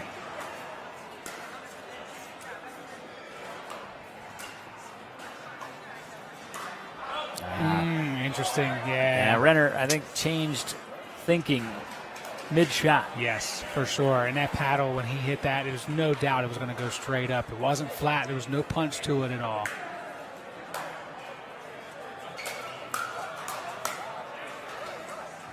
Midpoint switch. Will they stay? We'll see. When you're used to being the left side player, you get over on the right side. That's an awkward shot that Rosen doesn't have to hit much. That just speaks to the aggressive nature of their style. Most people in Renner's position wouldn't have poached that hard to come all the way across. They would let the point play out. Great roll from Neidenhoff. That was like a knuckleball or a changeup. It just came, he wound up for it, and it just softly came off the paddle. Soft slice.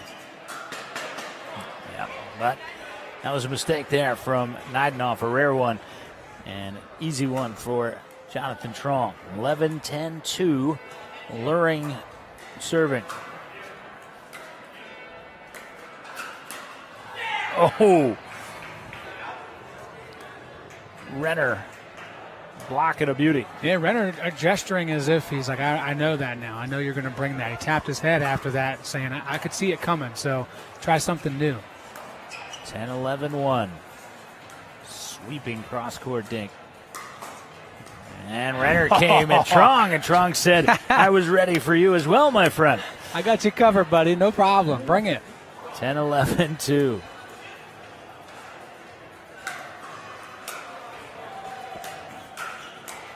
Great shot. Renner was a little late getting to the line there, and Trong sensed it. So impressive from Trong to be on the run, on the move, coming to the kitchen line and have that type of control to hit it down at the feet of Renner. Easily could have been straight to the chest area, easy wheelhouse type of return from Renner, but not the case.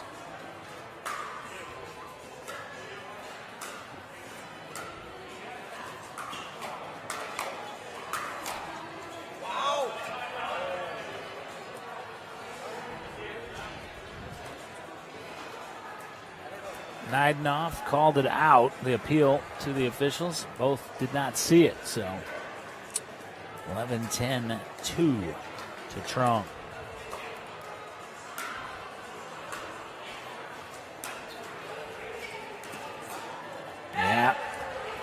Yeah, again, indecision there from Neidenhoff and turned into a lollipop for Jonathan Trong. 12-10-2 Trong and Luring. Again, winner advances to the gold medal match. Waiting there, Jonathan Medina Alvarez, Jaden Broderick. JMA looking for double gold. Friday, Saturday, singles to men's doubles, and we'll get a timeout. We'll take it from Skechers Stadium Court 1, trying to figure out who advances to play for it all. We do that right after this.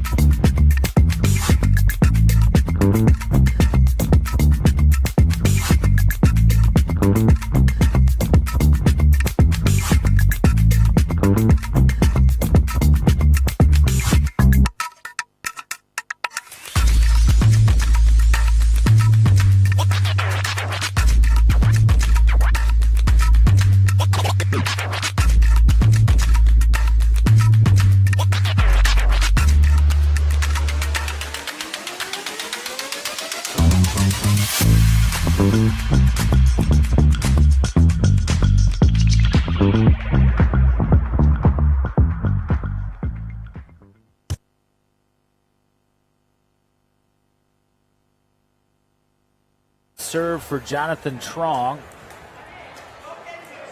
leading 12-10-2. Winner to the gold medal match.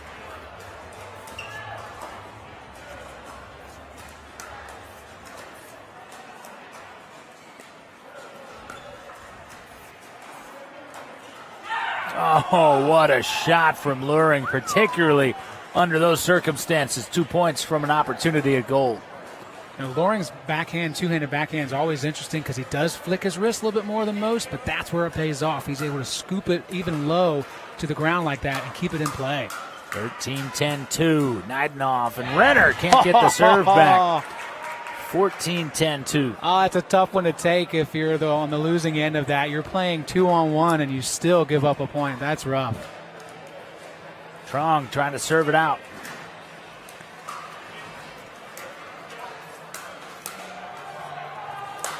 Neidenhoff. Renner. Come on. What an unbelievable get by Luring to march back to the gold medal match. We mentioned it would more than likely be a gold medal match preview. We wasn't lying. We do it again. JMA, Jonathan Medina Alvarez, Jaden Broderick will take on the duo that you see there, Trong and Luring. Gold medal to the winner of that match. We have it for you straight ahead. This is Pickleball Paradise. Feels like it today at the Liz Moore & Associates Pickleball Resolution.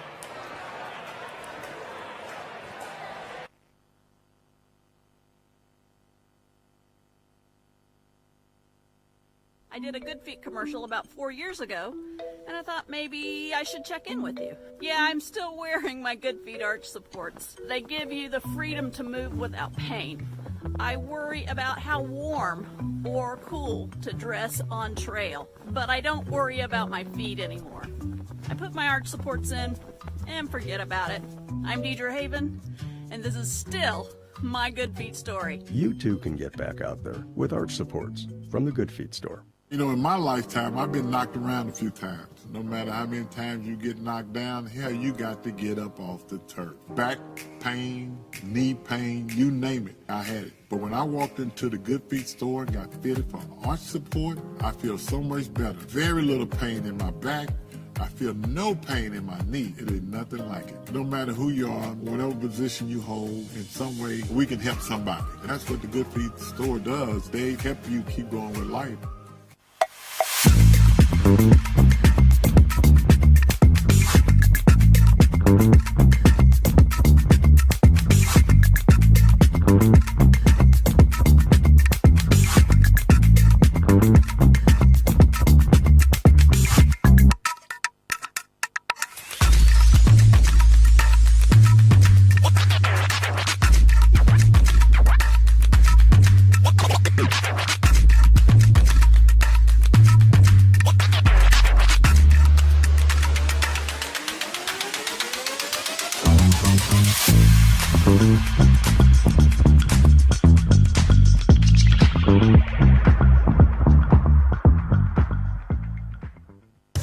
Introducing Skechers Pickleball, the official footwear of every pickleball league.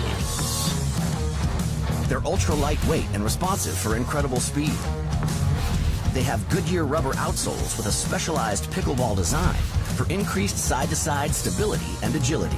Plus, they feature shock-absorbing foam and Skechers' famous relaxed fit design for incredible comfort game after game. Conquer the court in comfort.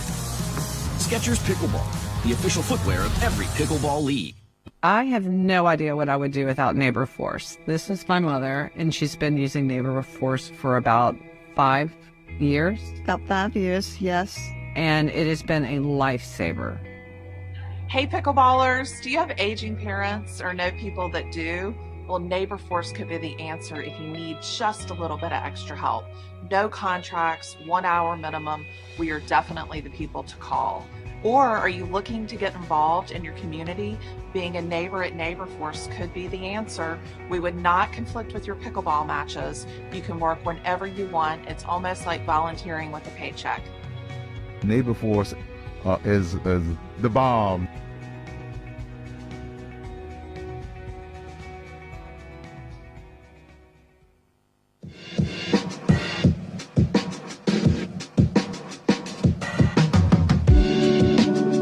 Drove about an hour just to check it out. It's an awesome indoor facility. Really good place for, it seems like all levels can jump in and play. Looks great. Lots of people, bubbling with activity, lots of fun. The surface is really good. Everything, I love it. One-stop shop, right? We got the bar, we got the restaurant, we got the ways, we got a ping pong table. I mean, you got showers. I mean, you come here, you can spend a day here and not get bored. It's just a great experience.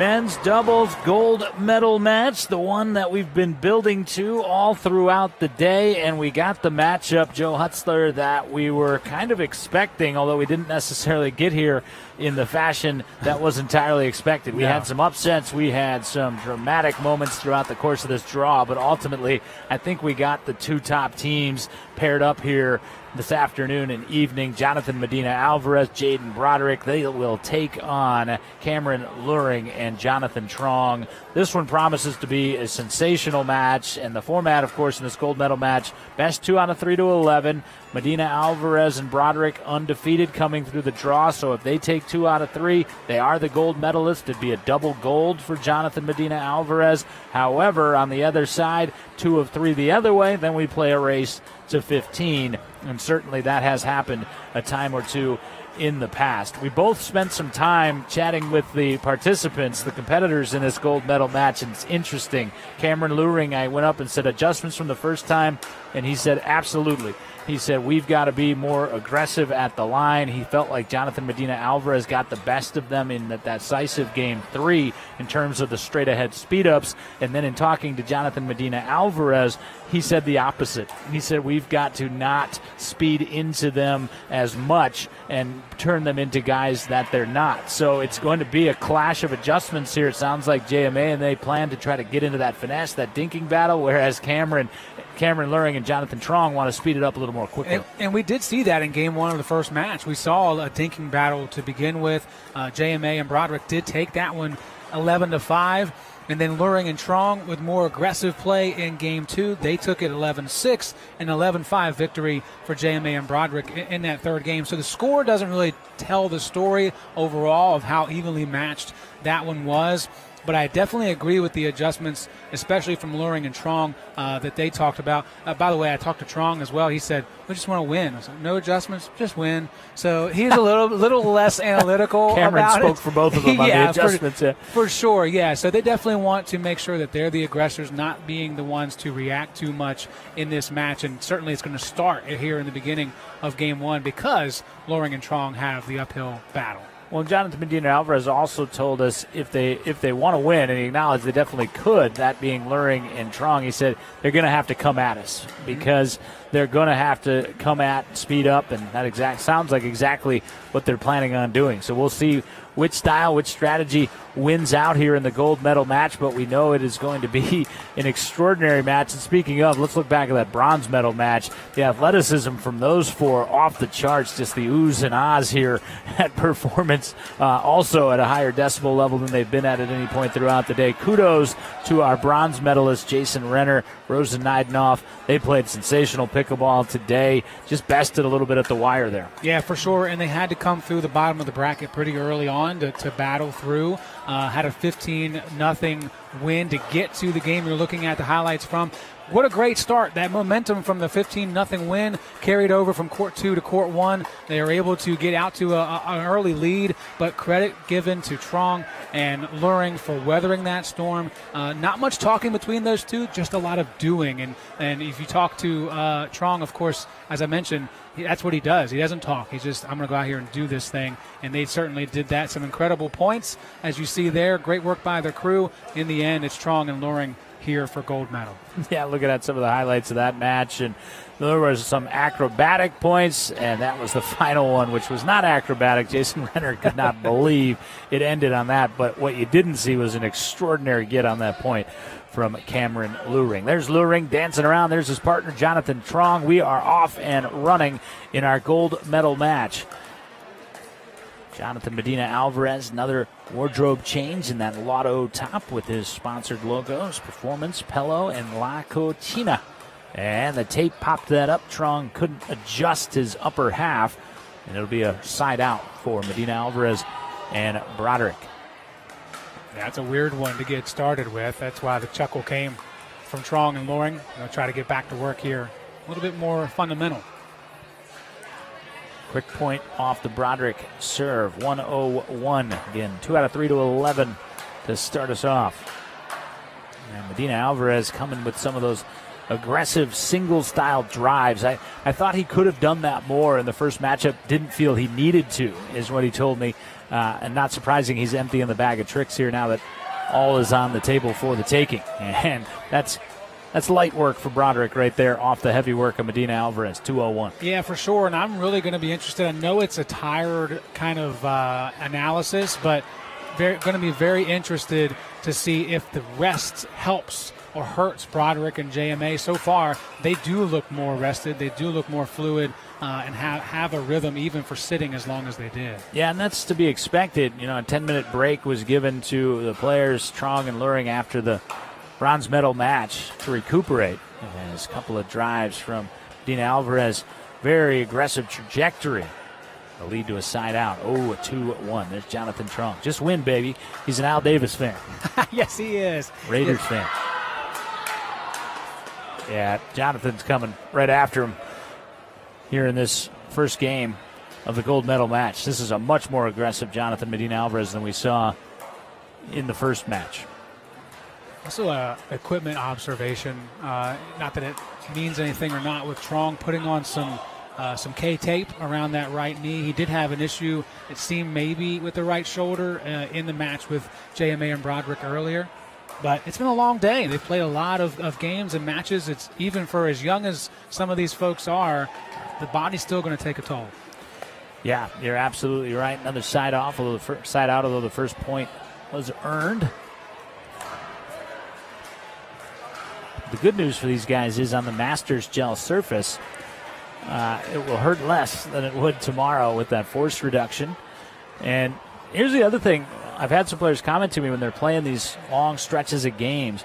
We talk a lot about the force reduction of this Lake Hold Masters gel. We don't talk as much about the energy restitution. 70% just to allow you to stay tip-top for much, much longer. I will add on to that. You're right about the next day stuff. Fantastic Ernie setup for Trong.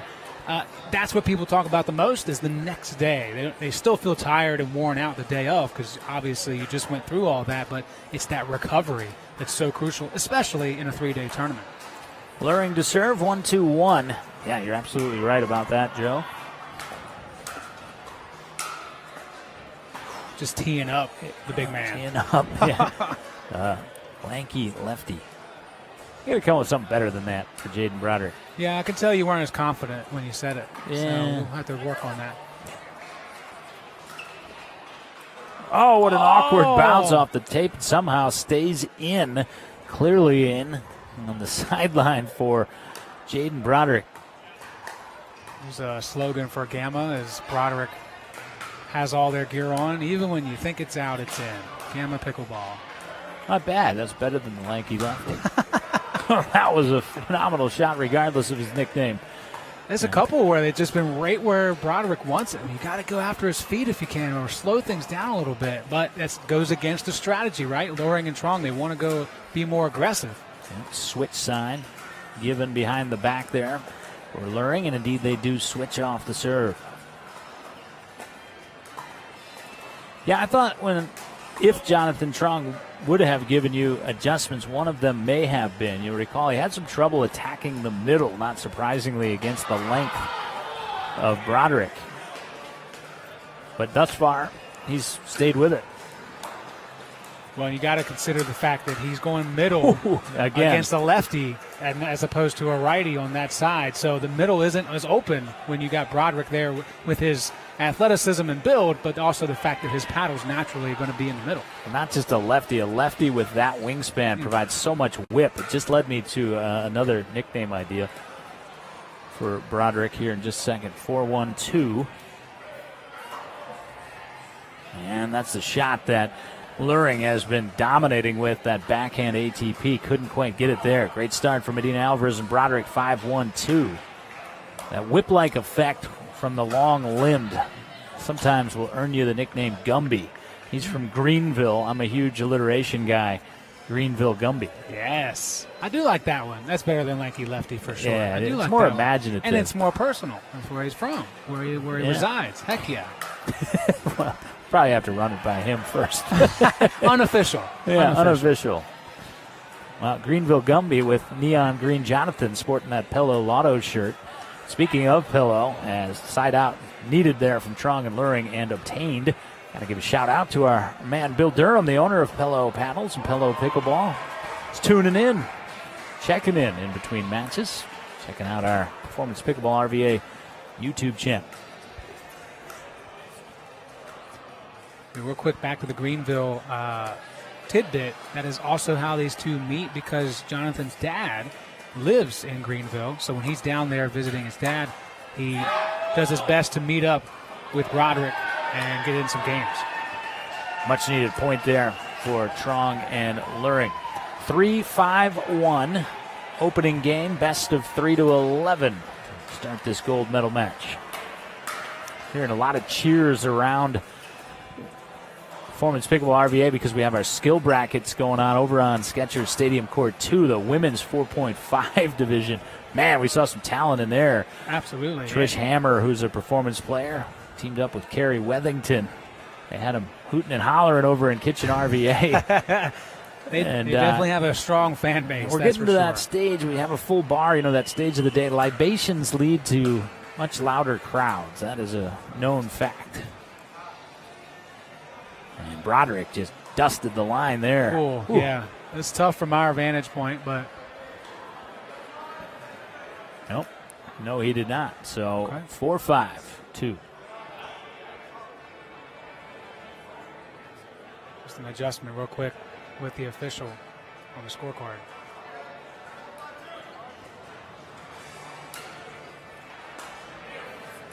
Driving slice backhand. Wow. Luring. Like they drew it up. And Jonathan Trong looking over and saying, I got all mine. Luring extended that beyond the point that 99.9% of players would have. Well, there's that speed up that Luring promised on Medina Alvarez. Jonathan keen to the challenge, 6-4-1. Nothing's going to get you going more than the fact that you can tell what the opponents are trying to do to you, and you're able to repel it each and every time. And the advantage emotionally to JMA and Broderick. Asked Jonathan if the chemistry was growing game by game between he and Broderick as the day has unfolded, and he said, I guess he's just a heck of a player.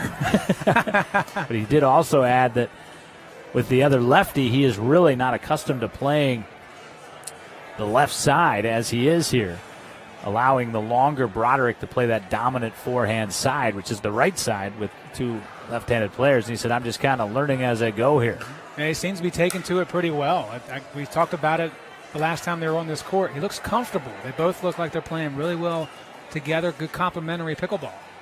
Well, and I mean, you got to have some humility. Gold medalist on the APP Tour, decorated tennis and pickleball pro. That is kind of considered the alpha side, which he's allowing Broderick to play. It makes sense. But sometimes ego gets in the way of that, and Jonathan taking the opposite approach here, which is awesome. Well, and I'll say that to any pickleballer. Doubles, you have to have humility. You have a teammate. It can't be all about yourself. So for someone to be as dominant in singles as he is, it's very impressive to be able to dial that back and play the team game. Trong waiting on that speed up from Medina Alvarez. And great job adjusting to a dink battle. We know that they didn't want to get into one of those, but here they set it up really well. Make sure you wait for that shot that you're looking for and take advantage. 4-6-1. Here is that cross court, and they win this one. 5-6-1, Luring on the forehand dink. And that's the adjustment right there to playing the opposite side for Medina Alvarez. That longer forehand dink. That time a good one, and a little too eager from Cameron Luring. 5-6-2. Yep, that's just a bit long.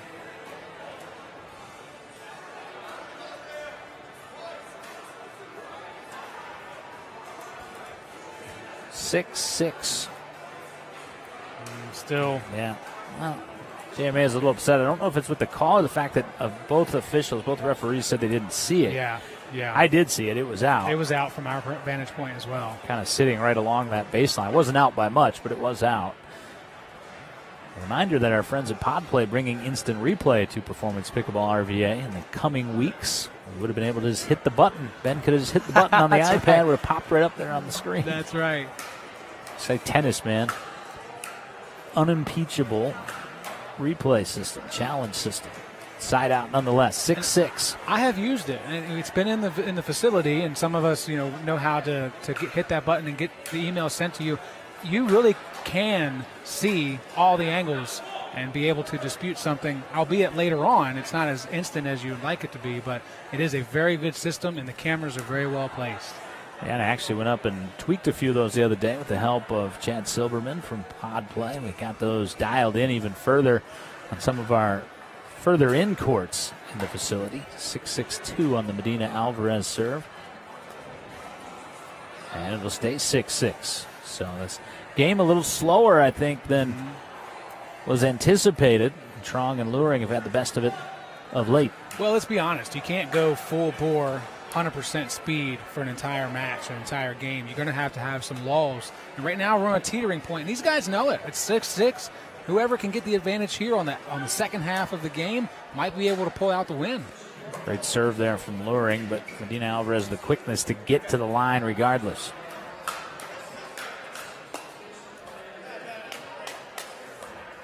And it's interesting, again, Medina Alvarez, the much more seasoned player, and it's not that he's being targeted, but it does seem that Luring and Trong are avoiding Jaden Broderick. Yeah. And phenomenal point there. Broderick was mildly involved, but kind of just peppering Medina Alvarez these dink opportunities. Yeah, it is an interesting decision that they're making, but it is working the last couple points, especially JMA with a couple into the net. That time it overextended, so it opened up the center wide open, and they take advantage there. And they're certainly cruising to this point as far as it can be said in game one to a potential game point.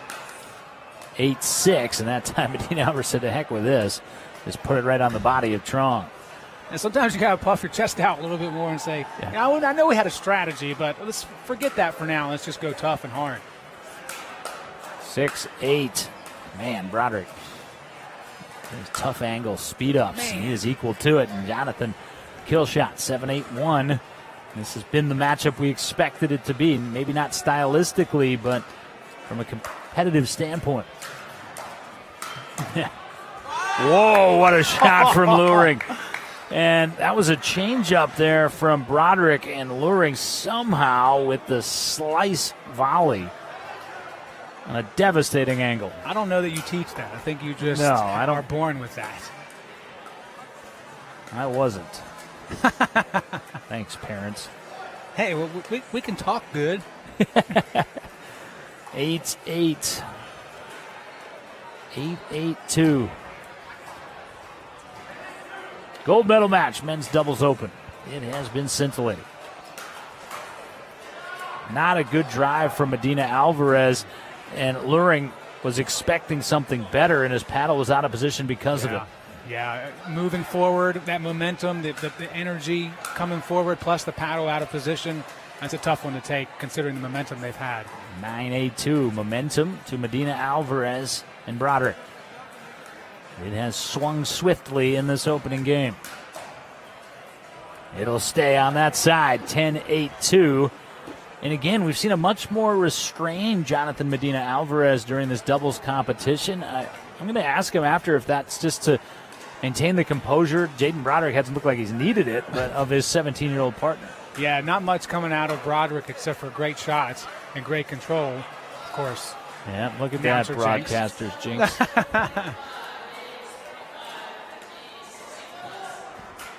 8-10-1. It would be a tall mountain to climb for Luring and Trong should they drop this game. That would mean they'd need to win 3 in a row, 2-11 and 1-15.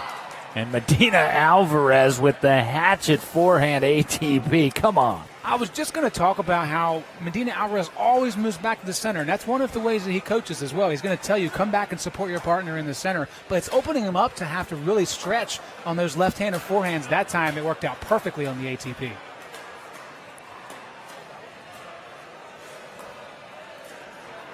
Anything slightly up, Medina's coming. Oh, and he got him again with the forehand ATP. Wow. That's the that Digimax. will put it back on the side out in the pocket of Jaden Broderick. Back-to-back ATPs for our resident tour professional here, Jonathan Medina Alvarez. You know he's thinking about putting this away himself.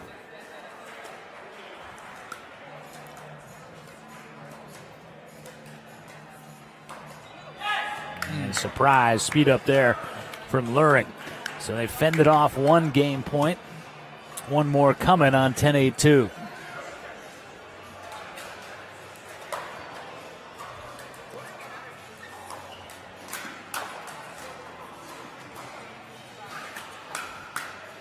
Oh, there's the emotion from JMA.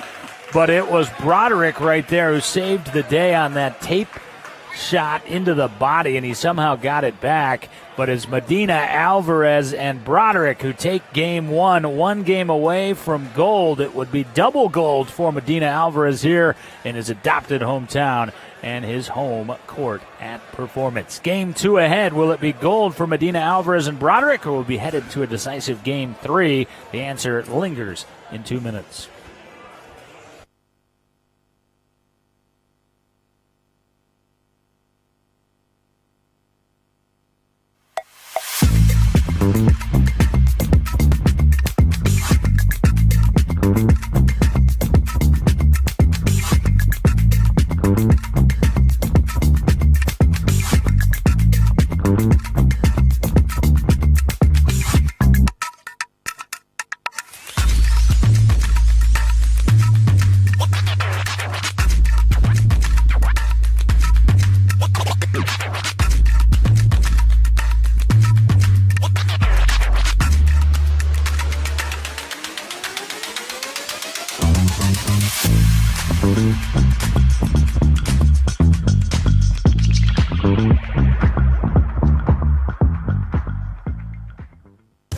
Introducing Skechers Pickleball, the official footwear of every pickleball league.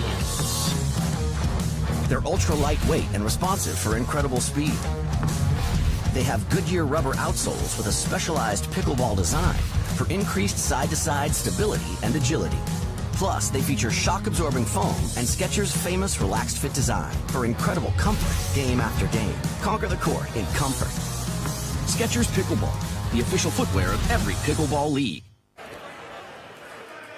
Game 2, gold medal match. Jonathan Medina Alvarez, Jaden Broderick. Should they claim this game to 11, they are gold medalists of the Lidsmore & Associates Pickleball Resolution. $1,000 top doubles prize. And Jaden Broderick couldn't handle the heat that time from Cameron Luring.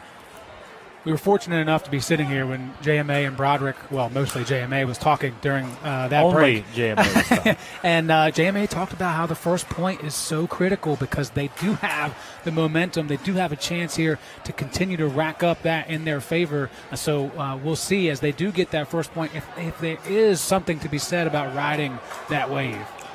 They didn't get that first point, 0-0-2 now. But they did get the first, an attempted side out. And JMA smells blood in the water, I think, right now. Saw it at the outset of game 1 and then at the tail end of game 2. You've got to imagine Cameron Luring and Jonathan Trong are extraordinarily tired right now. They've been at this since about 10:45 this morning. Yeah. You kind of see it in the body language of Jonathan Trong right now, 101. Right there.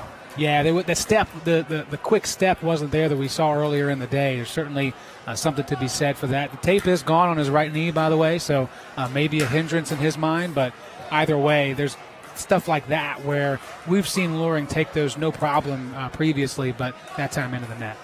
2:01 on the Medina Alvarez drive. 3:01 on the Medina Alvarez drive. This is playing right into hands and the paddles of Broderick and JMA.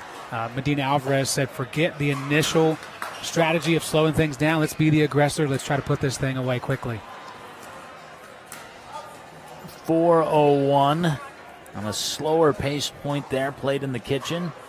But here come Medina Alvarez and Broderick, and you can see it, you can hear it from Jonathan Medina Alvarez. He has the medals, he has the notoriety in singles. He hasn't had a big victory in doubles yet. He hasn't, to your point, much earlier found that consistent partner to help him get there. Might this be the pairing that does that for him? Jaden Broderick, kind of the perfect complement. He's the Iceman. He doesn't say much. Mannerisms never change. 17, he respects that veteran wisdom. You can see it as he reacts to Jonathan's coaching and teaching. It'll be fun to see if these guys take this partnership forward in a way. I totally agree, and I agree on your point too. Broderick's more of a sponge than anything when it comes to working with JMA, and that's the perfect thing to be. Like as you mentioned, Broderick didn't say a word in between the games, just nodded his head. Meanwhile, JMA's talking him up, doing a great job, Poppy. And as you see, Broderick bringing that to fruition, and a great job on the earning. And the instincts at such a young age is remarkable from Broderick. 0-4-2.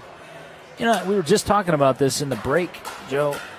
The Waters, Anna Lee, she started out even younger, obviously, than Jaden Broderick. And in the spotlight, the perfect partner for her was her ultimate mentor, her mom, Lee Waters. It was interesting, Lee back playing again now off that pretty gruesome injury, but with Catherine Parento. And probably might be a partnership that sticks, but in the development, that was the perfect place and time for that partnership. Right, and you don't know that to begin with, but you look at paper and say, okay, who's available, who could complement me in that way, and then, of course, you got to play. And even though JMA and Broderick really only play when they're in the area together, this might have to change. They may have to look at their tour schedule and see what matches up.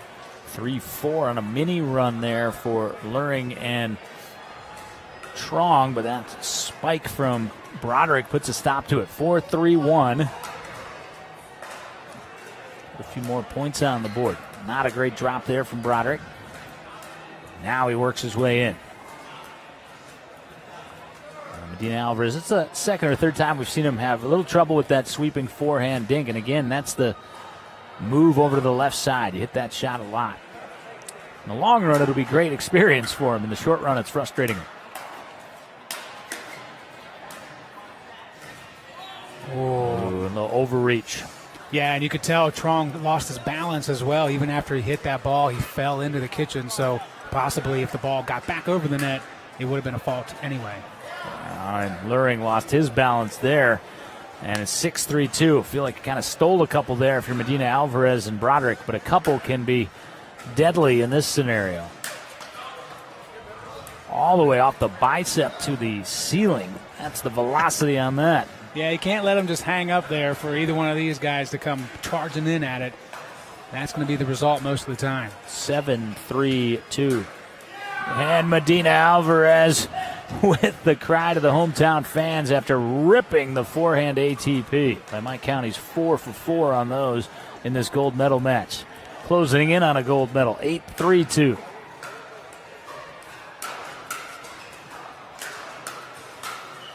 Broderick wants in on the fun, 9-3-2. There's just a difference in the way that everything's coming off the paddle of these guys. The intensity is showing in their energy as well. They've got the advantage for sure. Timeout, receivers. That's Luring and Trong. It's 9-3-2. Couple of points towards double gold for Richmond's own JMA. Can he get the rest of the way? We'll find out shortly.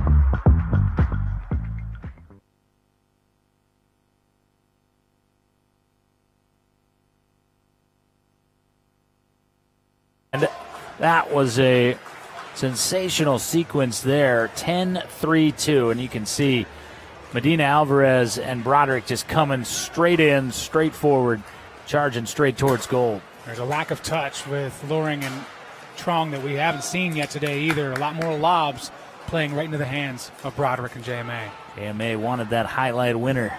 10-3 shot. Side out, 3-10-1.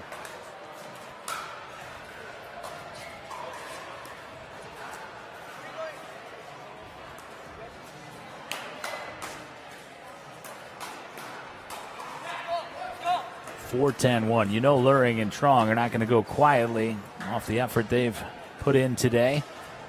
Yeah, at the end of the day, they still have great fundamentals, great athleticism, and they can take a speed up from anybody. Foot fault. Foot fault called against Medina Alvarez, I believe. And it's 5-10-1. 5-10-1.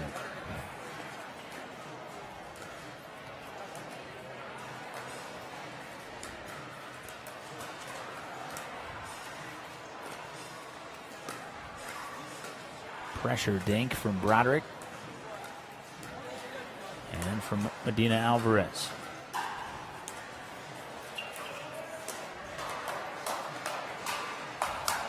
That was an awesome point. Luring wound up hitting an out ball, but he did what he needed to with it. 6-10-1. Yeah, sometimes you want to leave it, but man, if it's there, just go hard, and if nothing else, lose big.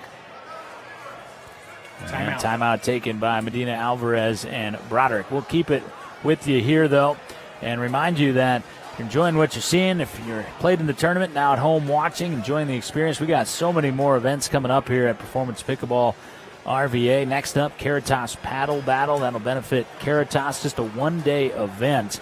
And that is on February 8th. So get over to pickleballbrackets.com, search Caritas, sign on up for that. Limited spots as it is a one-day event. We're also going to have the Ronald McDonald House Charities Shamrock Showdown in March. We're going to have the Cystic Fibrosis Foundation Spring Fling. These are all one-day jamborees here at Performance Pickleball RVA. And then we've got another big one, the Ladybug Classic, presented by Coca-Cola Consolidated. April 12th through the 14th, and then the Big Daddy, the Body Armor 804 Open. I just announced earlier, I'll reiterate, $20,000 cash prize pool to be split amongst the 5 open divisions, and that money is guaranteed. So get your partners together. In between, a couple college events. We've got the Duper Regionals in March. We've got the Town Bank College Cup in February. But we've got a comeback bid here from Trong and Luring off the timeout, and it is 7-10-1. So hold everything. That last point, sometimes the hardest to get. Yeah, dodged the bullet there, did Luring and Trong on what normally Broderick is able to put away. That backhand with that reach from the 6'6" Broderick, it's just so deadly. It's almost as if he's on top of the net, just coming straight down on you. And here we'll go. We'll have 2 opportunities on the side out for gold for Broderick and Medina Alvarez.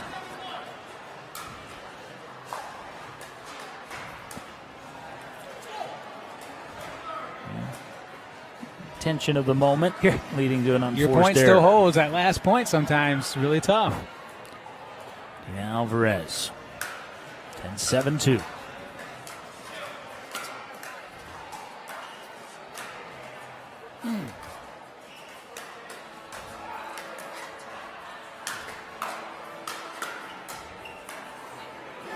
Wow, there it is. It took the tape to get to the finish line, but it's doubles gold for double gold for Jonathan Medina Alvarez and his protege, Jaden Broderick, as they go unblemished through this talent-packed Open Division doubles bracket. And, man, what an impressive run for Medina Alvarez and Jaden Broderick. A new pairing is born, and Jonathan Medina Alvarez's legacy just grows here in his adopted hometown of Richmond. Honestly, I think that's what you said there. The most impressive part is unblemished with the field the way it was, stacked the way it was, to be able to go through that winner's bracket all the way through, getting the advantage of taking a breath, relaxing and coming out and acting like nothing had ever happened. They dominated in this one a little bit more than they did, of course, in the previous match with these two, but really impressed with the ability to adapt their strategies. Both of them came in with different ones, both teams did, but in the end, it was a situation where we may have seen the toll of the day get to Trong and Loring. Nothing against their skill set. We know they can play and deserve to be at the gold medal level, but at the end of the day, I think a little bit of that tiredness caught up with them, and they end up getting a silver medal, which is still nothing to be ashamed about.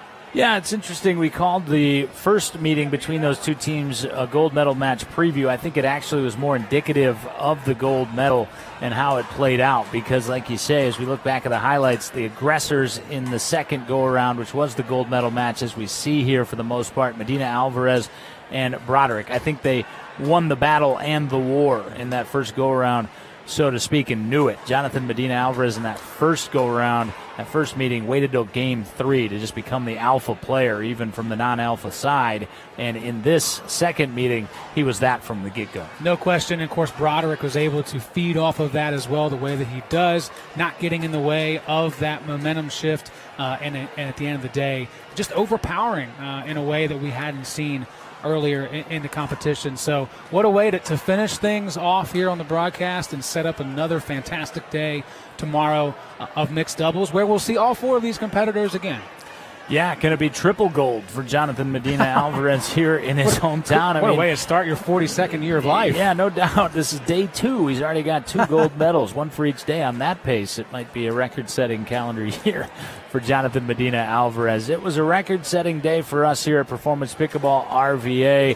What an extraordinary treat the day has been today, and we've got one more full day of action tomorrow. Joe, privileged to be seated beside you and see all your fantastic work and the vision here come to fruition here Pleasure's today. mine. Congratulations to all of our medalists. The wheelchair doubles finale was awesome as well, and the donation to Sportable in that category too. We're going to get out of here for tonight so we can get freshened up for tomorrow, 3 o'clock stream time on the Performance Pickleball RVA YouTube channel. But before we do, we thank everybody in attendance today, competitors, spectators alike, and our outstanding VPM team, led by Craig Keaton, including Dan Tierney, Matt Wood, Nick Walker, Cullen Monroe, and Terrea Green. Wow, what a job they did putting this together for us throughout the day today. 2 thumbs way up, guys. We're all Great back job. with you tomorrow. In the meantime, thanks so much for being with us. Pickleball lies ahead, more than likely, in your dreams. Good night, everybody.